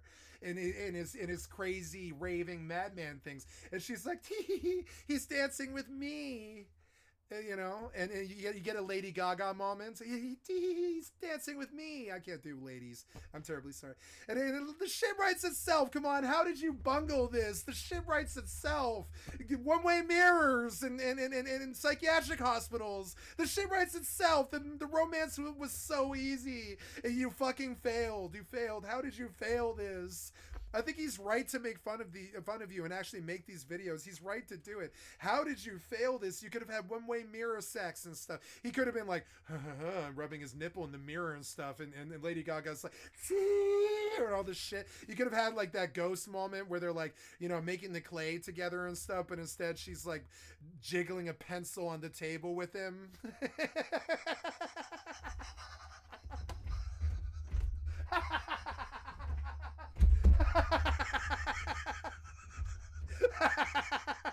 The shit writes itself. Come on.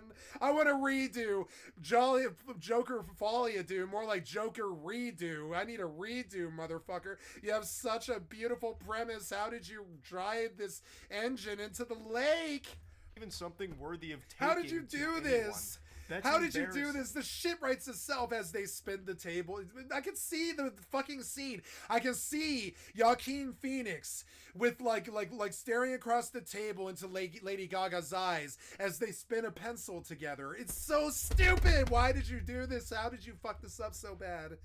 I'm not saying it's bad. I'm saying you fucking up it. You fucking this up this badly is bad. And what's even more embarrassing is how up his own ass Todd Phillips is that he thought that was a great decision, and he thought he knew better than everyone else, so he shunned the rest of the... So he shunned everybody. He's like, nope, I know this. I know Joker's...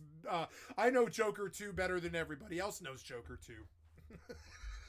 What? It's Joker 2. It's a fucking construct from directors and producers and writers and actors and key grips and cameramen and stuff. It's not you. You are not the emperor of Joker 2. It is a team effort, buddy. To do his own thing because he knew that. I heard the NPR interview. He was a clown. He was more of a clown than his movies. He had the billion-dollar blockbuster mega hit Joker. He can do no wrong. So he ran with this stupid idea that Yeah, came like, to what? Phoenix in a dream. They also apparently and they talked about it on NPR, and it was hilarious. I was like, no, you don't ever let the actor make the movie. No, they're actors. They're stupid. What are they good for? Drinking, doing drugs, and fucking starlets. What are they good for? They're good for being a pretty face, memorizing lines, delivering it with some kind of fucking feeling that makes us feel things and makes us feel certain things about stuff. And you know what are you rebelling against? What do you got? You know, stuff. You know, but I mean, what is an actor good for in terms of a production? Showing up for roll call and saying their lines. And you're a director, you know this. You're fucking stupid. You pay so much money to fucking writers and producers and key grips and all this other shit. Like, seriously, you do. You pay so much money to these people. How would you ever let the Joker fucking actor dictate how this movie would go? That honestly, the lawyers should be worried about you now. Are you going to do this in the future? They need to take out insurance against directors who let the actors fucking direct the film. It's called Actors Directors Insurance. Shit writes itself. The SAG's new push is the Actors Directors Insurance. If your actor takes over the film and begins to have dreams about what the plot should be, here's the insurance, and trust me, the lawyers will fire him and get him out of his contract. Fuck him. I can hear Metro Goldwyn Mayer splooshing. Tossed around another stupid idea about putting it on Broadway before making it into a film. I'm sorry. Though I guess admittedly it would have been better on Broadway. Making fun of these idiots. It's too easy for me. I'm sorry. I was raised by The Simpsons, and it's just they come up there and they got their big old butt like Principal Big Butt Skinner, and I've got my tomato, and I'm gonna throw the tomato at Principal Big Butt Skinner. I'm not gonna fucking hold it back. I'm terribly sorry, you guys. How the fuck do you fuck up Joker? How the fuck do you fuck up Joker? How do you fuck up Batman? Remember that horrible remake movie that they did, the newer Batman that nobody really liked on Amazon or whatever the fuck it were, you know, kind of a newer movie that was like more red. It kind of had a lot of red tinge to it and stuff. That movie was so fucking horrible, but I think it still did better than this, particularly because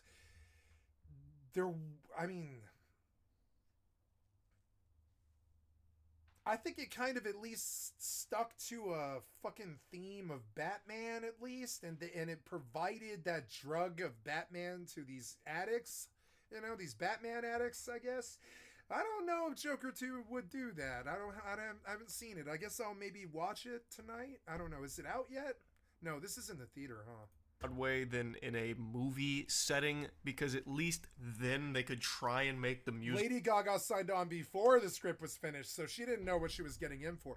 Now, I guarantee Lady Gaga was thinking the exact same fucking shit that I just said. The whole love story, spinning the pencil thing on the table, and oh, Mr. J, and all this stuff. She loves Harley Quinn, I guarantee it. And trust me, Lady Gaga is thinking about, oh my god, I might have the best feminine role of all time and all this shit. And then she finally reads the script and she's like,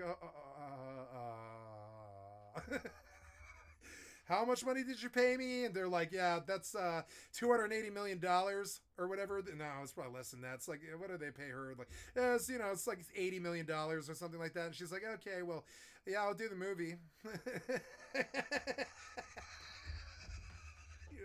And at that point, she signs out, and she's like, no, these people don't care about this product, and the fucking script is garbage. It's obviously going to be a tanker, and I don't care about signing on it because they paid me so much money that I can just tell people I have money. Anytime anybody ever asks anybody, anytime anybody ever asks Lady Gaga about this movie, she can just tell you how much money she was paid for it, and you'll understand. She doesn't need it to be good. She's the only one there that doesn't need it to be good. She doesn't need it to be good. She's got other careers and stuff. They did. They needed this to be good, and they didn't do it. They should have. They should have done what was necessary to make it good. Otherwise, don't sink $500 million into some fucking sequel. Just don't do it. Musicals work and weave it more in. I'd rather you just didn't make this movie, you know? I wouldn't have faulted you being like, where was Joker 2? I never fault people for like, where's the sequel? I never have said that in my life. Honestly, I really dislike sequels. I'm like, oh no, it better be really good. And it never is. You know, the only sequel that I mean, Batman, I don't really consider The Dark Knight as the sequel. I mean, I guess it is the sequel, but they were almost like separate movies. They weren't even really the same characters, kind of. But I guess, you know, I guess like The Dark Knight was a really good sequel. It's kind of rare, you know.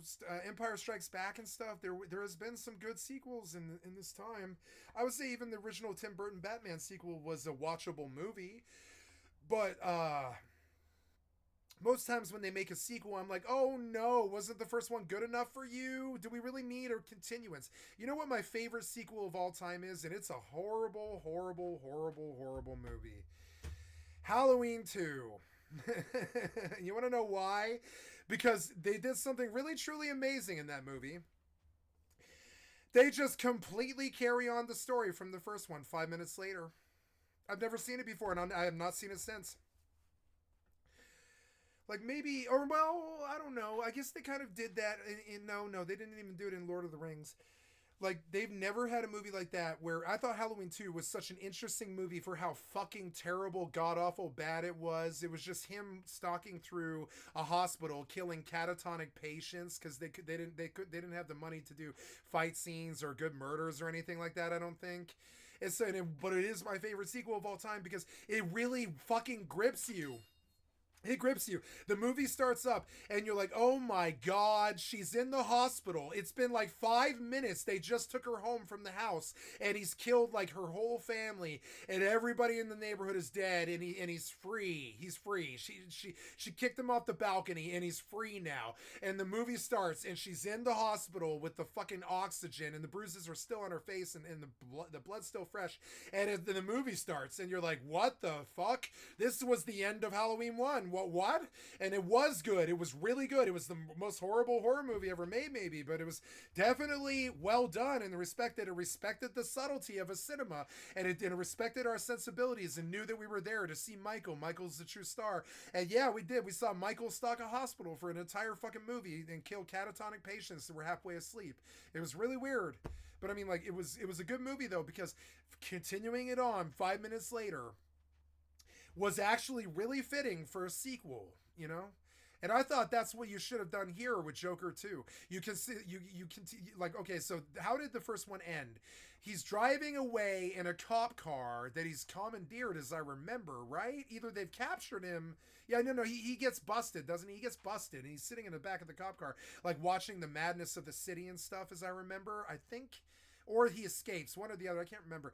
But you could have just had Batman beat his ass at the beginning of the movie, of the second movie, and then you could have just had Batman beat his ass at the end of the movie, and kept it to literally like 3 seconds so that Batman's not the star. You just see a fucking black fist come out of the corner as Joker turns the corner and knocks his ass out, and then it would have been funny, and then 5 seconds later you have this abrupt, crazy Hollywood shift to him waking up in Arkham Asylum and shit. That's how it should have been. Stuff like that. You could have done the Halloween 2 start where like literally like Batman crashes in the back window of that car he's driving in at the end of the first one. It just fucking domes him and then he wakes up in Arkham Asylum 5 seconds later and the fucking crowd's screaming laughter because it's comical, you know. Batman just ends it in a second. That's what's always so funny about Batman. He just ends it pretty much immediately. He just kicks like 10 dudes' asses and reaches the boss and wastes the boss in like 5 seconds and shit. That's what I love about Batman, you know.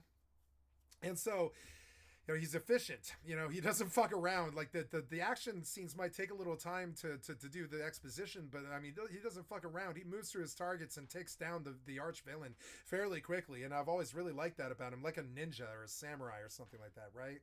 And so, yeah, and that's how the ending of the first one should have been cued into the second one, and it should have had a Halloween 2 start where like literally like the scene just continues on from where he's laughing at the end of the first one in the back of that cop car.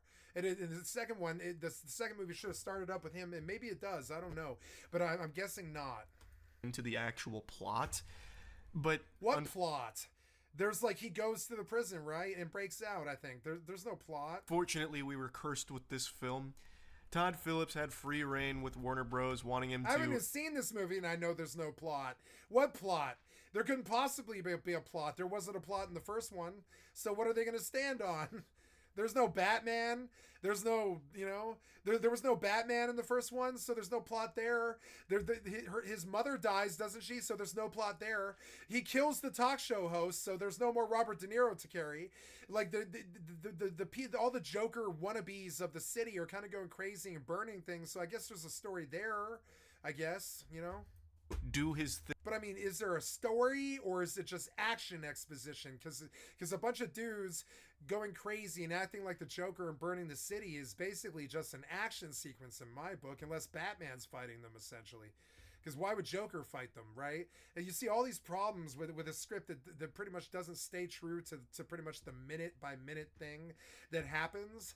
And I think they should have had it be a little bit more, you know, sequential. And the film had no test screenings. Because why would you test screen this? Why Todd would you Phillips test knows screen what you this, like. this film that had an Oscar-winning performance in the first one, you know? Why would you ever test screen it? Why? No. That would be competent. Clearly, he's in your... You guys aren't competent. You just blow billions of dollars all the time. Your fucking walls. He is in your noodle reading your mind. He's delivering that fire that you've been looking for with Joker sequel. Lady Gaga signed on before the script was finished. That one I don't think is that big of a deal. She is a talented actress, so if she signed on because she was excited for the script, even though it wasn't... Why wasn't it Margot Robbie again? Margot Robbie cleans up well. You guys couldn't get Margot Robbie. She already had a successful play. Who cares if she's a little bit older and maybe not as super skinny as she was in Suicide Squad? She still would be a really good Dr. Harles Quinn. She really would. She would be, or whatever her name is, whatever. Harley, Dr. Harley. She would be a very, very good Harley Quinn. She would have been a better one than Lady Gaga because she already knows what the fucking vibe is. You couldn't just bring her in from her other... why not just bring in Margot Robbie? What happened here? When Margot Robbie wouldn't do this movie, I can't even imagine. Like, that seems so weird because she was the quintessential Harlequin. Done. I don't think it's that surprising or that big of an issue, but I do imagine she might have some regret with agreeing to do this before seeing the final script because this has become a joke. Next, the new DC boss, James Gunn, had zero involvement, gave notes, but Todd Phillips didn't use them. Used them for toilet paper, I'm sure. I'm fucking sure. I mean, why would you try and give notes to Todd Phillips? I mean, he's got no blemishes on his resume. He knows how to handle a sequel. What could you possibly have notes on for Joker Folie à Deux? It's a fucking masterpiece, clearly. God, I don't know a whole lot about Todd Phillips other than his previous work, but his attitude for this movie is so yucky. It's so embarrassing just reading about him. The film had Yeah, you should listen to the NPR interview. It was cringe. A budget of $200 million, which included... You could tell he has that director's fucking... because Joker was such a honestly, like, question mark success. It was like such a cult classic for no real reason beyond the fact that the character acting was like superb, Oscar winning. And so he took this success as his own work. But no, I think it was the actors actually, and some of the writing.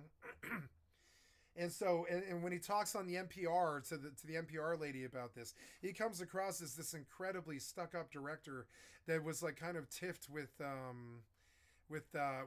main actor and all this. And I was like, yeah, but I don't really think anybody else in that movie gave an Oscar performance of any kind, be it directing or producing or cinematography or anything like that. Maybe the dance, the dance choreography of that dance scene might be special in some way or something. When he dances on the steps or whatever, maybe the cinematography was special or something. But overall, I think the only Oscar mention is Joaquin Phoenix's performance. So... the director being as stuck up and as self-obsessed, he wasn't self-obsessed, he was just like self-possessed. He was self-possessed. He was like, he had the director thing going on where he was kind of snobby. And I was like, yeah, but you weren't the credit here. You weren't why that movie was successful. It was Joaquin Phoenix. It wasn't you. It was the writing and Joaquin Phoenix. And definitely, you definitely got the cinematography well, and it definitely beautifully visually tells the story. Yeah, you got it right on that respect. You directed it visually very beautifully, and the dance scene was groundbreaking. And I think there was a lot of really good direction in it. I like that movie. It's a really good movie. One of my favorite. Very well directed. You know. but it didn't indicate that you were the star of this. Like, not the star, but the main character here. You were not the main character in this story. That was in the first story. That was Joaquin Phoenix. He was the reason that the movie was so successful. So hearing you cringe on NPR about how, you know, about your ego was like kind of a trip for me, and I didn't really understand what it was until I watched this video. The $20 million salary for Phoenix, $12 million for Lady Gaga. Cinema score was a D, lowest ever for a comic. Not book surprising, film, almost which is crazy that for a comic book film, those are stinkers, man. Some of those are so bad. Iron Man 3 was so bad. Every blockbuster that comes out is in like 1 and 2 were acceptable. 3 was just like full blown a cash grab. It was just basically a cinematography a CGI fest. $100-200 million plus ballpark. I imagine this film in the it was a good movie to entertain kids. I think it serves its purpose as a blockbuster. But in terms of like being good, like being memorable, I would say Iron Man 3 was probably worse than this, for instance. Marketing budget alone adds an additional $200 million to that figure. Musical aspects were largely downplayed in marketing, with director Todd. So Warner Brothers Discovery is already over $40 billion in debt, and this didn't help them. This was like a Morbius and the Marvels. Phillips at first insisting it wasn't one. I don't remember Todd Phillips trying to... The critics are now more powerful than the directors themselves, and that's a sad thing.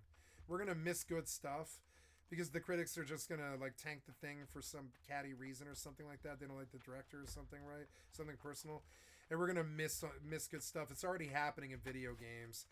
I swear to God, Skill Up said that movie that game I looked at yesterday, Suicide Squad Kills the Justice League, like they tanked that game so fucking bad, and they should have. It's fucking horrible.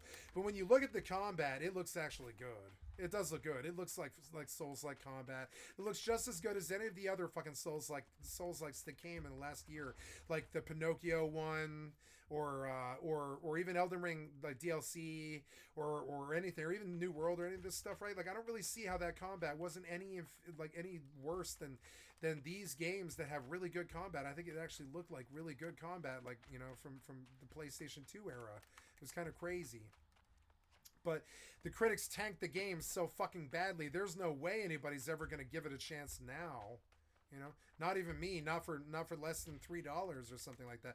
And on top of it, they're going to continue to make seasons for they've got like 160 players or something in the entire world. They've got 160 players on this brand new like AAA, quadruple A fucking live service game, Suicide Squad Kills the Justice League, that they were fixing to make like Borderlands or something like that. Really big live service game.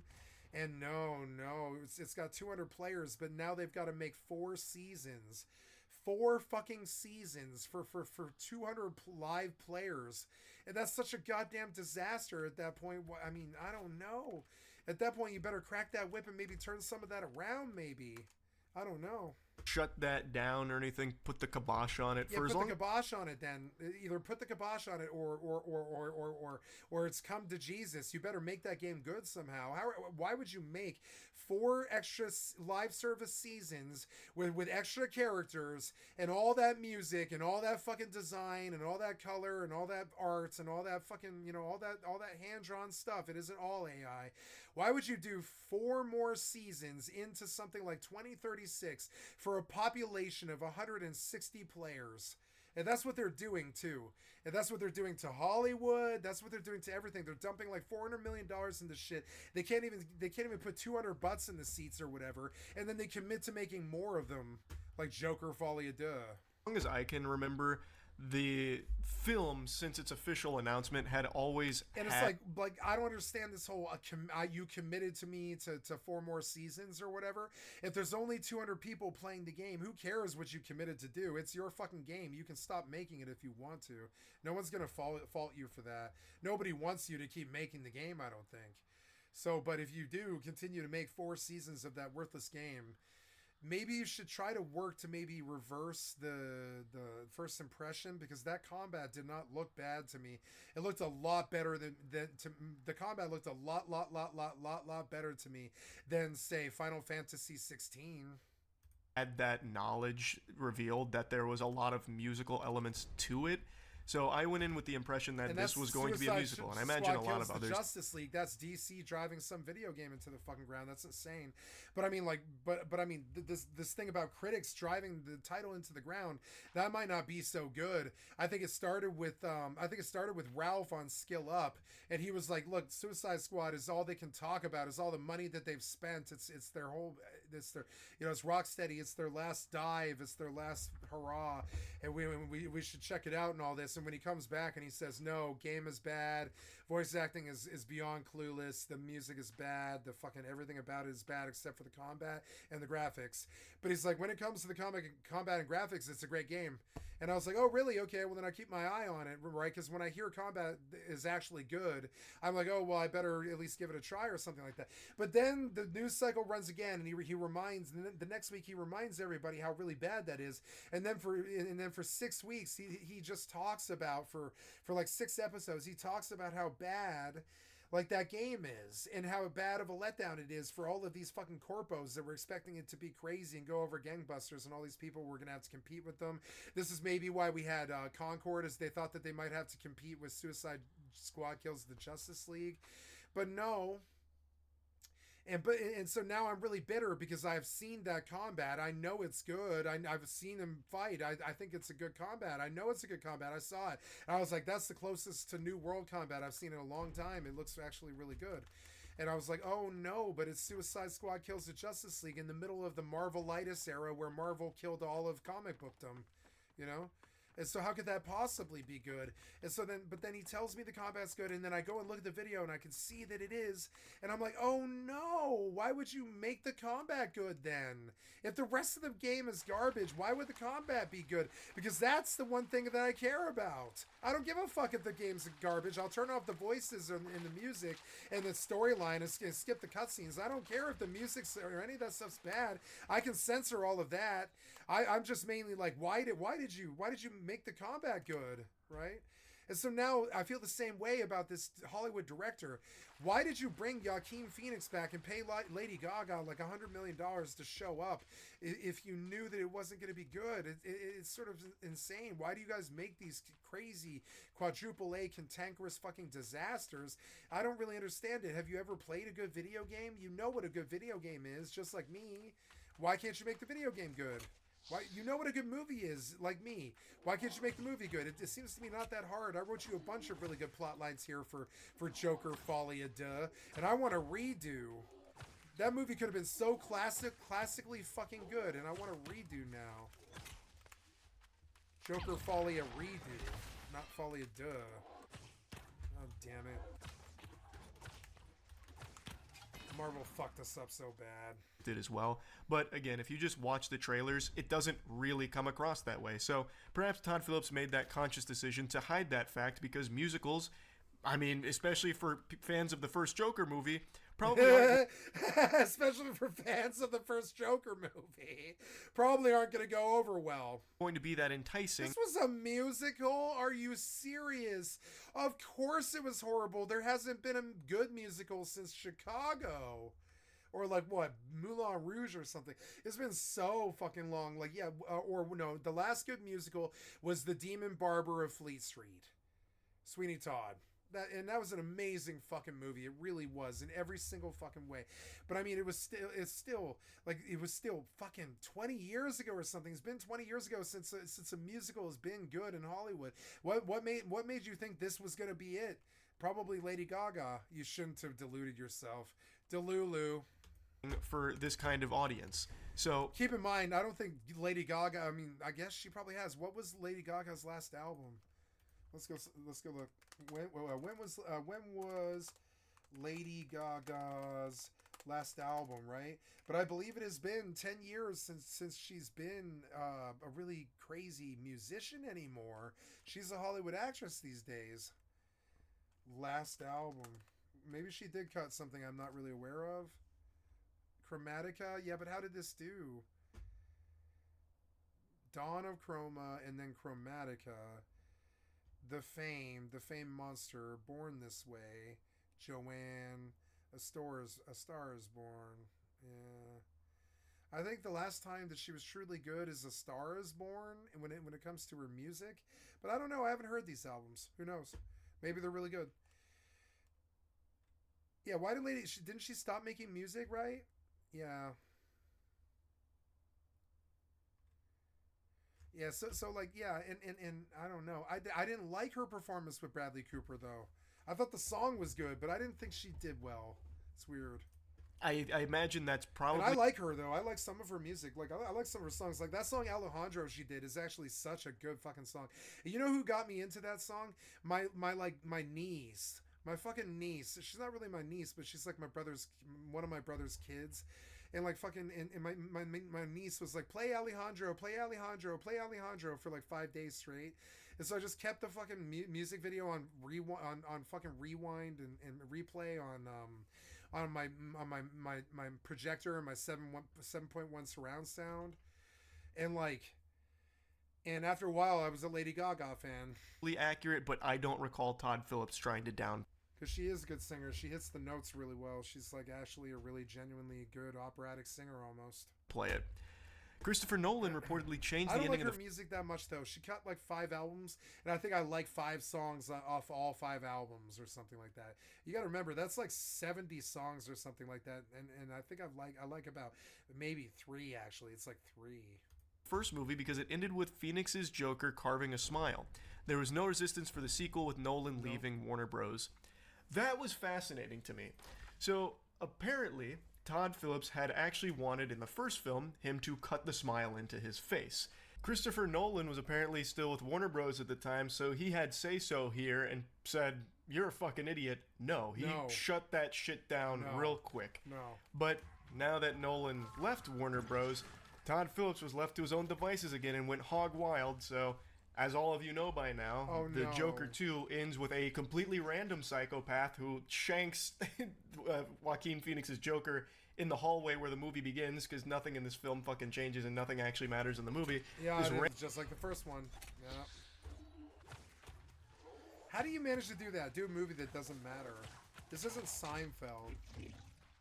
It's not 7 seasons of Seinfeld or whatever they did. 9 seasons or 10 seasons.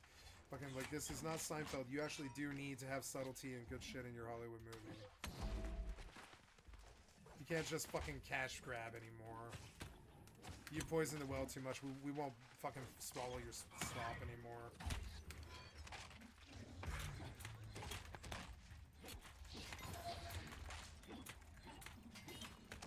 This alligator's hardcore.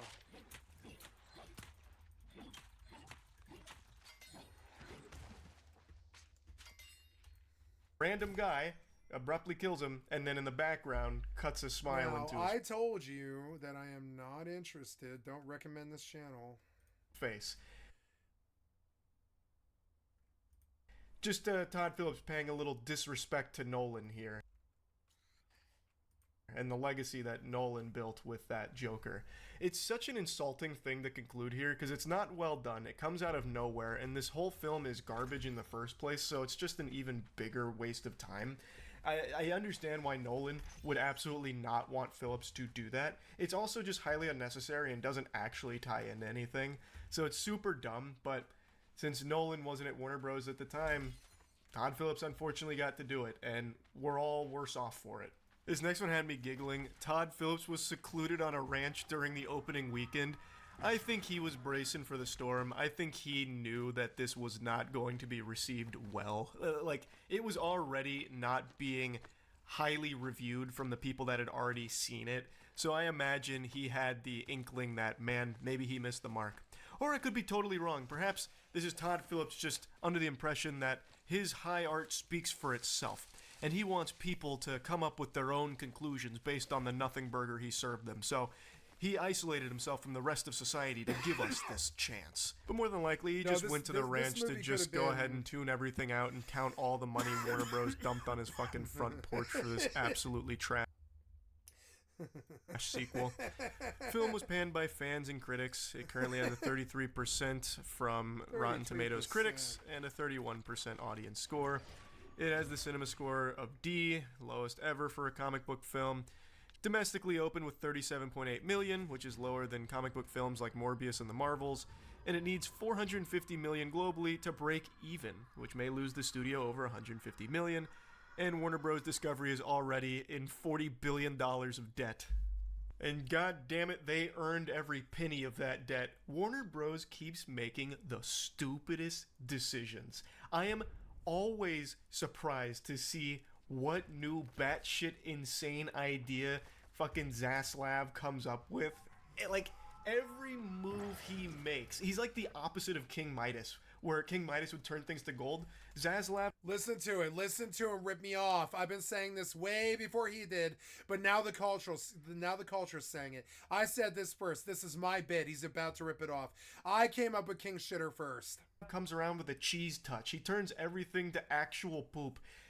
Yeah, it's King Shitters. Yep. The PvP scene is King Shitters.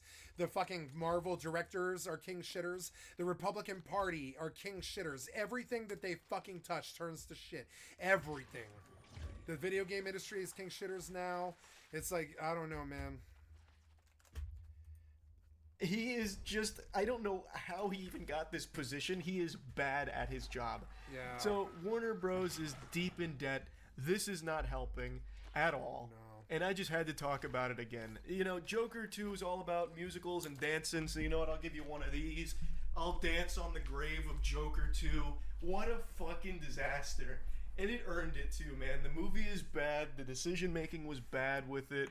And Warner Bros. Really needs to figure it out, because it is getting embarrassing for that whole company. That's about it. See ya. Yeah. That's a dude running. Oh my Just gotta god. Look how bad those graphics are. Oh god, can't you improve that engine? Arma Joker 2... Isn't that a fork from 2004?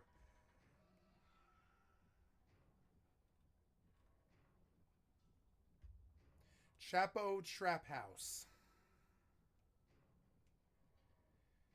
The Nut featuring Kate Kath Kruger. Chapo Trap House. This weekend, there were seismic readings from Armenia that were signaling that Iran has been developing something that. Nope.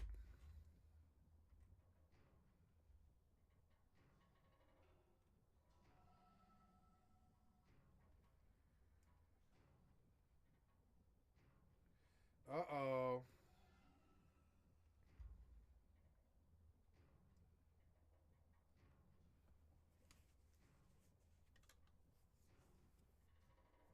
Okay, I have one lined To up. lowering the normal sale price even more, but regardless, this is a killer deal and nets me a bit of a kickback, so let's call it a win-win. And yes, maybe recommending you guys play this game before I've even fully covered it might seem like giving the ending away a bit, but look at the runtime in this video. I wouldn't talk this long about something I didn't already love and want you guys to check out anyways. So to summarize, the Metro games are amazing, they are on sale, and I've got the hookup to the dope stuff with links in the description. And I think that's about enough shilling from me, so let's get into this bad boy. You guys knew I just had to do it. After finishing all of the Stalker titles, there's really only one place where you can find something that'll give you those same Soviet sci-fi vibes, and for reasons we'll talk about later, this may as well have been a spiritual successor to that seminal Ukrainian nuclear apocalypse tale. So I hope you guys have some spare gas mask filters and a few pre-war cartridges jingling in your pocket, because we're off to save humanity. Well, what's left of it anyways. Stalkers, welcome to the Metro.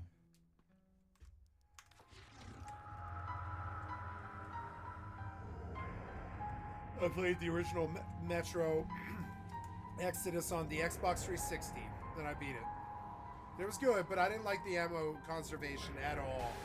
It was a good game, but the ammo conservation was a joke. If I were to play this game again, I would want to cheat, and I would want to see if there's some way to cheat code or enter some way to get infinite ammo or something like that, or mod a file. Because, yeah, the ammo conservation is not a good gameplay mechanic. I did not cotton to it, and I did not return to it either. I got my rights, blin. Let me out of the station. And what the hell do you care if I live or die? I don't care, asshole. But I got my orders. Like I said earlier, Metro and Stalker may as well be one and the same, and I really do mean that. The similarities are all over the place, and it goes a lot deeper than surface-level visuals and a similar subject matter. After the Stalker games were finished, a lot of employees at Ukrainian development house GSC Game World felt like they weren't seeing their fair share of the franchise's success and decided it was time to try their hand at this whole game development business on their own. Which, might I add, was a pretty ballsy move since at the time GSC was the country's one and only major game studio. That coveted title, however, would not last very long. These ex-GSC staffers made good on their dreams, and when it came time to release something big, well, let's just say they knew exactly what process to follow. Stalkers. Listen, there's no getting around it. 4A Games basically ripped off every single aspect of Stalker's development from a design approach. And that's not even taking into account the fact that they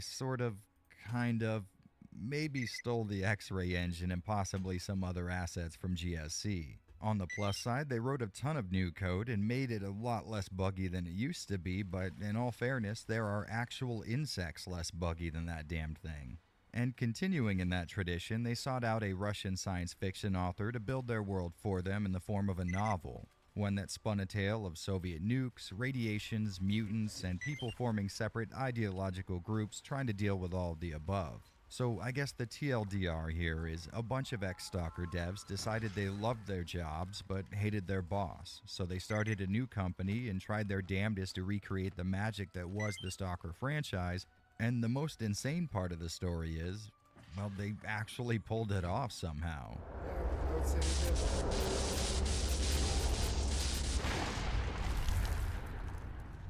Early demos and footage had the industry paying close attention to 4A, and a member of THQ who previously worked with these guys on the release of Shadow of Chernobyl was quick to snap the project up. And I think a large deal of that initial impression came from the fact that he knew from previous experience the kind of Slav magic that can happen when a small Ukrainian dev team puts their heads together to develop a video game with a heavy emphasis on atmosphere and world building. Speaking of that world, the license deal 4A struck was with Dmitry Glukhovsky, an author who had been generating a lot of underground buzz with his unfinished manuscript called Metro 2033. At the time they approached him, Glukhovsky hadn't even struck a publishing deal yet, but he felt the development team with a similar Soviet background would do the IP justice. And I think it's about time we found out whether or not Dmitry's trust was well placed. But before we jump into this game and its subsequent novel story, there's one preface. Typically with these retrospectives, I like to have a game's original release serve as a majority of the gameplay footage you guys will see on screen, but in this one situation, it's a bit more complicated than that. Metro 2033 was released in 2010, and spoiler warning, did well enough to warrant a sequel. With more time, resources, and most importantly money, the guys at 4A got to work on optimizing their engine and improving their already impressive work. After the release of its sequel, Metro Last Light, some of their previous work did look a little worse by comparison. Something that's understandable when a team continues to improve their craft, but 4A wasn't about to have any of that. So they got to work on what they like to call Metro Redux, a sort of remastering of both Metro titles using brand new graphical techniques, engine improvements, and a whole slew of gameplay additions. So it seems like an easy enough issue for me to solve, right? Just use the original Metro 2033 for all of my capture footage. Well, the problem with that is a good amount of you will never get to play that original release. After the Redux titles hit shelves, they delisted the originals from digital storefronts like Steam. So with that little complicating factor in mind, most of what you'll be seeing here today will be from that Redux version. But don't you worry. You know I love comparing and analyzing ports, and there will most definitely be a section of this video covering that exact topic. But I think I bored you for about long enough on a subject that most would never even notice anyways, so let's find out exactly what happens when you drop a nuclear warhead on a major Eastern European metropolis. Mom, I saw the sky! Right from the very start, the team at 4A had a few decisions to make where story was concerned. As most of you know, their previous work with the Stalker trilogy borrowed from an amazingly rich narrative universe, but the execution of that narrative, depending on who you talk to, was a little imperfect. Stalker specialized in dreaming up an amazing setting for players to explore and dedicating most of their work on the story to that aim, the result being a gameplay experience that'll have you visually taking in most of the plot. The Exclusion Zone was a story in and of itself, and it is important to say it was an amazingly engaging one, but most video games specialize in having the player take part in events that build into a core narrative, and that mostly was not the case in Stalker. So essentially, these guys had two paths in front of them. They could either use Glukhovsky's work to forge an amazing backdrop for an open world where players could create hundreds of their own little personal stories, or use the events of the book like a roadmap and have players engage in a much more narrowly focused but well-guided experience. Remember, everything depends on you and you alone. And for what seems like the first time in the development process, these guys decided to go in the opposite direction that Stalker took. Metro 2033 is a heavily linear story with absolutely no branching paths outside of a secret ending that can be obtained, and I want to make it very clear from the start, this is not a mark against it. I'm not really sure how or when this happened, but the word linear seems to translate into bad game design nowadays, but I don't think there's anything wrong at all with a heavily curated story experience. Much like a lot of you, I enjoy walking around an irradiated landscape and taking in bits and pieces of story from the back. I can't do a hallway through a game anymore. I need complete open world. I'm terribly sorry. Background to form my own personal narrative in the foreground, but I also enjoy having a writer lead me through a series of events that are just as interesting and captivating, but don't really require any input from me. I only mention this little fact at the start because I assume there will be a lot of Stalker fans watching, and I didn't want anyone to be turned off by seeing something a little different than what they might be used to. And that being said, maybe we should talk about what makes it so damn different. Artyom! Who the fuck? Metro 2033 takes place in Moscow. Well, to be more precise, it takes place just below Moscow in the spider's web of tunnels that make up the city's metro system. 2 decades before the events of the game, a global nuclear conflict took place that saw Russia's capital city hit with more than enough radioactive payload to get a mass barbecue going. Short moments before the bombs dropped, the very small percentage of the city's residents lucky enough to be near one of these things rushed to one of the many entrances to Moscow's metro as, and this is one hell of an interesting and true factoid, Russia specifically built this subway system to withstand a nuclear attack. As you can imagine, this little incident immediately ended any potential issues stemming from the city being overpopulated, and the very few who managed to survive that initial apocalypse now have to live out the rest of their existence within the bounds of this system of tunnels. Almost overnight, small train stations became city-states in their own right, where people could congregate to raise pigs and mushrooms for food, trade items, and just do normal people stuff. That congregation being necessary not just for social needs, but the lingering issue of security.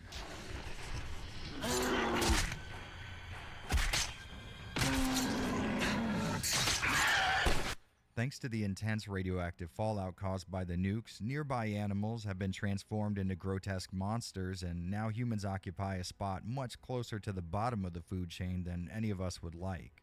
So now people group up to fight off the mutant horde while simultaneously battling the combined threats of starvation, infection, and the radiation just above their heads. Now it has to be... Yeah, I don't like games based around deprivation because it's stupid. All you do is you're just like, you're like carrot and stick. You're like, oh, I need more ammo, I need more ammo, I need more ammo. And then when you have ammo, it's only ever enough to get you through the game. So you never get to mess with their engine. And I think it's too self-restrictive.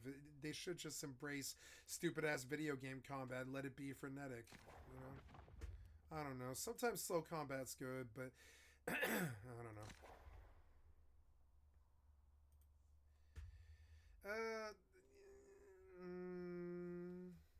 Be said that we as a species can be pretty damn industrious. You give 2 people enough raw materials and it won't be long till one of them uses those materials to make some kind of a weapon and kill the other. And in a turn of events, no one's going to be surprised by this grouping of people with differing ideological values and needs has turned into a bunch of metro stations waging a series of cold and hot wars against each other. Given their limited access to firearms, the people of the Russian metro over the years have hacked together a pretty impressive arsenal of weaponry. Sure, you could always grab a shotgun made out of not much more than some tape and 2 pieces of pipe, but wouldn't you rather shoot a ball bearing from a rifle using air pressure? Needless to say, the residents of the metro aren't hurting for ways to protect themselves from mutant and human threats alike, but what they are hurting for is good ammunition. Being produced in these damp tunnels and not exactly having its pick of the litter as far as gunpowder goes, bullets nowadays just aren't what they used to be. Unshot cartridges from pre-war magazines grew to such a high demand that they eventually became the de facto accepted currency. And I don't know about you guys, but there's something really cool to me about the concept of people using ammo Not as me. currency. Not me. Sure, there's commentary Nope. to be read into there, but there's just something interesting about it past all that. Oh, we're Nazis. Come here to take your station. Well, now that we've appropriately set the scene, the game starts by putting us behind the eyes of a resident of Exhibition Station, Artyom. Artyom, awake at last, I see. This guy was just a kid when the bombs dropped, and he lost both of his parents in the attack, so this metro system is pretty damn close to all he's ever known. Lately, his home station has been under attack by some kind of new mutant threat that people have started calling the Dark Ones.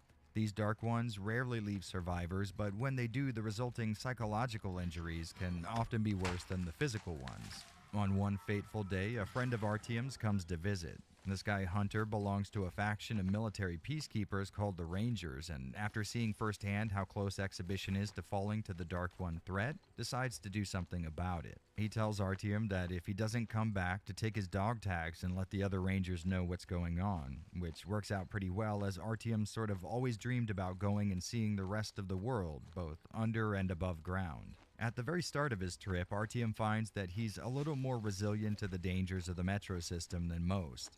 Obviously, there are all kinds of threats down here, but not all of them are going to be of the corporeal variety. There are anomalies floating around, frying everything they come close to, and psychological dangers stemming from the Dark Ones and the residual emotional torment felt by the thousands of people who have died in these tunnels since the bombs dropped. So Artyom continues his journey, earning himself a bit of a reputation as a guy who's nearly invincible to the Metro's many weapons. All right, boys. Let's train to our friend Artyom, who goes right through monsters and anomalies alike. On his trek, he comes across one or two fallen outposts, stations ruled by the Russian Nazi Party, and the outside world, which has been locked in a kind of nuclear winter for a decade or two. He also stumbles on some downright interesting characters, and through his eyes, we get to see a vertical slice of the world that is developed down here under Moscow.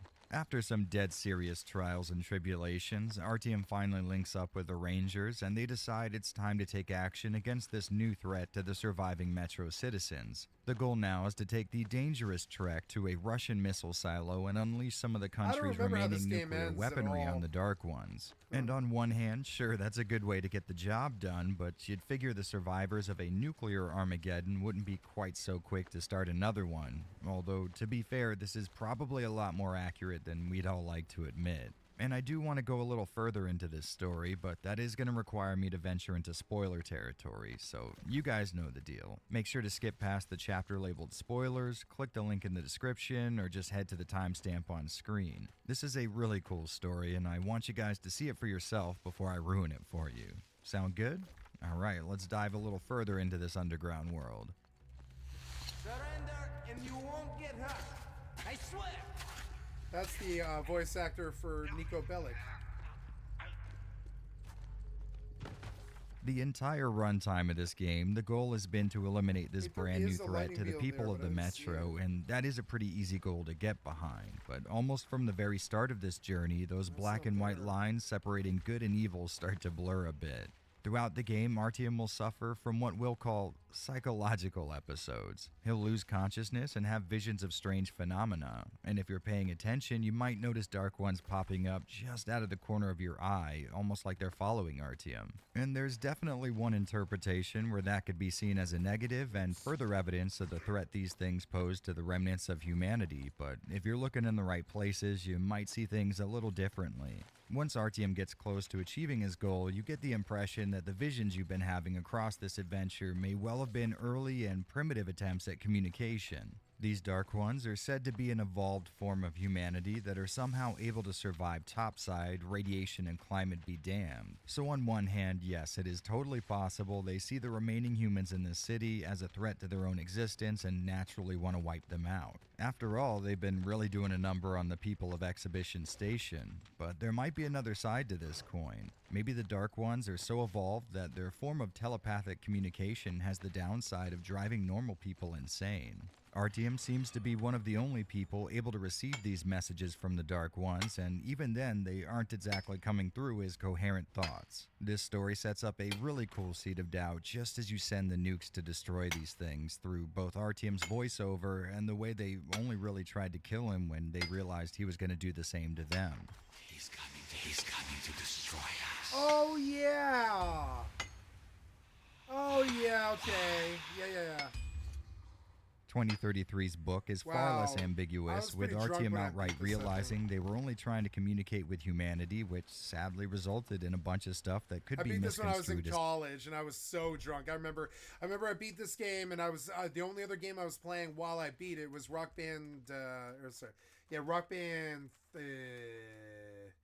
Was it 2? Yeah, I was playing Rock Band 2, like competitively on Xbox Live, and when I wasn't playing that, I beat this, and it was a pretty good game. I liked it on the 360. It was a game I would only ever play once, I think, because it's like once you've seen it, you've seen it. And the ammo deprivation actually seriously did bother me. I thought it was a terrible mechanic, frankly. The currency is the ammo, but the mobs are all bullet sponge, and for some reason, some people seem to think that that's fun, but I'm like, but if the ammo's the currency and you can't buy ammo because everything's bullet sponge, then but you can't get currency because you can't kill anything, and this was a serious problem with it, and my best friend complained quite a bit before he came back to it and tried to beat it.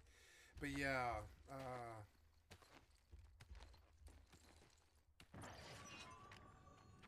I beat it in college.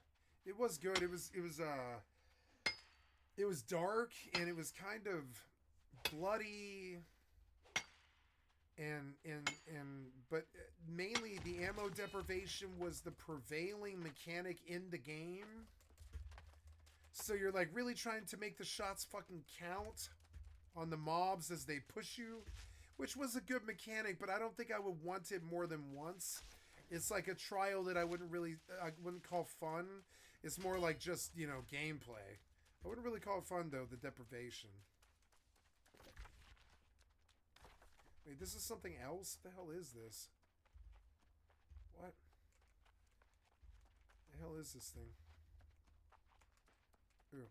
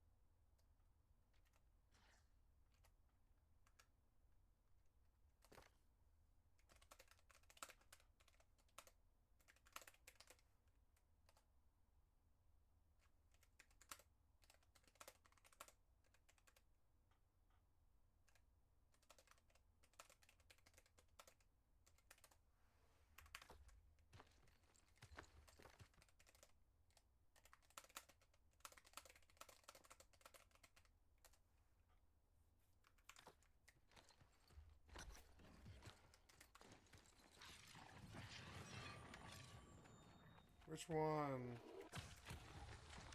Why didn't anything happen before? Oh, because some other dude did it, huh? Oh, yeah, you did it, didn't you? Oh.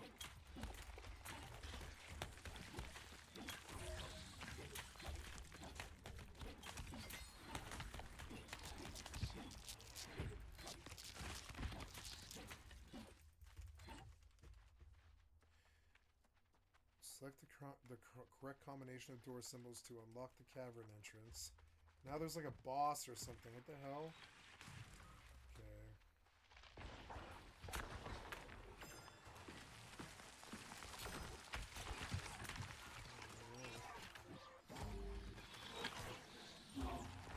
Can't move.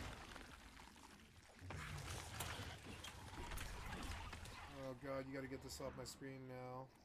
Oh god, you gotta not do that.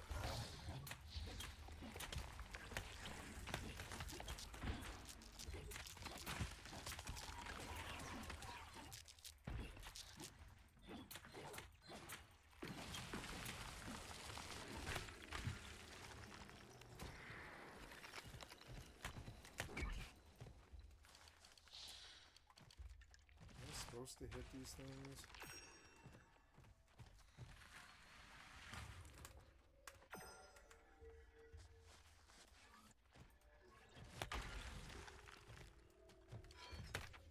Ouch. Oh, he hits way too hard for some reason. Why? Oh, God.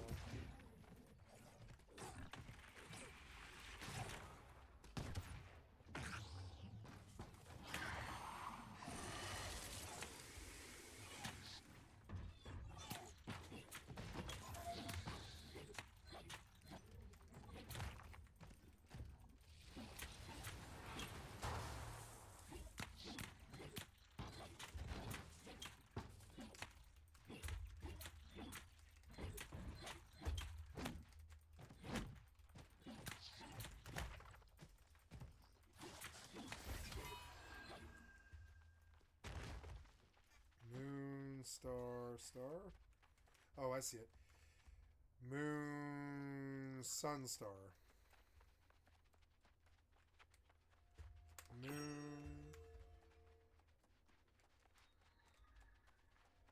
sun, star. Oh, okay.